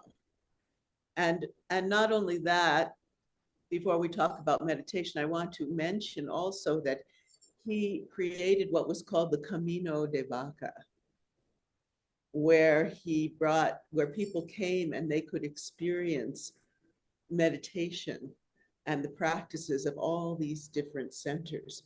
So here we are, we're always talking, and you know, my work based deeply in Indian classical dance and music, yet from that perspective, that deep immersion, I've looked at all these traditions to find what we have in common.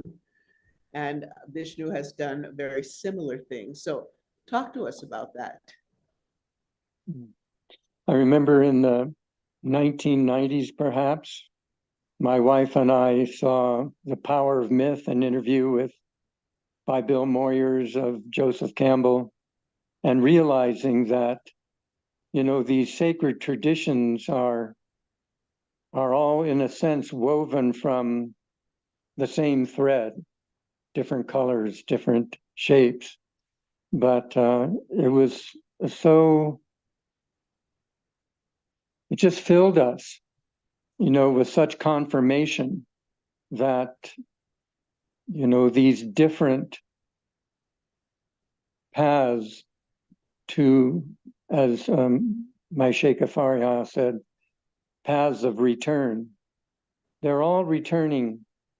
We are returning to not the same place, because place suggests geography, but the same greatness, the same fullness that has not ever begun and will not ever end. So Sanctuary House, which was this, the name we gave to this interreligious, interfaith, interspiritual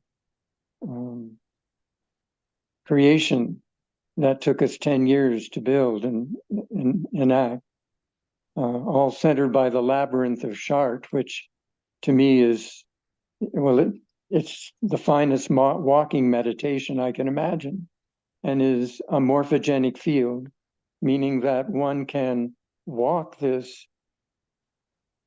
That's not a maze, it's a labyrinth. Walk to the center, and all the intelligences, all the intention, all the depth, all the joy and release that has ever accompanied anyone who has walked that labyrinth in any location in the world. It's possible to access all that beauty, all that depth, all that potency, all that intention, all that reality by walking the labyrinth of Chartres. And so we created something that was intuiting or pointing to this fullness. I like to think of the divine as the wholeness. It's easier for me to come closer to the sense that it never began and it never changes, even though it holds all change. And it never completes itself, because it's infinitely and eternally and deathly complete in everything that it holds. And so in Sanctuary House, we honored these great traditions, these great paths of return, which we had experienced and studied. And I want to share that this is not an eclectic sensibility that we tried to enact, but when one entered, say, the Sufi Muslim shrine room, that one would feel the impulses of all that is this great tradition when one entered, that there would be, because we did zikr there every week for, I don't know, 7 or 8 years, that when you enter such a shrine room, it's alive. And so one is receiving a fractal, if you will, a holon, a holistic fractal of the wholeness of life. What I really love is it's bringing all them together, seeing all the common threads of all these traditions, yet really honoring and respecting each tradition in turn, rather than making a mishmash. Exactly, because mishmash is one of negativity's talents, to put everything together and make it all dazzle or make it all seem important, but it doesn't draw us in. When we talk about yoga and meditation, I think Patanjali is really such a gift, because we can see that what the world calls yoga, hatha yoga, yoga asanas, is just the third limb on his tree. I don't mean to say just, but it is really, in my orientation of meditation, it is a preparation for meditation, as is pranayama. Though people, excellent teachers, have really done a lot with pranayama in terms of deep release and deep internal experience. But in this 8 limbs of yoga, in this tree, the middle limb, or toward them, the 5th limb, pratyahara, is really the limb of integration, integrative maturity, to start to realize that everything that we consider external is really based on our own heart and mind, our own internal realization, and also, as was mentioned, our own internal karmas or samskaras, the impressions that we still carry with us. And that the final 3 of these limbs, dhyan, dharan, dhyan, and samadhi, these apply to meditation. And finally, in a way, in samadhi, to be meditated. And that the whole universe is oriented, all of life is oriented to bring us inward. And if we can let that happen, that dharana will automatically lead to the state of dhyan, the state of meditation. And I'm going to draw a dotted line here, if you'll allow me, because again, there are thousands of meditations, and I am convinced that Patanjali is talking about the state of meditation, which is like a state of matter, like superfluidity or superconductivity, where the properties actually change and something eternal and infinite starts to seep in. Because the state of meditation is not just reading a newspaper and, oh, that's my meditation, not just taking a walk in the woods and saying, oh, I feel closer to nature. The state of meditation is actually a mental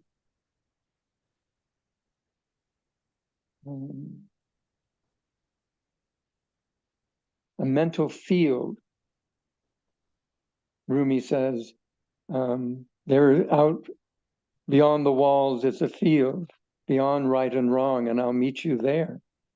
So there is still in the state of meditation some sense of duality, But the dualistic nature is so minor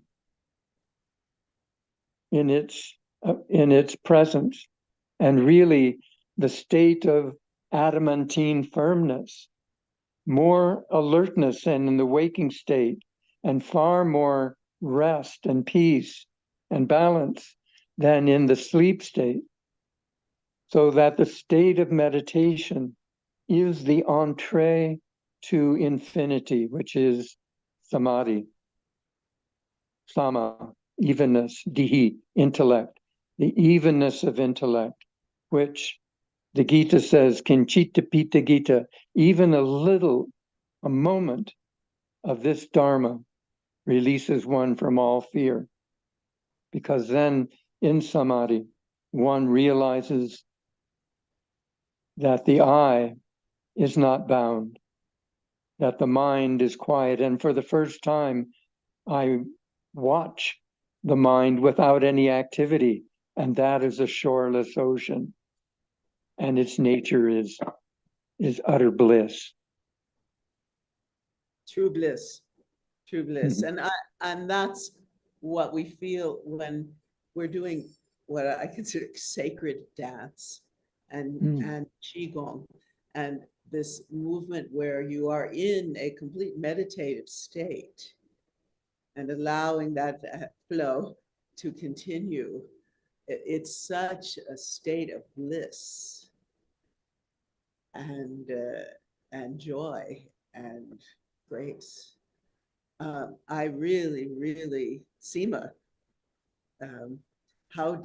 yes, and Paul, would you like to ask some questions or speak to what Vishnu's been telling us? It's been so beautiful. Vishnu has a wealth of wisdom. I'm just so much in awe with everything you've shared with us, and your experience and how you moved to Crestor. And what captivated me the most was the labyrinth.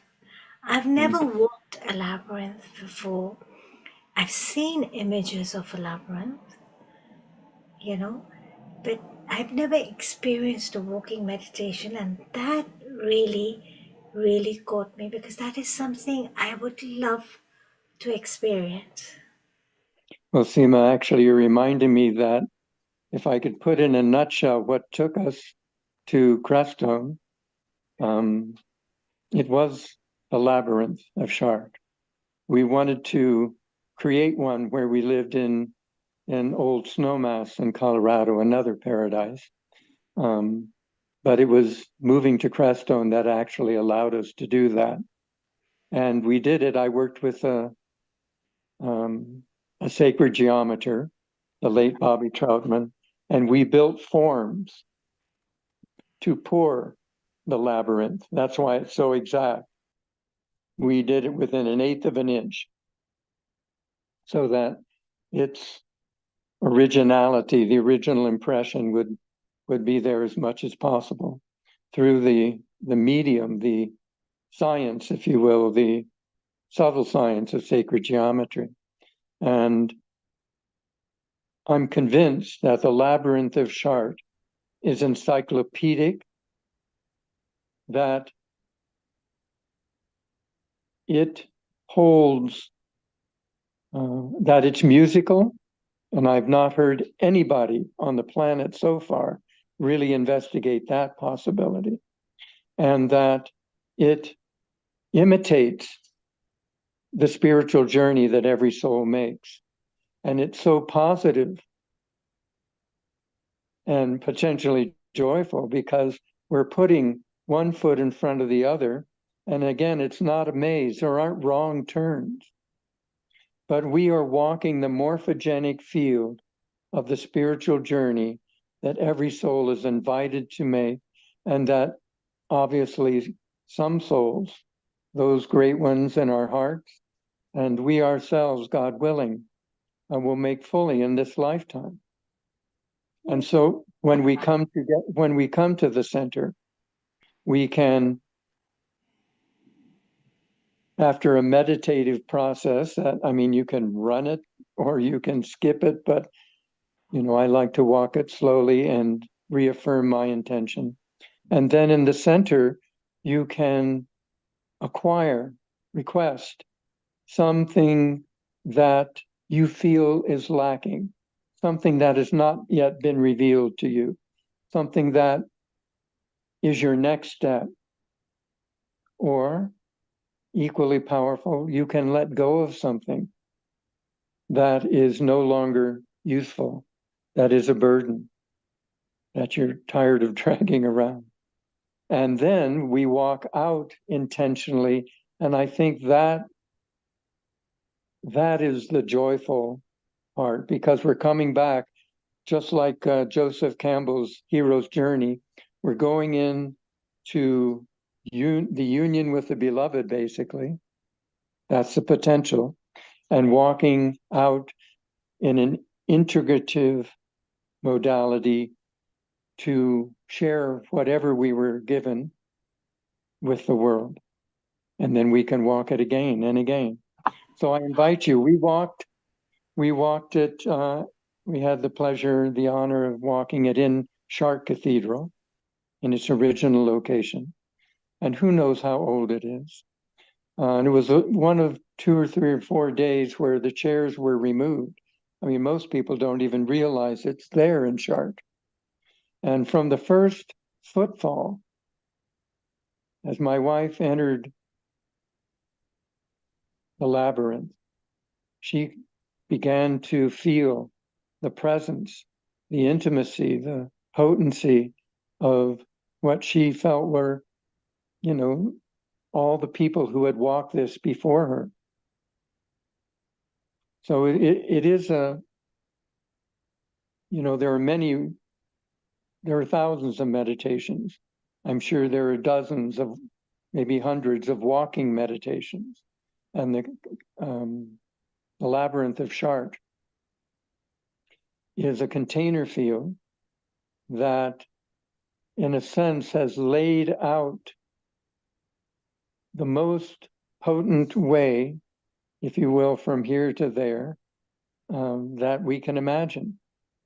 And I would really hope that people with sacred geometry skills, mathematical skills, musical skills will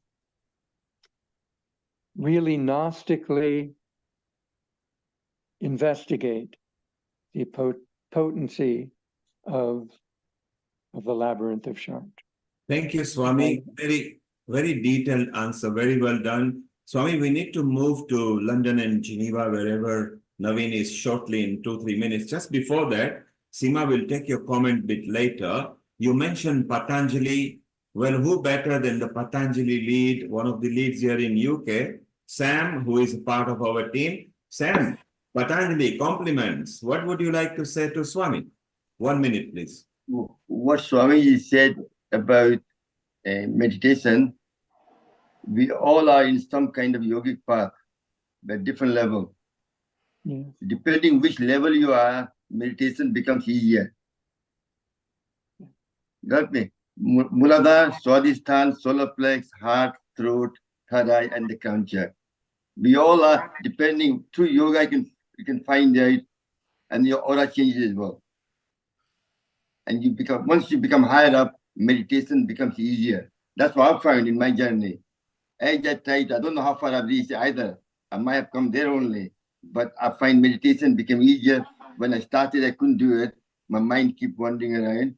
But then now slowly I'm getting deeper into it because of reading my chakras. Through the pranayama, yoga, that's what we're doing. So thank you very much. That was lovely talk, Thank you. And Sam, I can speak for you because I know you when you didn't know yoga. To the moment you are now, you are doing very well because you are a lead, and Swamiji personally loves you from India and trusts you to lead in different countries as well. Sam, stay around. I think we need to change Swami Vishnudatta's name.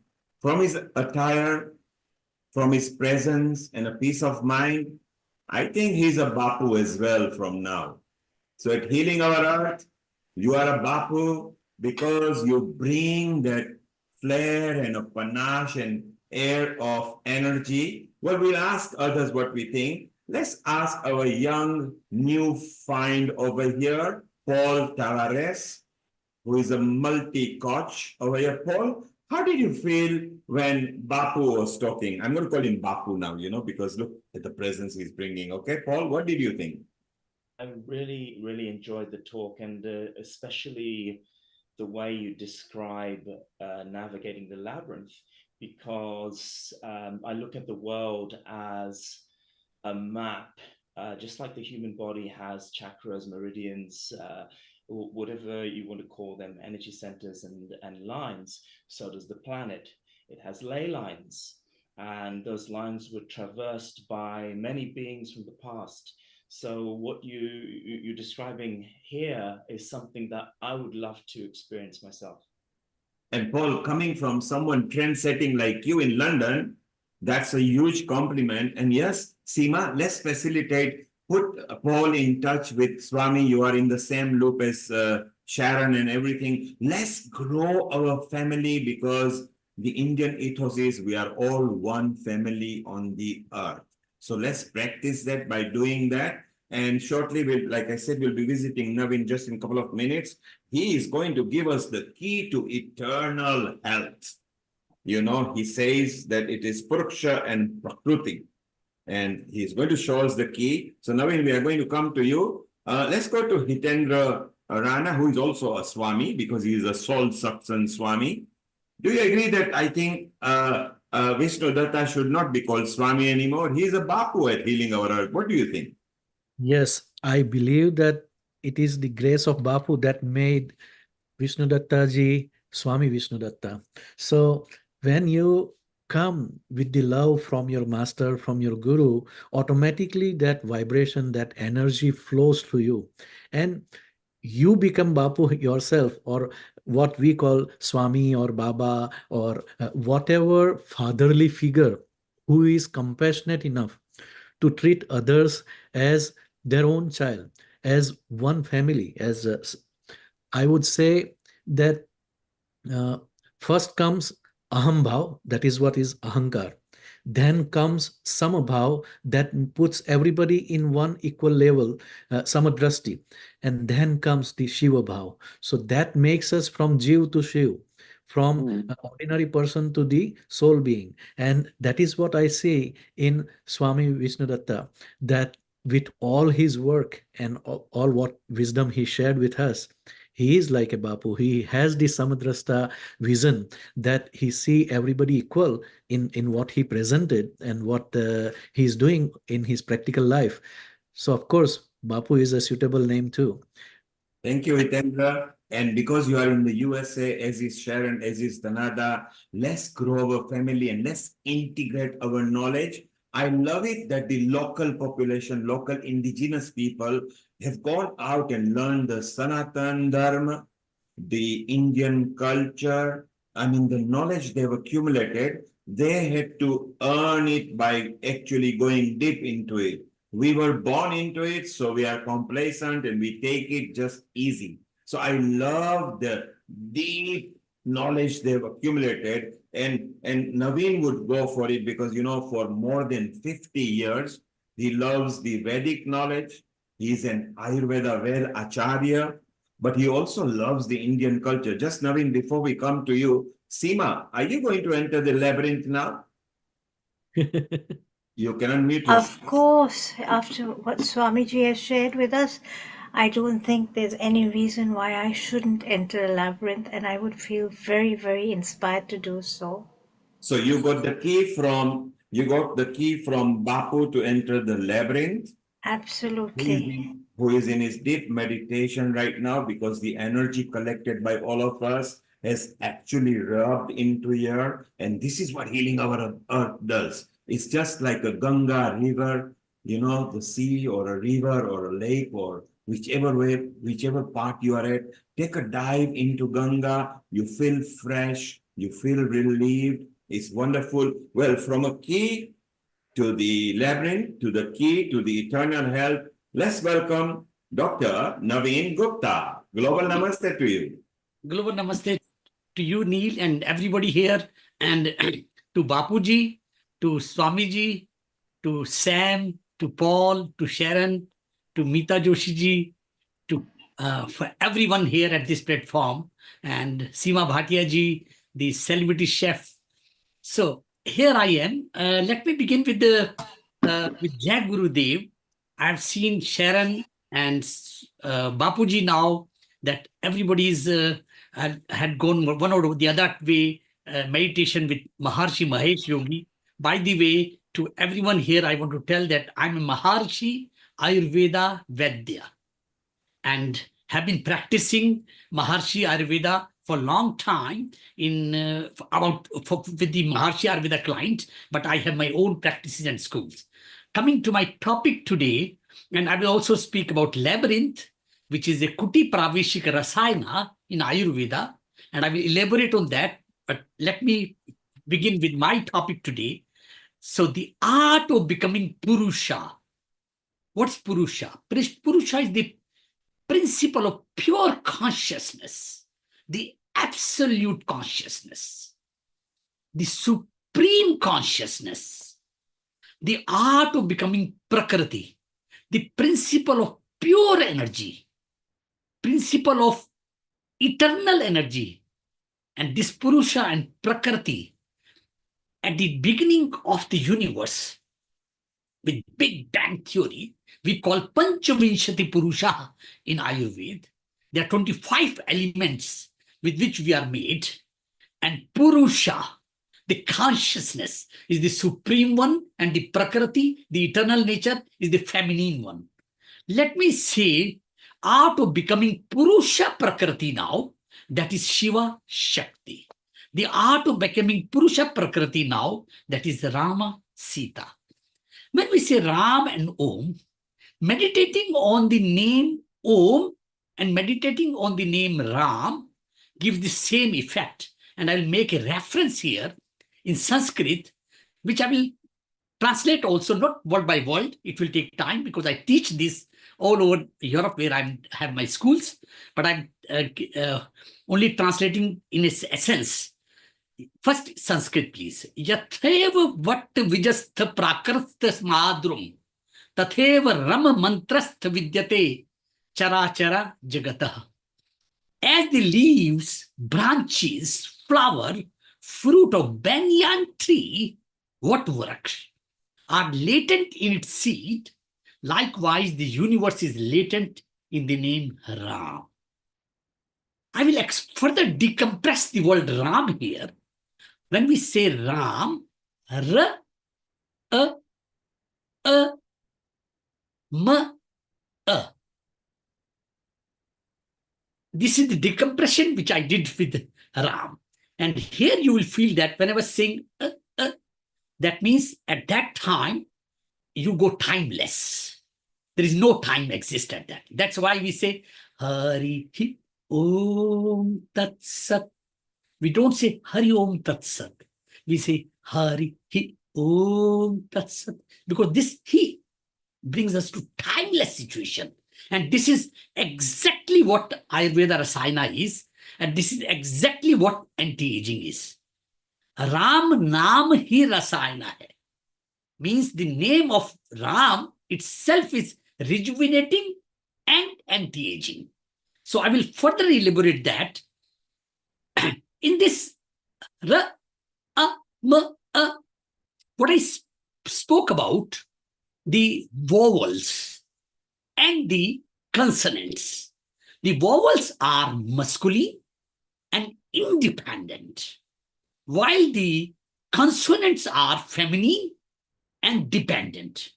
And that is according to the rule of Panini grammar.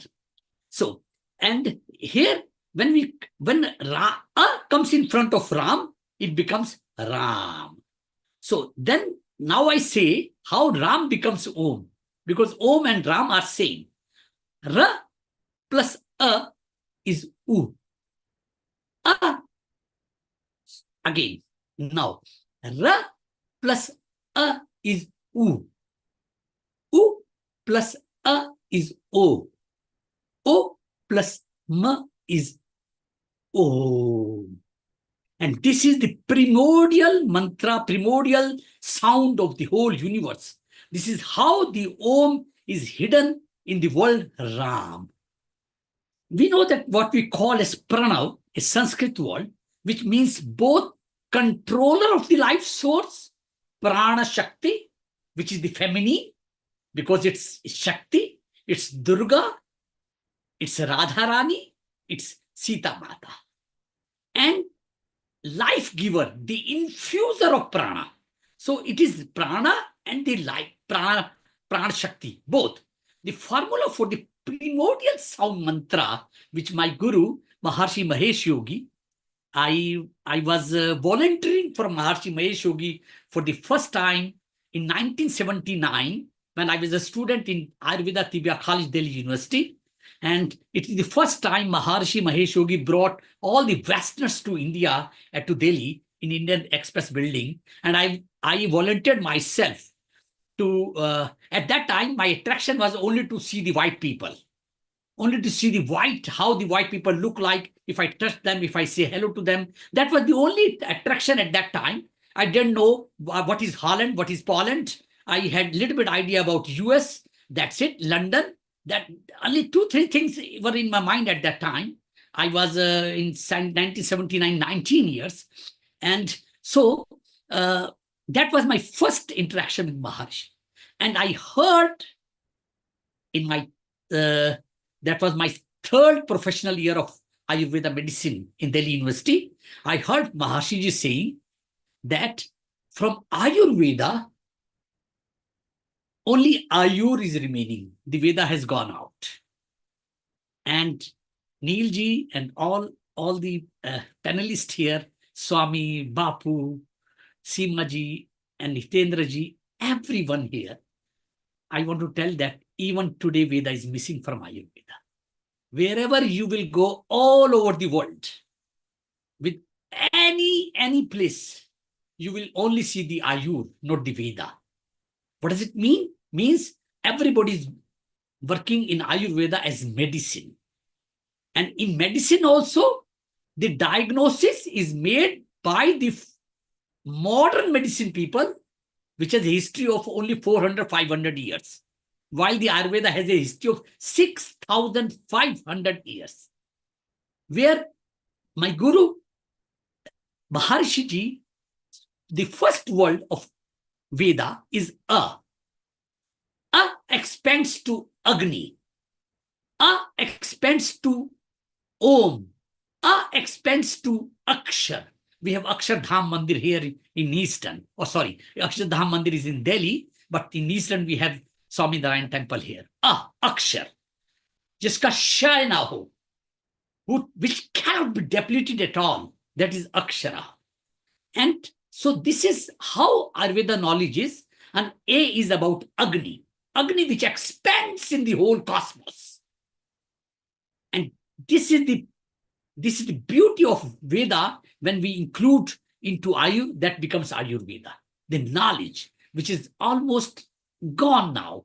And at least in the Ayurveda world, I see it that way. I'm not a critic of anybody. I'm not critical of my colleagues. But my point is that to bring the Veda, the true wisdom and knowledge into Ayurveda, while you diagnose a patient or while you treat a patient, and you have to keep on adding each and everything. And I say to my people, whichever way I can speak to my college, because all my class fellows, my juniors are principals of different colleges now. So I tell each and everybody on our other WhatsApp group platform that please teach your students that they have to make an Ayurveda diagnosis, not depending upon the diagnosis made by the allopathy doctor.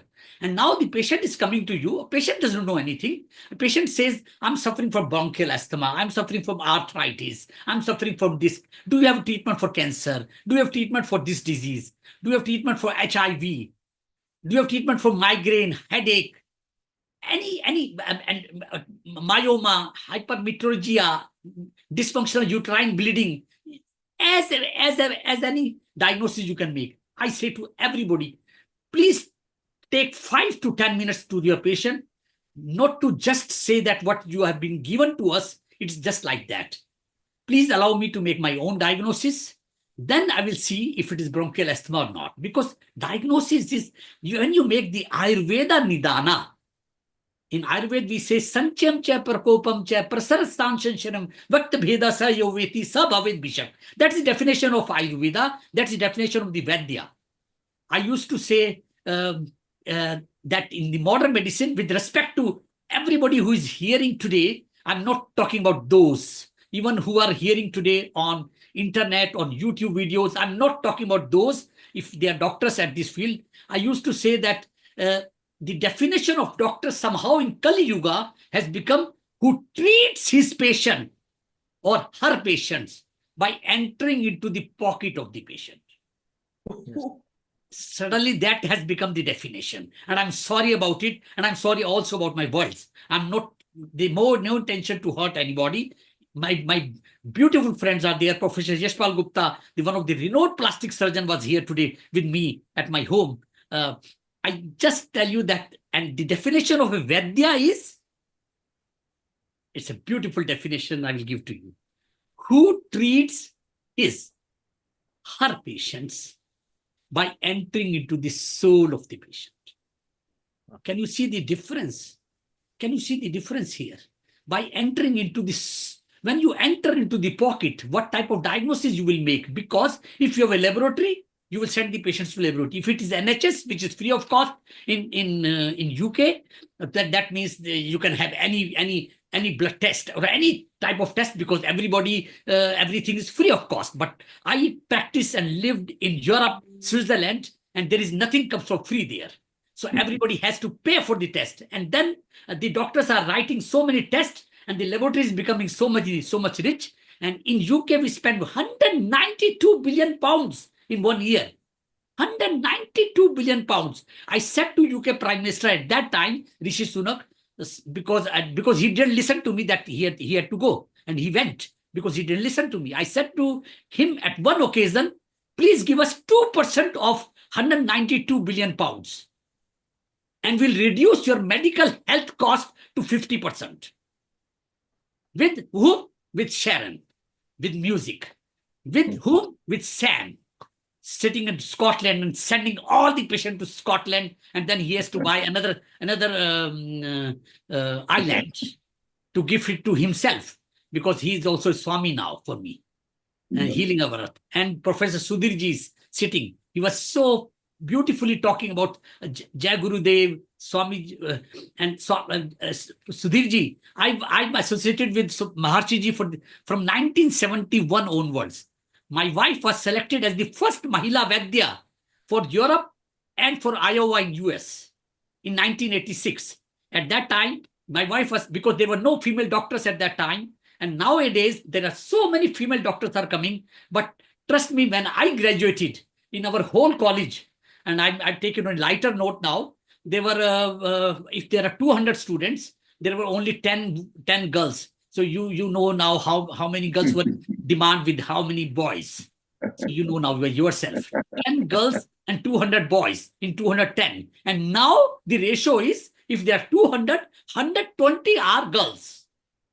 But at that time, my wife was one of the, she was selected by Maharshi because she studied from Gurukula, from the Parampara. I studied at Delhi University. That's why I have the knowledge about modern medicine also, because I was in Delhi University, and Delhi University was also having a big amount of budget at that time. And so that's the, so Rishi Sunak didn't hear, he had to go. Now, if this Prime Minister will not hear, he will go also. Maybe before 5 years, he will go. Because one has to listen to Veda, one has to listen to Ayurveda, one has to listen to yoga, and that will be the success of the whole world. Because only the healthy world you can rule. You cannot rule the unhealthy world. Whosoever politician may be in any part of the world cannot rule the world. Maybe he can fill up his pocket, but he can be shareholder of pharmaceutical companies from hundreds, and he could be shareholder of tobacco companies. He could be shareholder of alcohol companies. But the same people who are the shareholder of these companies, these are the same people who are like, I have an alcohol company. It's a very big company. At the same time, I'm putting 2 2% of the money into de-addiction, so that people think that I'm a very good man. So de-addiction of smoking. I produce Philip Morris, and I produce so many Marlboro, and then I say, I'm a charity. I got charity, and I do this charity work, and then de-addiction of smoking. Then why you are selling it? When you're de-addiction, why you are putting first addiction, then de-addiction? So this is how in the Kali Yuga, this is this only solution for Kali Yuga as far as the health is concerned. Ashtavad Vishesh Ahara Ayatan. That means the 8 principles of eating, 8 principles of food, 8 limbs of yoga, 8 limbs of Ayurveda, Ashtanga Ayurveda, Ashtanga Yoga. That's the only solution for the whole world to become healthy. And somewhere in early 90s, in my talks in Vigyan Bhavan in Delhi, I was mentioning one time, and it was everybody listened to very in a good way, that the money is not in health. Money is not in health. Money is in disease. Money is in disease. Money is not in health. And the same way, money is not in peace. Money is in war. Money is in war. Money is in disease. And what Ayurveda is, with one sentence, Neilji, I will stop. What Ayurveda is, how I define disease, I do not know whether I define correctly or not, but I define it like that. Disease means dis-ease, disturbance in your ease.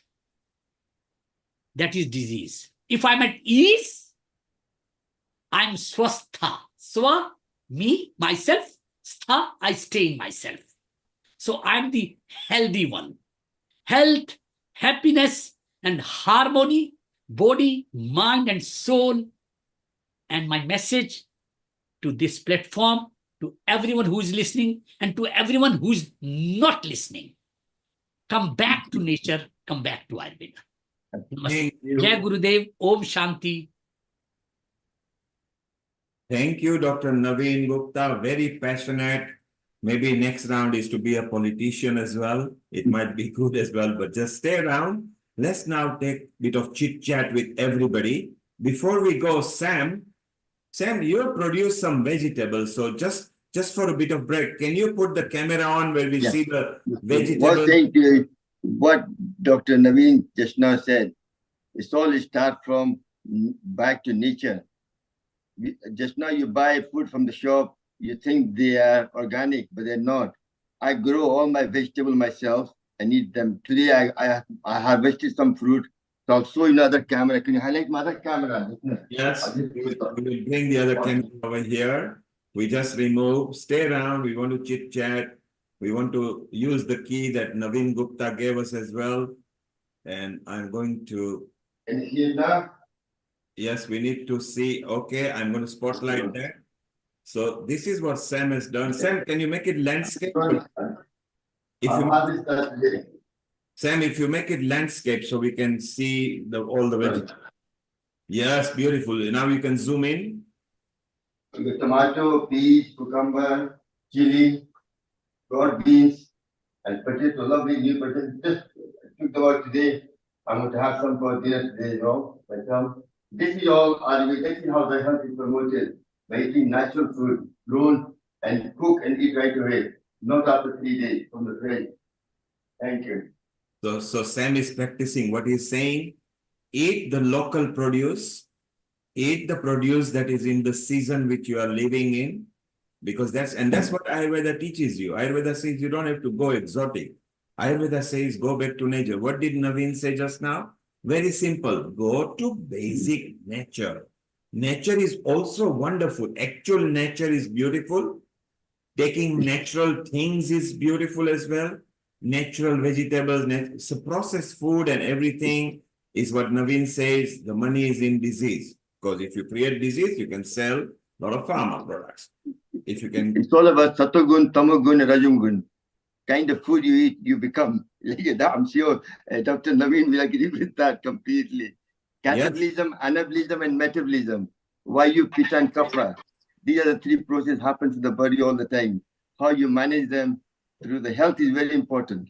That's where the basic, science of yoga, meditation, everything comes from that. So Sam, let's take a comment from Professor Sudhir and Paul Tavares and Hitendra on what Naveen said. Just take a minute each, please. And then we want to go to the Swami, who while meditating is taking everything on. So Professor Sudhir, for 1 minute, what did you get? What key did you pick from Naveen? Jai Gurudev. This is the greeting which is international in Maharshi's universe. I'm so thrilled to hear it after so many years.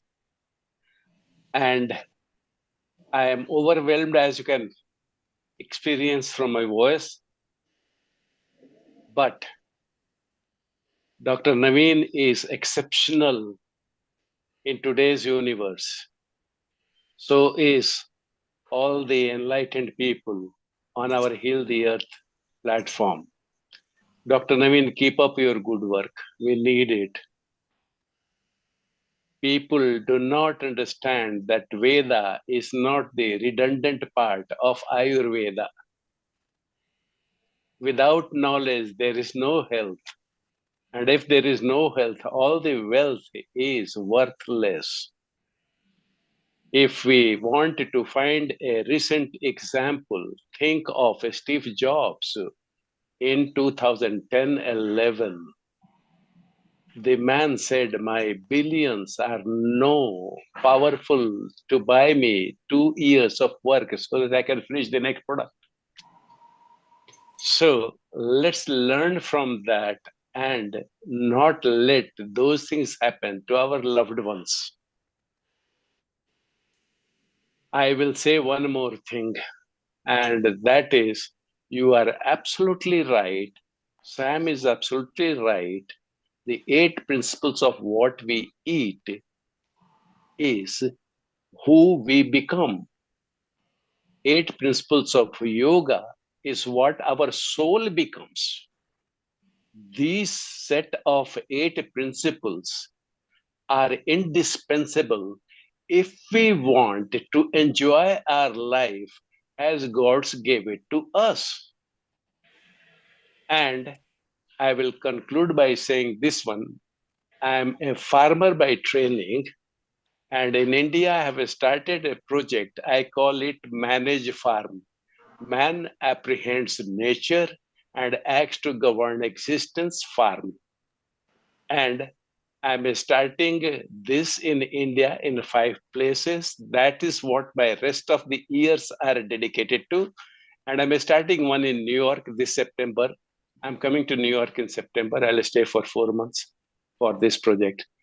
I will need all the help from all the Heal the Earth people here. Please be kind and give me all your wisdom so I don't end up reinventing the field, my friends. Thank you very much, Neil, for letting me be here and give me a voice. Thank you.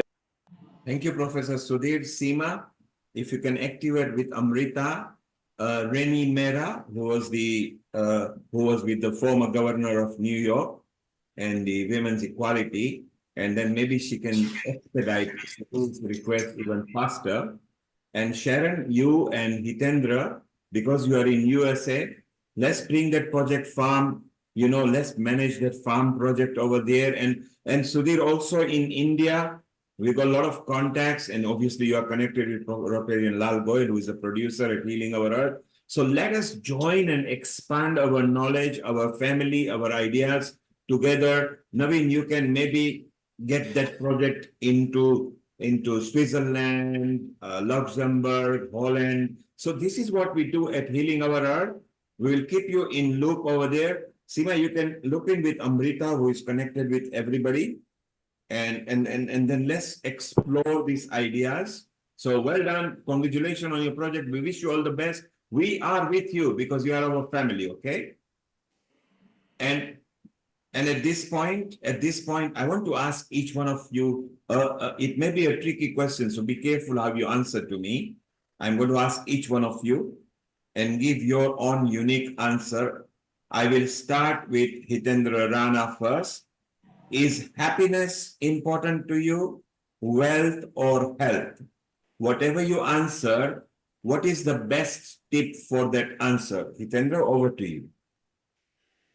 It's a very beautiful question that is going on in everybody's mind, especially the young people, young generation, who are becoming victim of artificial intelligence.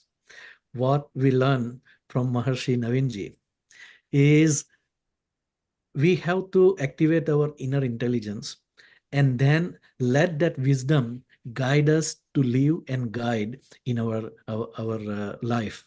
So happiness is, of course, going to be my first priority. It is not the wealth or money or success in the material world, but happiness from within is going to be my priority, and that is possible through our ancient wisdom. Thank you, Hitendra. So Hitendra has chosen happiness over wealth and health. Now, Seema, health, wealth, or happiness? And if whatever you choose, how do you manage that? I think most importantly, happiness. You know, a happy person is a healthy person, and a healthy person and a happy person is an abundant person. You can have all, like Professor Sudhir said earlier on, Steve Jobs had all the wealth in the world. Yeah.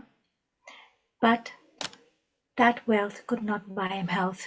It's a known fact that people spend their whole life trying to accumulate wealth.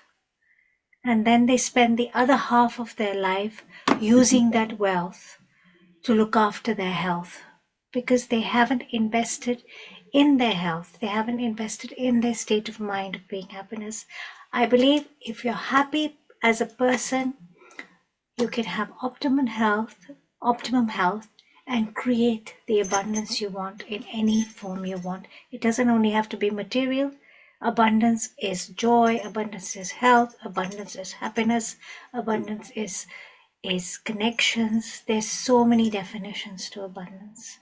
Thank you. So two people have chosen happiness. Sharon, happiness, health, or wealth for you?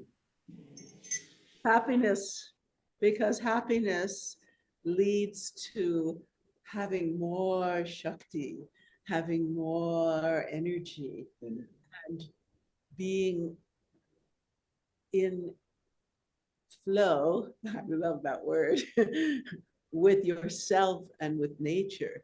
And so when you're happy, and happy is like bliss, it's like being in that clear, present state of love, actually. Love for the world and love for oneself. So I choose happiness. Thank you, Sharon. You are very succinct about it. It is a tricky question. Be careful, because when I give my answer, okay, it may be same as you or maybe different. Let's go to Paul. Paul, what do you feel? Happiness, health, or wealth? I'm going to say, firstly, that the three are interlinked quite intimately. But for me, I'm going to go with health, because health is mind, body, emotion, and spirit. And if you feed a thought into your mind, it can manifest into happiness. If you feed an emotion into your body, it can manifest into wealth. If you feed food into your body, you can attract all three, depending on how clean you are on the inside. And we're talking about creating the vessel on the inside and manifesting outside. So I'm going to go for health. Thank you, Paul. Yes, so 3 happiness, 1 health.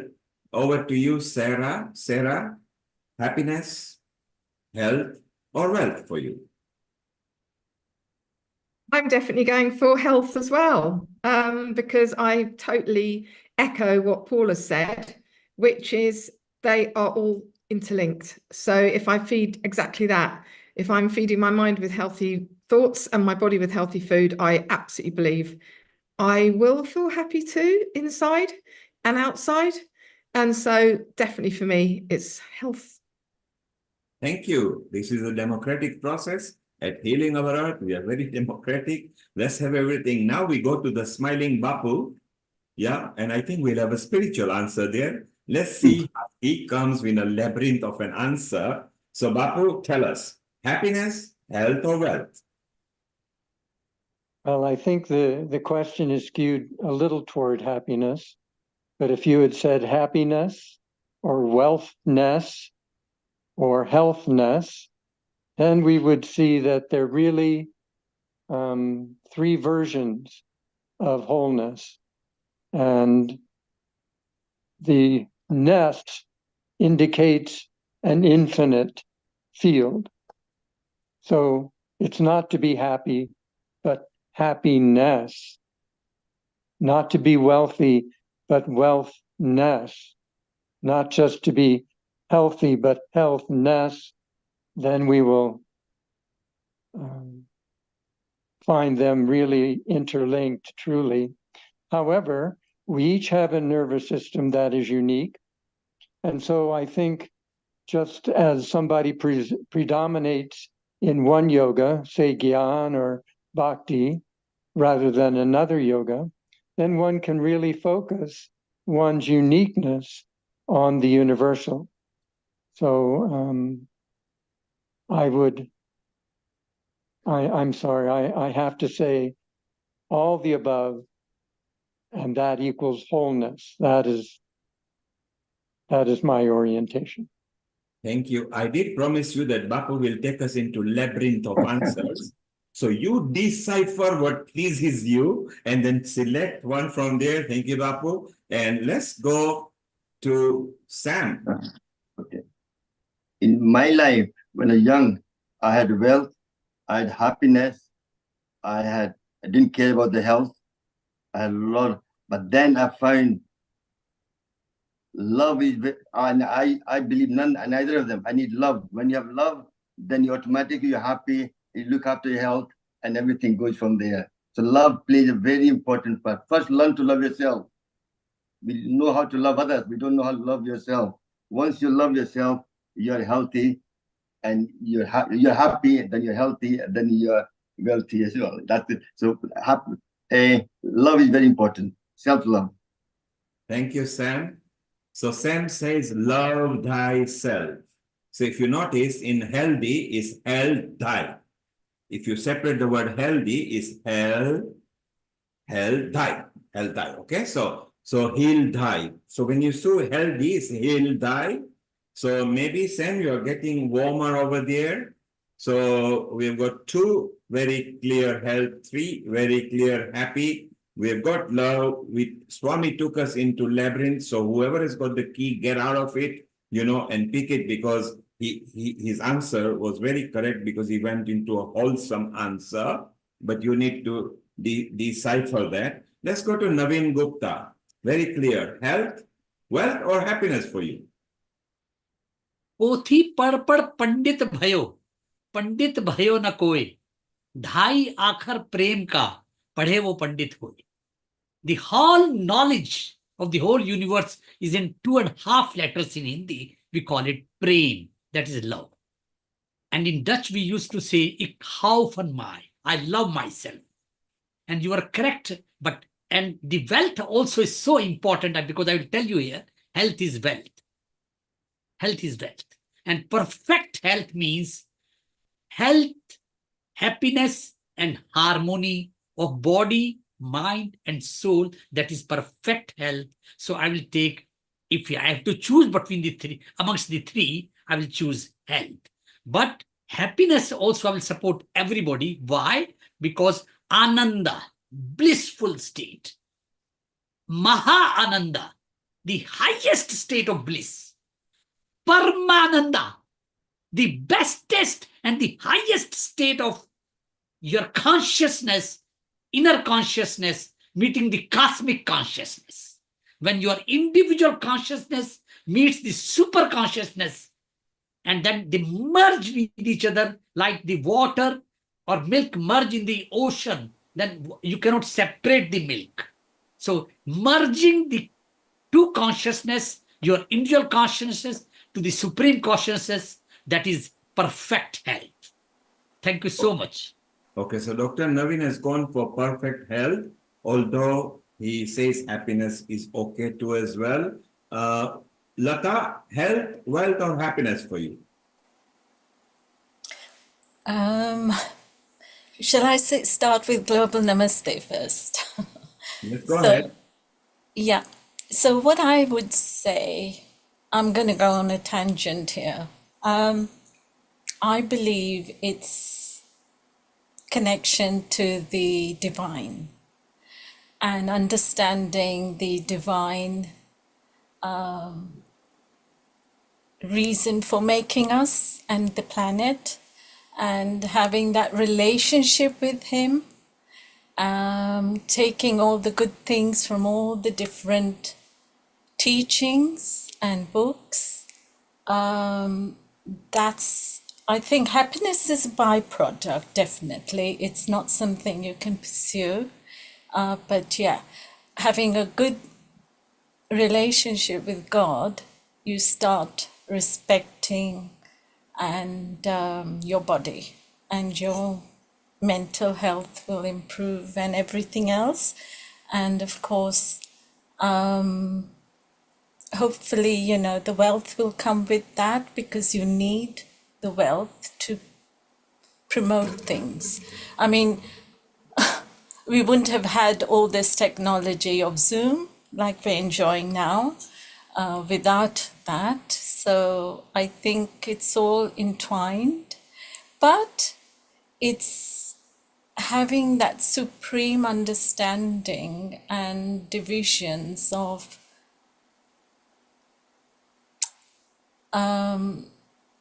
So is it health, wealth, or happiness for you? Just choose one. I think it would be obviously the I think it has to be good health to then bring in the rest, because then you have the understandings. Thank you. So Lata has finally chosen good health. Mita, you are there as well. What is for you, health, wealth, or happiness? A quick answer, please. Global Namaste to everyone. For me, it is health. For me, it is happiness. Quite clearly, because if your state of mind is healthy, I mean, if you are happy, then the mental health part is not affecting you. So if your mental health is good, it also, as we say, disease is disease. So any kind of disease, any psychosomatic problems which is cultivating the physical symptoms of disease will not be surfacing, because you're happy. Your mind is happy because your state of mind is affected by your happiness quotient. And health is wealth. So as a byproduct of being happy, you become healthy. No matter you might be suffering from whatever illness, you have the potential to bounce back. And wealth is, what is wealth? How do you define wealth? Is wealth the material side of wealth, or wealth of relationship, the profound friend circle you have, support system you have? What is wealth actually? Are the people that who are topmost wealthiest people of the world, are they wealthy in what? Materialistic pleasures, or they are wealthy in the abundance of life? So for me, it is happiness, which flows into health, mental health and physical health. And as a result of that, you know, you are wealthy, no matter whether you have a penny or you are a millionaire. Okay, so there you are. Amita has given her answer. Judith, what answer is for you? Do you like health, wealth, or happiness? What do you seek there, Judith? You can unmute yourself. Yes. Hello, everyone. Peace to everybody. Global Namaste. Landscape, if you can, please. Judith. Yes. Hi, my name is Judith Morales, and I'm actually in New Jersey. And I have to tell you, funny enough, I was listening to something about this. I think the awareness of the body and the mind when it comes to happiness, because your health has to do with the understanding of the subconscious mind of what exactly is going on. So happiness does not happen unless you're fully connected with that subconscious mind, with the you, with the I that is in you, which connects you with God. So that brings all of the energy that the body needs in order, because it says the joy of the Lord is my strength, right? So you have to have happiness in order for every single nerve, or the chi, as they call it, everything to be moving correctly. There has to be a sense of happiness, because happiness is connection with the soul, connection with the mind, connection with the I am.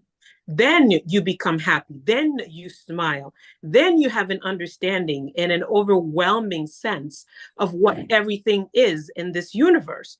Because it's only when you're still, right? It says, be still and know that I am God. So when you are still, you connect with that, I guess, the surge, right, of what people call electricity, or whichever I call it, the Almighty God, which is our spirit also. But still, the chi in that is completely different.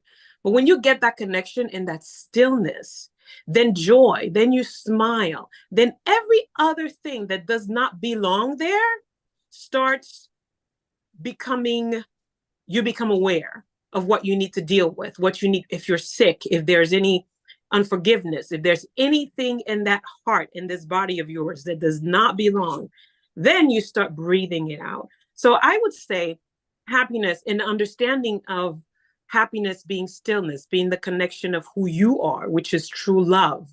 And then that will bring everything else into fruition and into connection, because then your subconscious mind takes over and starts telling you what you need to deal with, because you are here to fulfill a greater calling.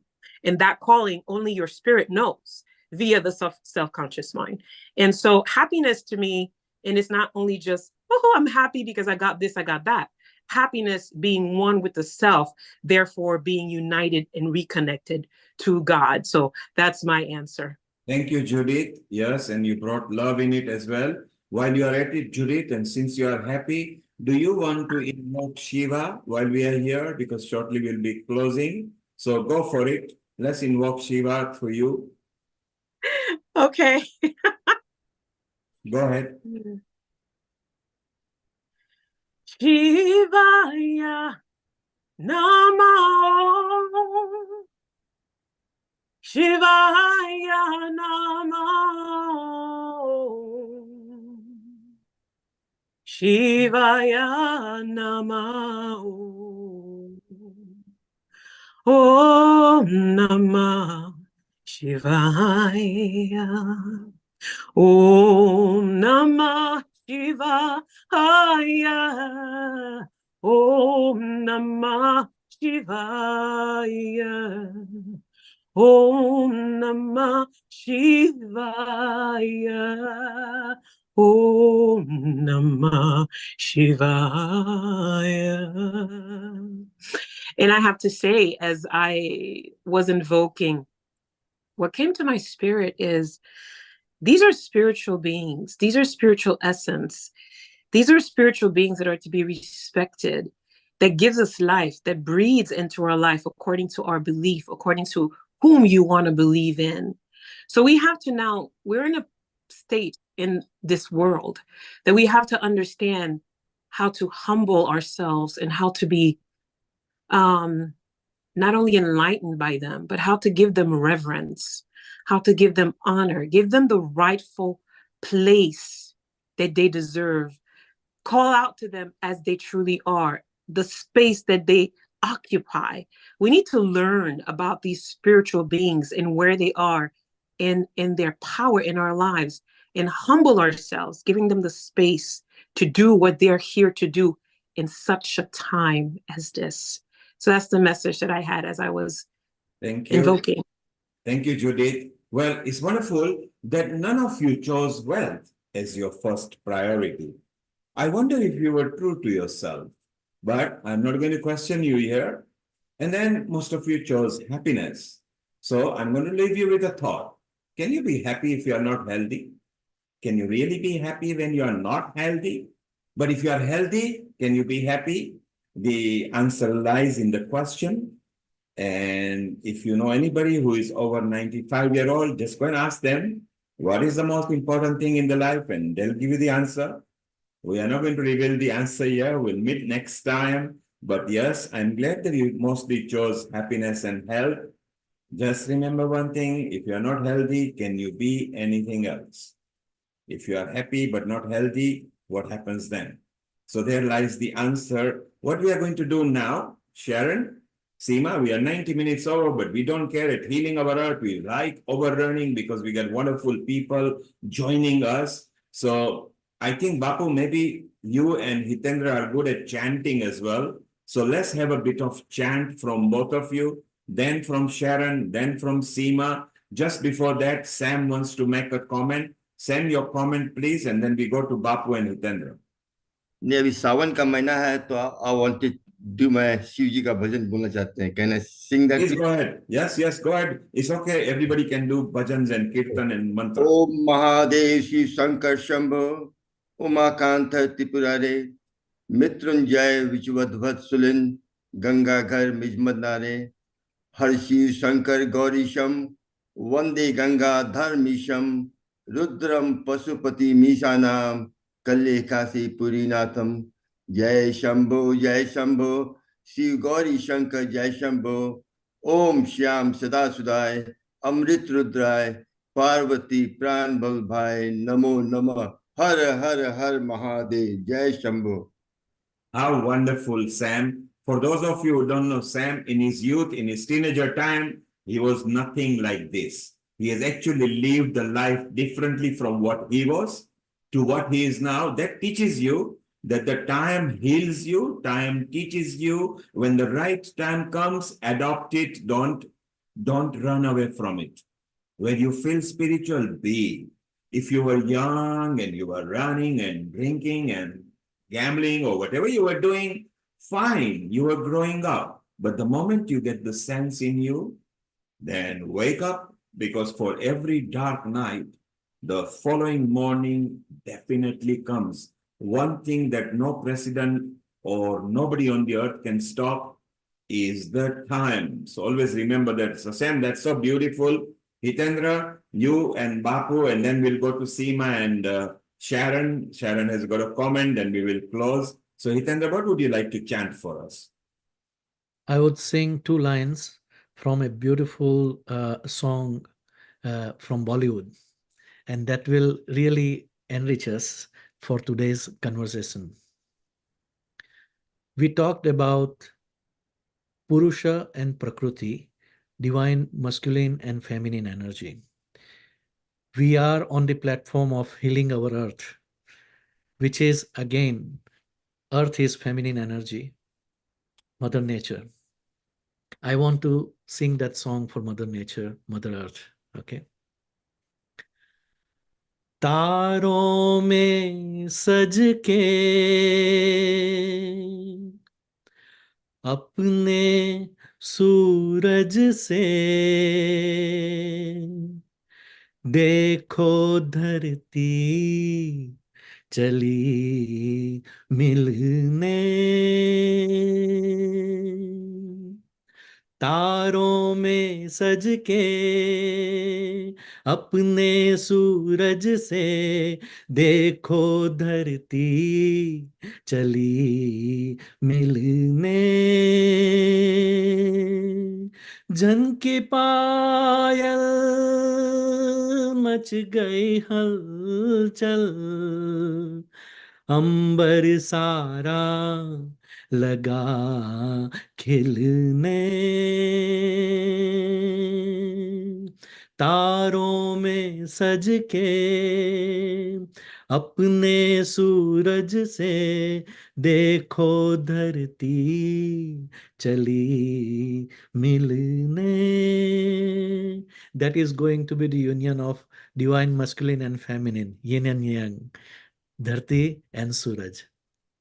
So Earth meeting the sun, dressed up in the stars. Isn't it wonderful that how where the song is trying to say that? So from Sam to Hitendra, from Judith to Sam to Hitendra, why should we leave out Sarah and Paul and them? They might be singer or they might be a poet or something. Sarah, no, Sarah says, leave me out, not at the moment. But Sarah, maybe you just want to say a line or two of something beautiful from your heart of winning. It's okay. Think of it. We'll come back to you. Paul, do you sing and dance? Because you are in martial arts, so I don't want to mess about with you.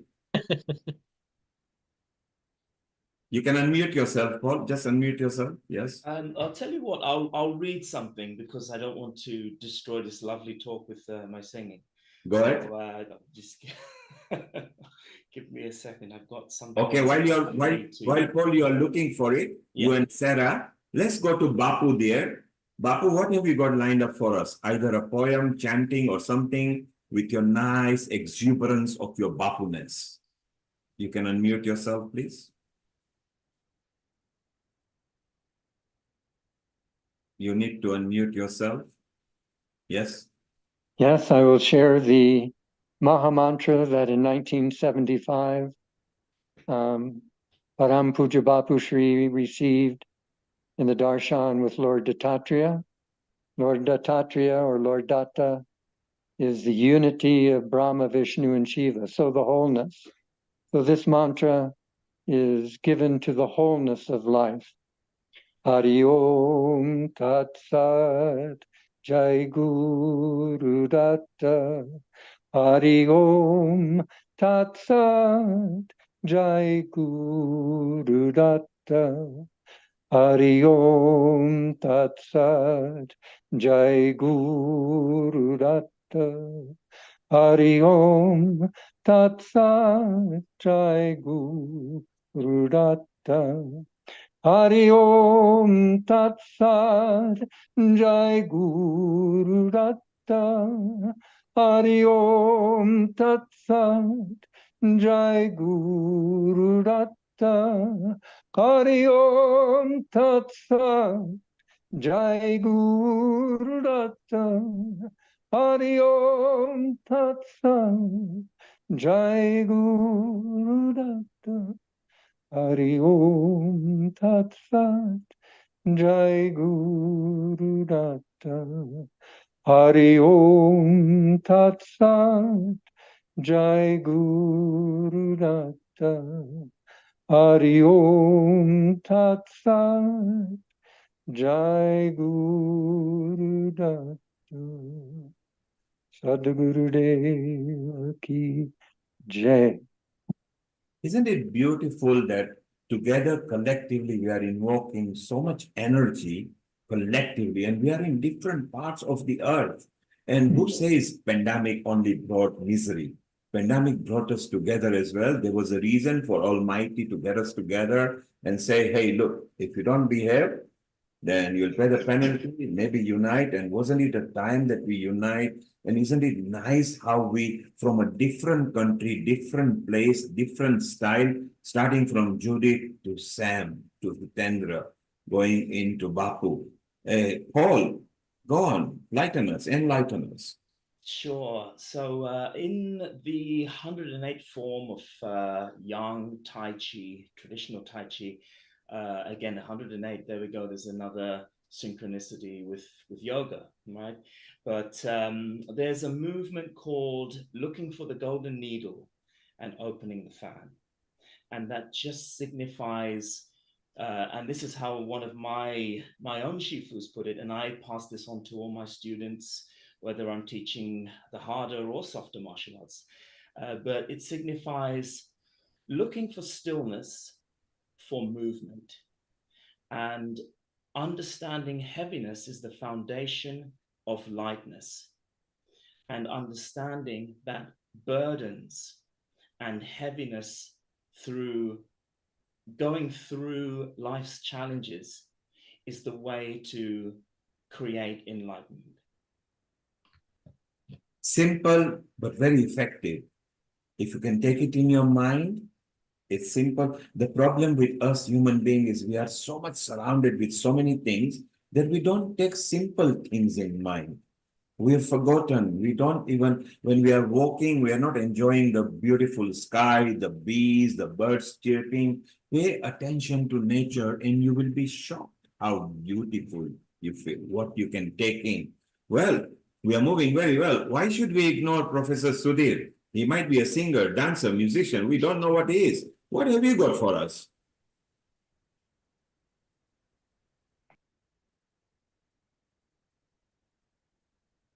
I have nothing. I'm so overwhelmed. I'm not a singer. I'm not a dancer. But you are a I smiler. collect. So if I can recite a quotation, will that be okay? Go ahead, please. So a doctor who studied 40 years before our Dr. Naveen, he says, if wealth is lost, nothing is lost. If wealth is lost, nothing is lost. If health is lost, something is lost. If character is lost, then everything is lost. And by character, he meant staying united with Mother Nature, respecting earth, respecting sky. If you do that, you have good character. If you're disconnected, you have lost your character. This is what the doctor said. And I think it is good for us. I remember that quotation for myself. And Professor Thank you. Sudhir, if ever you want to know what you are, well, you got a smile plastered on you all the time. So keep it there. And your point is very right. Healing our earth was what we decided during the pandemic. Immediately as pandemic came, we brought healing our earth because everybody knew that we need to heal the earth. We are abusing the earth. Those who are in a climate area problem with heat and fire and floods and thunderstorms are now realizing that we can't mess about. Well, Yes. Sarah has come back. She has practiced a dance and a song, but she might just say a saying. Sarah, you are smiling. What have you got lined up for us? I'm not singing. You don't want to hear me singing. But I would say, because I do love words, I would say, Sarah, unmute myself. Sorry. Yes, Well- sorry. No, you don't. I don't want me to sing. That would spoil everything. But it's I'm okay absolutely because your internet has gone on a loop. Oh, am I back? Yes, you are back. We can hear you. Okay. Yes, I love words. So I would say it's always sunny when you're running towards the light. And that's what I look for, the light. And also from one of my favorite Buddhist teachings from Daisaku Ikeda, I love his line that he says, as human beings, let us reach beyond our small, limited selves and attain an all-encompassing state of being, our hearts communicating with the vast universe. Now you see why she is good at winning the heart. Because Sarah says it with the word, and she says she loves going towards the light. Well, we have heard the saying there is a light at the end of the tunnel.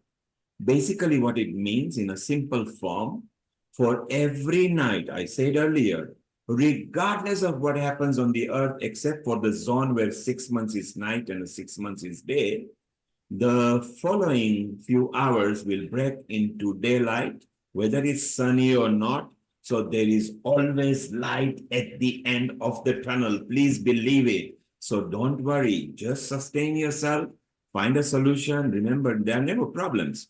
You are being given opportunity to find solution. I think we have covered everybody. Naveen actually also likes classical. He doesn't dance, but he loves classical dance and classical songs. And he might have a saying or he might sing to us. Naveen, what have you got lined up for us? जब मैं था तब हरि नहीं, जब हरि है तो मैं नहीं. Here I've used the word मैं 2 times. मैं means I, myself, mine, and मैं also means the ego. When I was there, the God was not there. That I means the ego. When I was not there, the God was there. That means when ego was not there, God was there. And with one song I finished because my battery is finishing off also. And that is Kalatita, Gunatita, Bhavatita, Brahma, Brahma, Brahma, Brahma. Beyond time, beyond mental attributes, Sattva, Rajas, Tamas, and beyond bhava, there is only one thing, which is bhava tita dhyana, transcendental meditation, which brings you to transcendence. And that is the state when you enter into Turyatita Avastha. Beyond the 7th level of the highest level of the meditation, that is the Turya Atita Avastha. So that was the song I could sing for you fully, but with few sentences, I say Global Namaste to all of you. And thank you so much for bringing me on this platform, for introducing all the beautiful people. Today, Bapuji, Seemaji, Professor Saab, Sam, Paul, Judith, Sharon, one and only Sharon, then Lataji, then behind the screen, Nishit. He doesn't come on the screen, but he's there. And you are also behind the screen, Neil, and Mitaji, and Hitendraji. Whosoever I see, thank you so much. Thank you. So Dr. Naveen said, when I was there, God was not there. And I refers to himself or ego. But when God was there, I was not there. So when he let go of the ego, it was too late. God was there. So don't carry ego. Ego is not very good. Ego is just temporarily. Okay? If you are without ego, you will be lighter as well. Carry your body with lightness. Don't have a vengeance and revenge. Don't, if you are married, don't pick on your spouse. If you got children, don't feel bad. If you got parents, don't worry. Just lighten up. The journey belongs to you. And just go smoothly and nicely. Sharon, you had a comment. You sing as well. Seema sings Achutam Keshavam as well. So now let's maybe wind up. I think we have covered everybody. So Sharon, what have you got? This was my comment. It was actually for Judith. So here we go. Da din din da da din din da na tin tin na tin tin da da da da din din da da din din da na tin tin da tin tin Mahadev Mahadev Mahadev Mahadev Trishula Damaru Adyanata Chandranata Maheshwara Tripurari Adyanata Chandranata Maheshwara Tripurari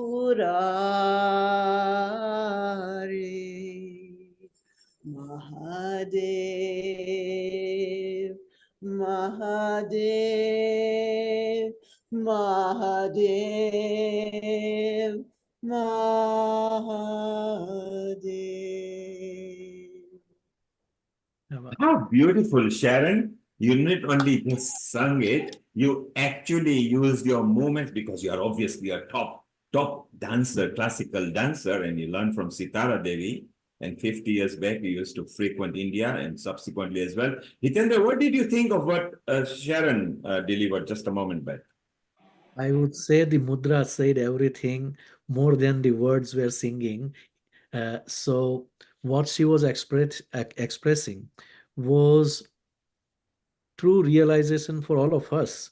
Everything that we learn from beginning till end, what Dr. Naveen also said about the Ardhanareshwara Rupa, which is the Purusha and Prakriti getting in one, united. That is what we learn from Judith and Sharon's song when we were talking about Shiva and Shakti. I feel the ultimate of everything, as Dr. Naveen again said, I would like to remember that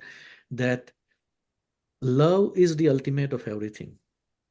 You want to realize God, there is only one lane, and that lane's name is love. Okay? So, Prema Gali Ati Sankari. Prema Gali Ati Sankari. Tame Dona Samai. Prema Gali Ati Sankari. Tame Dona Samai. जब मैं था तो हरि नहीं, जब हरि तो मैं नहीं. That is what it is. Leave the ego, leave the intelligence. What we are seeking is health and happiness. through yoga and meditation. But ultimate is not the happiness that exists with the jiva or body and mind on the earth, which is, it is just sukha or comfort. But what we want is mahasukha at the soul level, or joy, ananda, that is possible only through love when we connect with the divine Paramananda, Satchidananda. And that is what I felt in encompassing everything that we learn from the wisdom of Ayurveda, from the wisdom of Patanjali Yoga Sutra, and all what our learned, distinguished guests have shared with us. Thank you Thank very much. you, Hitendra. Very nicely summarized. Naveen gave the key to eternal health, and then Judith came in a Shiva invoking, and Sharon, as you said, the perfect mudra. Nice, not just singing, but the way she artistically narrated it. It was so beautiful. Seema, what do you think? I think we are really celebrating the auspicious month of Shiva through all these lovely mantras and mudras, from Judith's Om Namah Shivaya, which I love so much, to Sharon's mudras. And at Healing Our Earth, when we come together, we create so much energy. It is so beautiful that we all connect on this platform. You know, we are all so blessed, as you know, I was just reflecting as I do when we go into these conversations of wisdom, that we're so lucky. We're here, we're connecting on this platform on Zoom, we're all smiling, we're making new friends. How about we all just take a moment, just one second, and we sit with our spines erect, and we take a deep, long breath in, and let's put our hands on our hearts. And as we connect within, really, really feeling our heart chakra, fill it up with so much love and light. Because this is our essence on this platform. We want to heal our earth. And as we fill our hearts up with this love, with this light, really fill it up, take a deep breath in.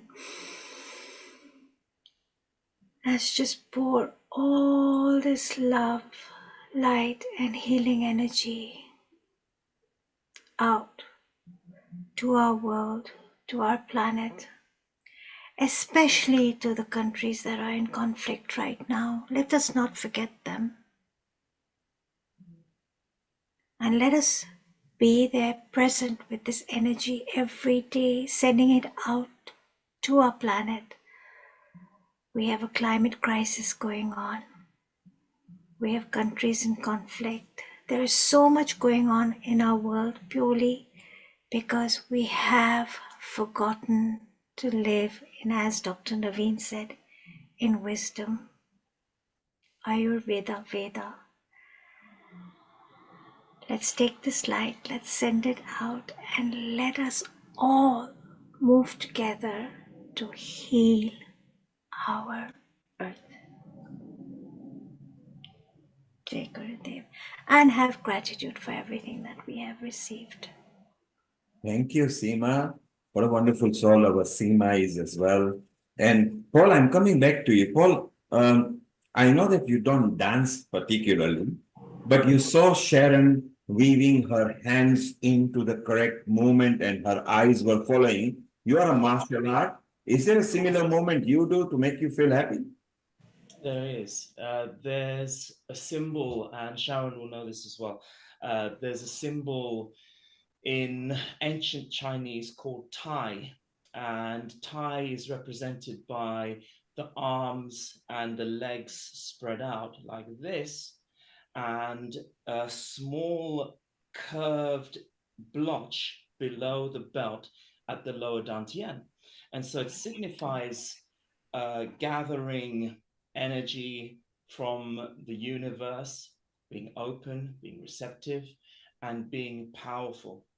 And we can't change the world unless we're powerful ourselves. I don't mean it in a dominating way, but I mean it in the strength and the power to stand up for what is wrong and clearly unjust. And so we can do this movement together. Hold your hands like this. And you want to align the palms, or the Lao Gong points on the palms like this. Lao Gong points are like minor chakras. Okay, so if you hold your hands like this and you stretch your spine gently, think of expansion, expanding your growth, your health, your happiness, your wealth, and think of gathering all that resources. You bring your hands in slowly and consciously and storing it here in the lower dantian. And just think about how you might use that to make the world a better place, yourself better, and help the planet. Beautiful, Paul. And Paul, you are very new to Healing Our Earth, and welcome. You are now part of the family. You will explore some possibilities with Seema. Tell us, what is your experience like at Healing Our Earth?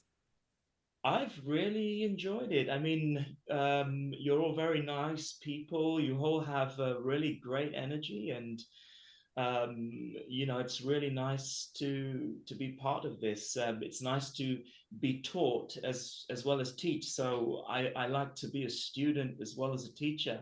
I've learned so much. Thank you, Paul. You are part of the family at Healing Our Earth. There are no doors, no windows, no keys. You can walk in whenever you feel like, bathe into the energy, come in as you please and go as you please. That's what Healing Our Earth is. And shortly we'll be going to Judith because she has picked some energy at the moment, so she wants to talk. And Bapu, you are your first time, and thanks to Sharon. What do you feel at Healing Our Earth? You can unmute yourself, please. I feel that the seed of wholeness has been planted and that the earth is deeply in need of going beyond content to the context, going beyond limitation to what is unlimited. And everyone here carries a flavor of that which is unlimited, and then bringing them by through their unique nervous system and talents into moving expression, truly gifted expression. We live in the universe, the unity of all diversity, and so the diversity of our individuality meeting the universality of our being. This is a wonderful home for all that will heal the earth. Thank you, Bapu. So that is nicely, succinctly put and summarized. And it's so nice that we always ask everybody, because we feel that it's a home that should have no boundary, as you said. There should be no limit, no discrimination, no gender bias, no bashing companies or anything. Just live, breathe, and move on and spread energy so everybody heals together. Judith, you think you felt something, so go on, tell us your experience, what you felt while we were at it. Yes, this is for someone.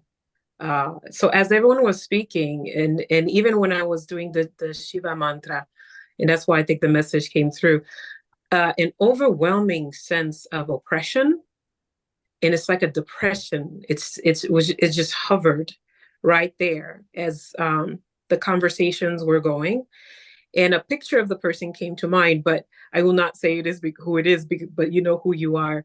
So the message is, it's like you're carrying so much burden. It's let it go. Like, spiritually speaking, our spiritual practices are for us to heal the world, not for us to be burdened by it. So whatever it is going on, even if it's something in your relationship, even if it's, I don't know, issues with your husband, whatever that's being spoken, whatever energy that's being projected to you, whatever issue that's going on in marriage right now, there might be some issues. God wants you to know He's been with you, and do not focus on the particular energy. Your strength is going through the pain so that you can be stronger. Do not look at what's going on around you as, oh my God, everything is going to go. There's no such thing as an ending. We are infinite being. It's just a moment. You're just going through a moment. So relax, let go. Do not fight what you're feeling, but get the message from what it is, why you're feeling it. So that's it. Take care of yourself and don't be afraid and just go through it. Well said, Judith. Judith is saying, she mentioned husband, but wives are included in it as well. If you are suffering from your spouse and you feel that, you've been together and everything, find a new avenue. Don't suffer. Sometimes surrendering to your siblings or your offspring is good because you bring your children, you educate them. Suddenly they want to bring some different facets in your life. Trust them. Give your life to them. They will not destroy you. They are your offsprings, or your parents. We always feel our parents that maybe they are slightly out of date. Well, educationally, maybe, but spiritually and wisdom-wise, they are well ahead of us. A 90-year parent knows how the knee functions and the heart beats because he's 90-year-old. You are only 50-year-old, for example. Take the wisdom from people. Steal the knowledge. That is sweet stealing from older generation. Whatever you can grab it with open arms. So Judith, yes, don't be scared. Don't run away from anything. It's all wonderful. Well, we are nearly 2 hours over, but do we care? Because at Healing Our Earth, we are always running over. We enjoy. Let's ask Professor, this is his second or third, I think it's second or third visit. Professor, what do you feel at Healing Our Earth? I feel fulfilled. I feel completely fulfilled. And I am so grateful to you. I cannot tell you, to every one of you. These are my richest moments spent. Normally, I'm asleep 1.5 hours by this time, India Standard Time. The fact that I'm awake, Neil, is a tribute to who you brought on this platform. And I'll always be grateful to you. Anytime you invite, I'll come in. Thank you. And Professor, this is not just me. I'm just a simple medium where sometimes Sharon or Seema, our senior, they allow me in as well. So I'm grateful to them. I'm just a person who is here. My main goal of life is to uplift people, unite people, promote them. So I love it, what's going. So thanks to all of you, we are here because so much things that we learn. Sam, you've got a comment? And maybe you can use thick Scottish accent because I love your accent, Sam. This is Healing the Earth. All of us gather so much energy. Let's send some energy back to the people who need them. Just you open your hand up, as you breathe in, you go up all the way up to the top. Come on, you all have to do it. And then connect the 2 fingers together, make a heart shape, breathing out. And then come back to the heart, breathing in, and you give the energy to anybody who needs it. That's the work of the Healing of the Earth.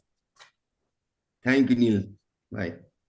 Beautiful, Sam. Sam is our resident yoga expert and spiritual expert as well.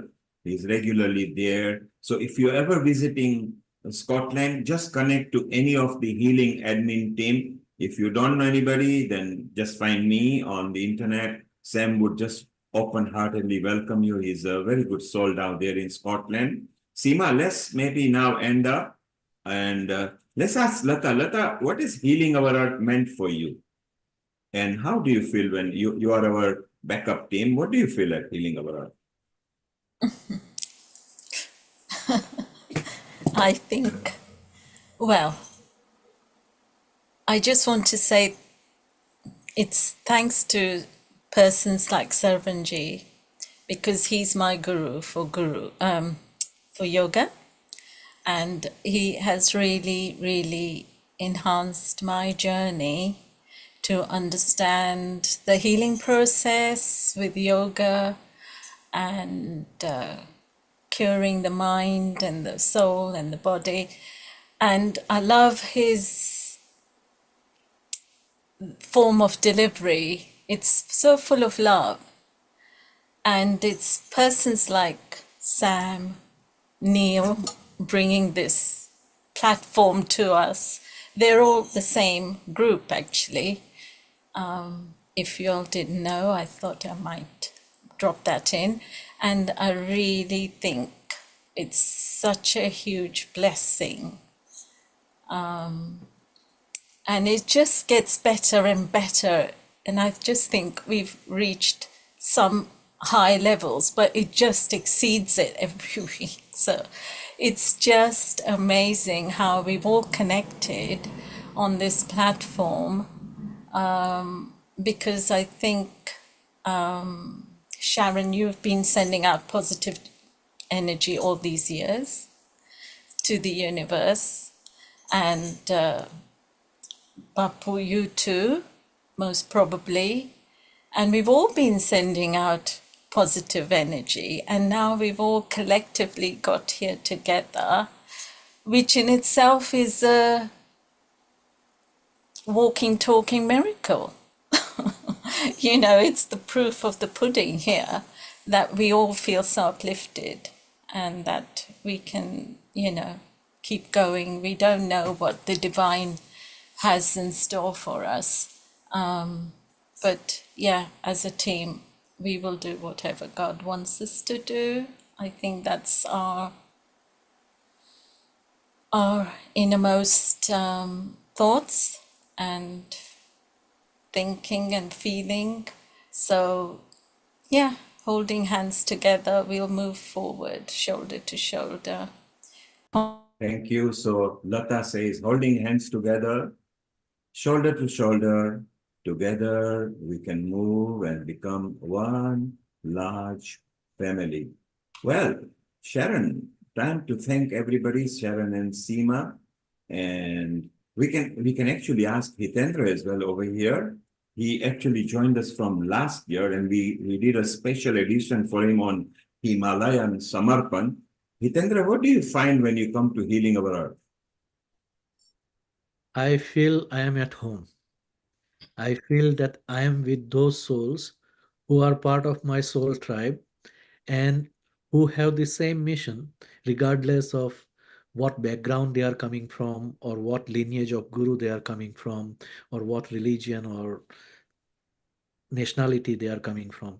I think Healing Our Earth is one platform that is really meant for any soul who wants to become part of that soul tribe, become part of that one human family, become part of that Vasudhaiva Kutumbakam, which is the mission I was given by my master, my guru.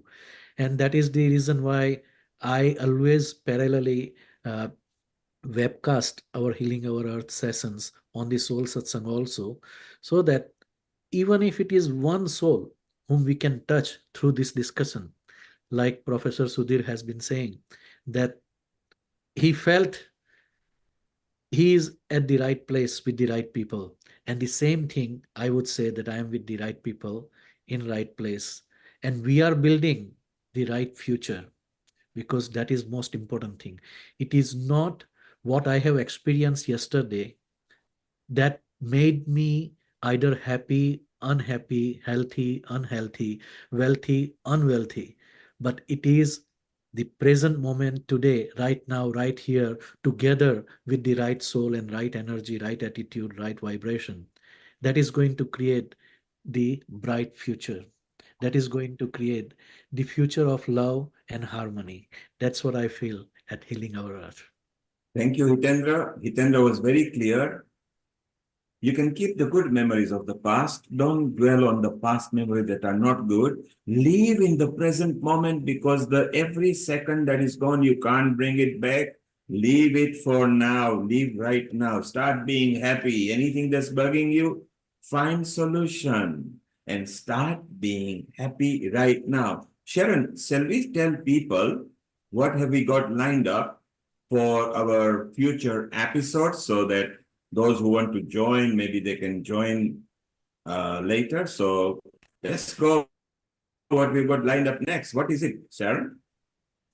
Next Sunday, August 11th, India Independence Day. Unite, empower, celebrate Independence Day, International Youth Day, igniting the spirit of freedom and youthful potential. We always sing and dance and just have a wonderful time celebrating the independence of India.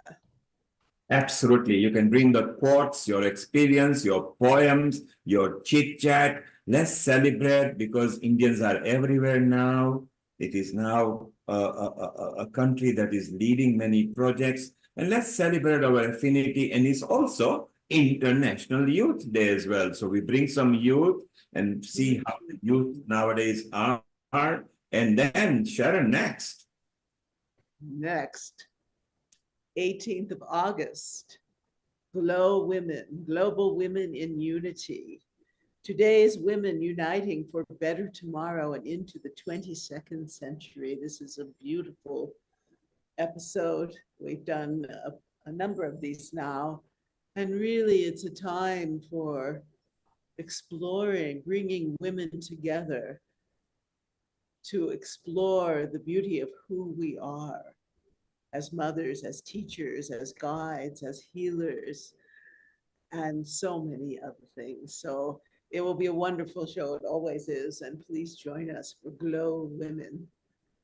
So if you are a woman, and even if you are a man, you support women, this is an episode where it's for the women, by the women, of the women, towards the women. And the next one. Janamashtami special, celebrate Krishna, joyful devotion, embrace the divine melody. This is also with song and dance and celebration and lila, etc. So this is always such a special episode. Please join us. And Sharon, you have a special dance for it. You got such a good dance that I think every time you show that video, we want to see more and more. So make sure you bring that video again this time. Oh, I'm thinking of making a little dance to Michael Henry Dunn's Krishna chant. Yes, even more beautiful. And we remember your son dressed up as Krishna so many years back in India. So let's bring that love during Janmashtami, which is very shortly coming over here. And yes, Sharon, Seema, time to thank everybody who appeared today, either one of you, and then maybe Gayatri Mantra, and we close. Okay.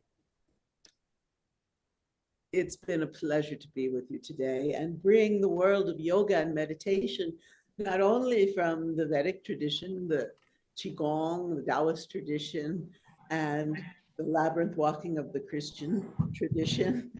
It's been really a pleasure to be with all of our guests and all of you out there. And we look forward to so much more. And let's end. And Seema, what would you like to say? I'd like to just give everyone a small quote by St. Francis of Assisi. This is something very close to my heart. And it says, start by doing what is necessary. Then do what is possible. And suddenly you'll be doing the impossible. Quoting Audrey Hepburn, she said, nothing is impossible. The word in itself has the words, I am possible. So there is nothing in this world that we cannot do. Seema, I love it. Start by doing things that are necessary. Is that right? That's right. Start by doing things that are necessary. Then go on to doing things that are possible. And suddenly you'll be doing the impossible. This is a quote by St. Francis of Assisi, who I love very much because he said, Lord, make me an instrument of your peace. Where there is sadness, let me sow joy. You know, and where there is hatred, love. It's a beautiful prayer by St. Francis of Assisi. But this quote by him is so inspiring, and if you hold on to it throughout your life, You know, the little things that you feel you cannot do, you just remind yourself that I'll start by doing something small, then it'll become possible, and then I'll be doing the impossible. And isn't that our vision here at Healing Our Earth and Glow Yes, Women isn't and it everything beautiful? that we do? Yeah, it's beautiful. So those people, if you think something is impossible, well, start what is necessary first. Then, very simply, you will notice that you are able to do something, and later you will find that what is impossible is possible.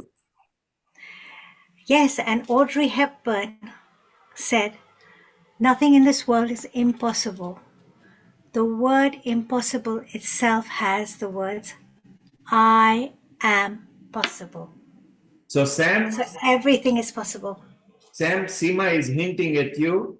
Nothing is impossible. Next time you come, you're going to dance on the table and you're going to do Kathak dancing, okay? Sam, you're muted. Sam, you're muted. And Professor Sudhir, you might become a raga singer when you come next time because nothing is impossible. Start necessary things and gently keep on doing it and nothing is impossible. Sam has already started. Look at it. Sam is following Sarah. That's it. Perfect. Karen, we love the moon. Maybe shall we ask Hitendra to finish with Gayatri Mantra? Yeah? Yes. That would be Okay, beautiful. Hitendra is all yours. Nice Gayatri Mantra. Okay. Thank you very much, everyone. Global Namaste once again for joining us today. And may the light of Lord's Sun spread to our soul, our heart, our body, and keep us healthy, wealthy, and prosperous throughout to be joyful. Om Bhur Swaha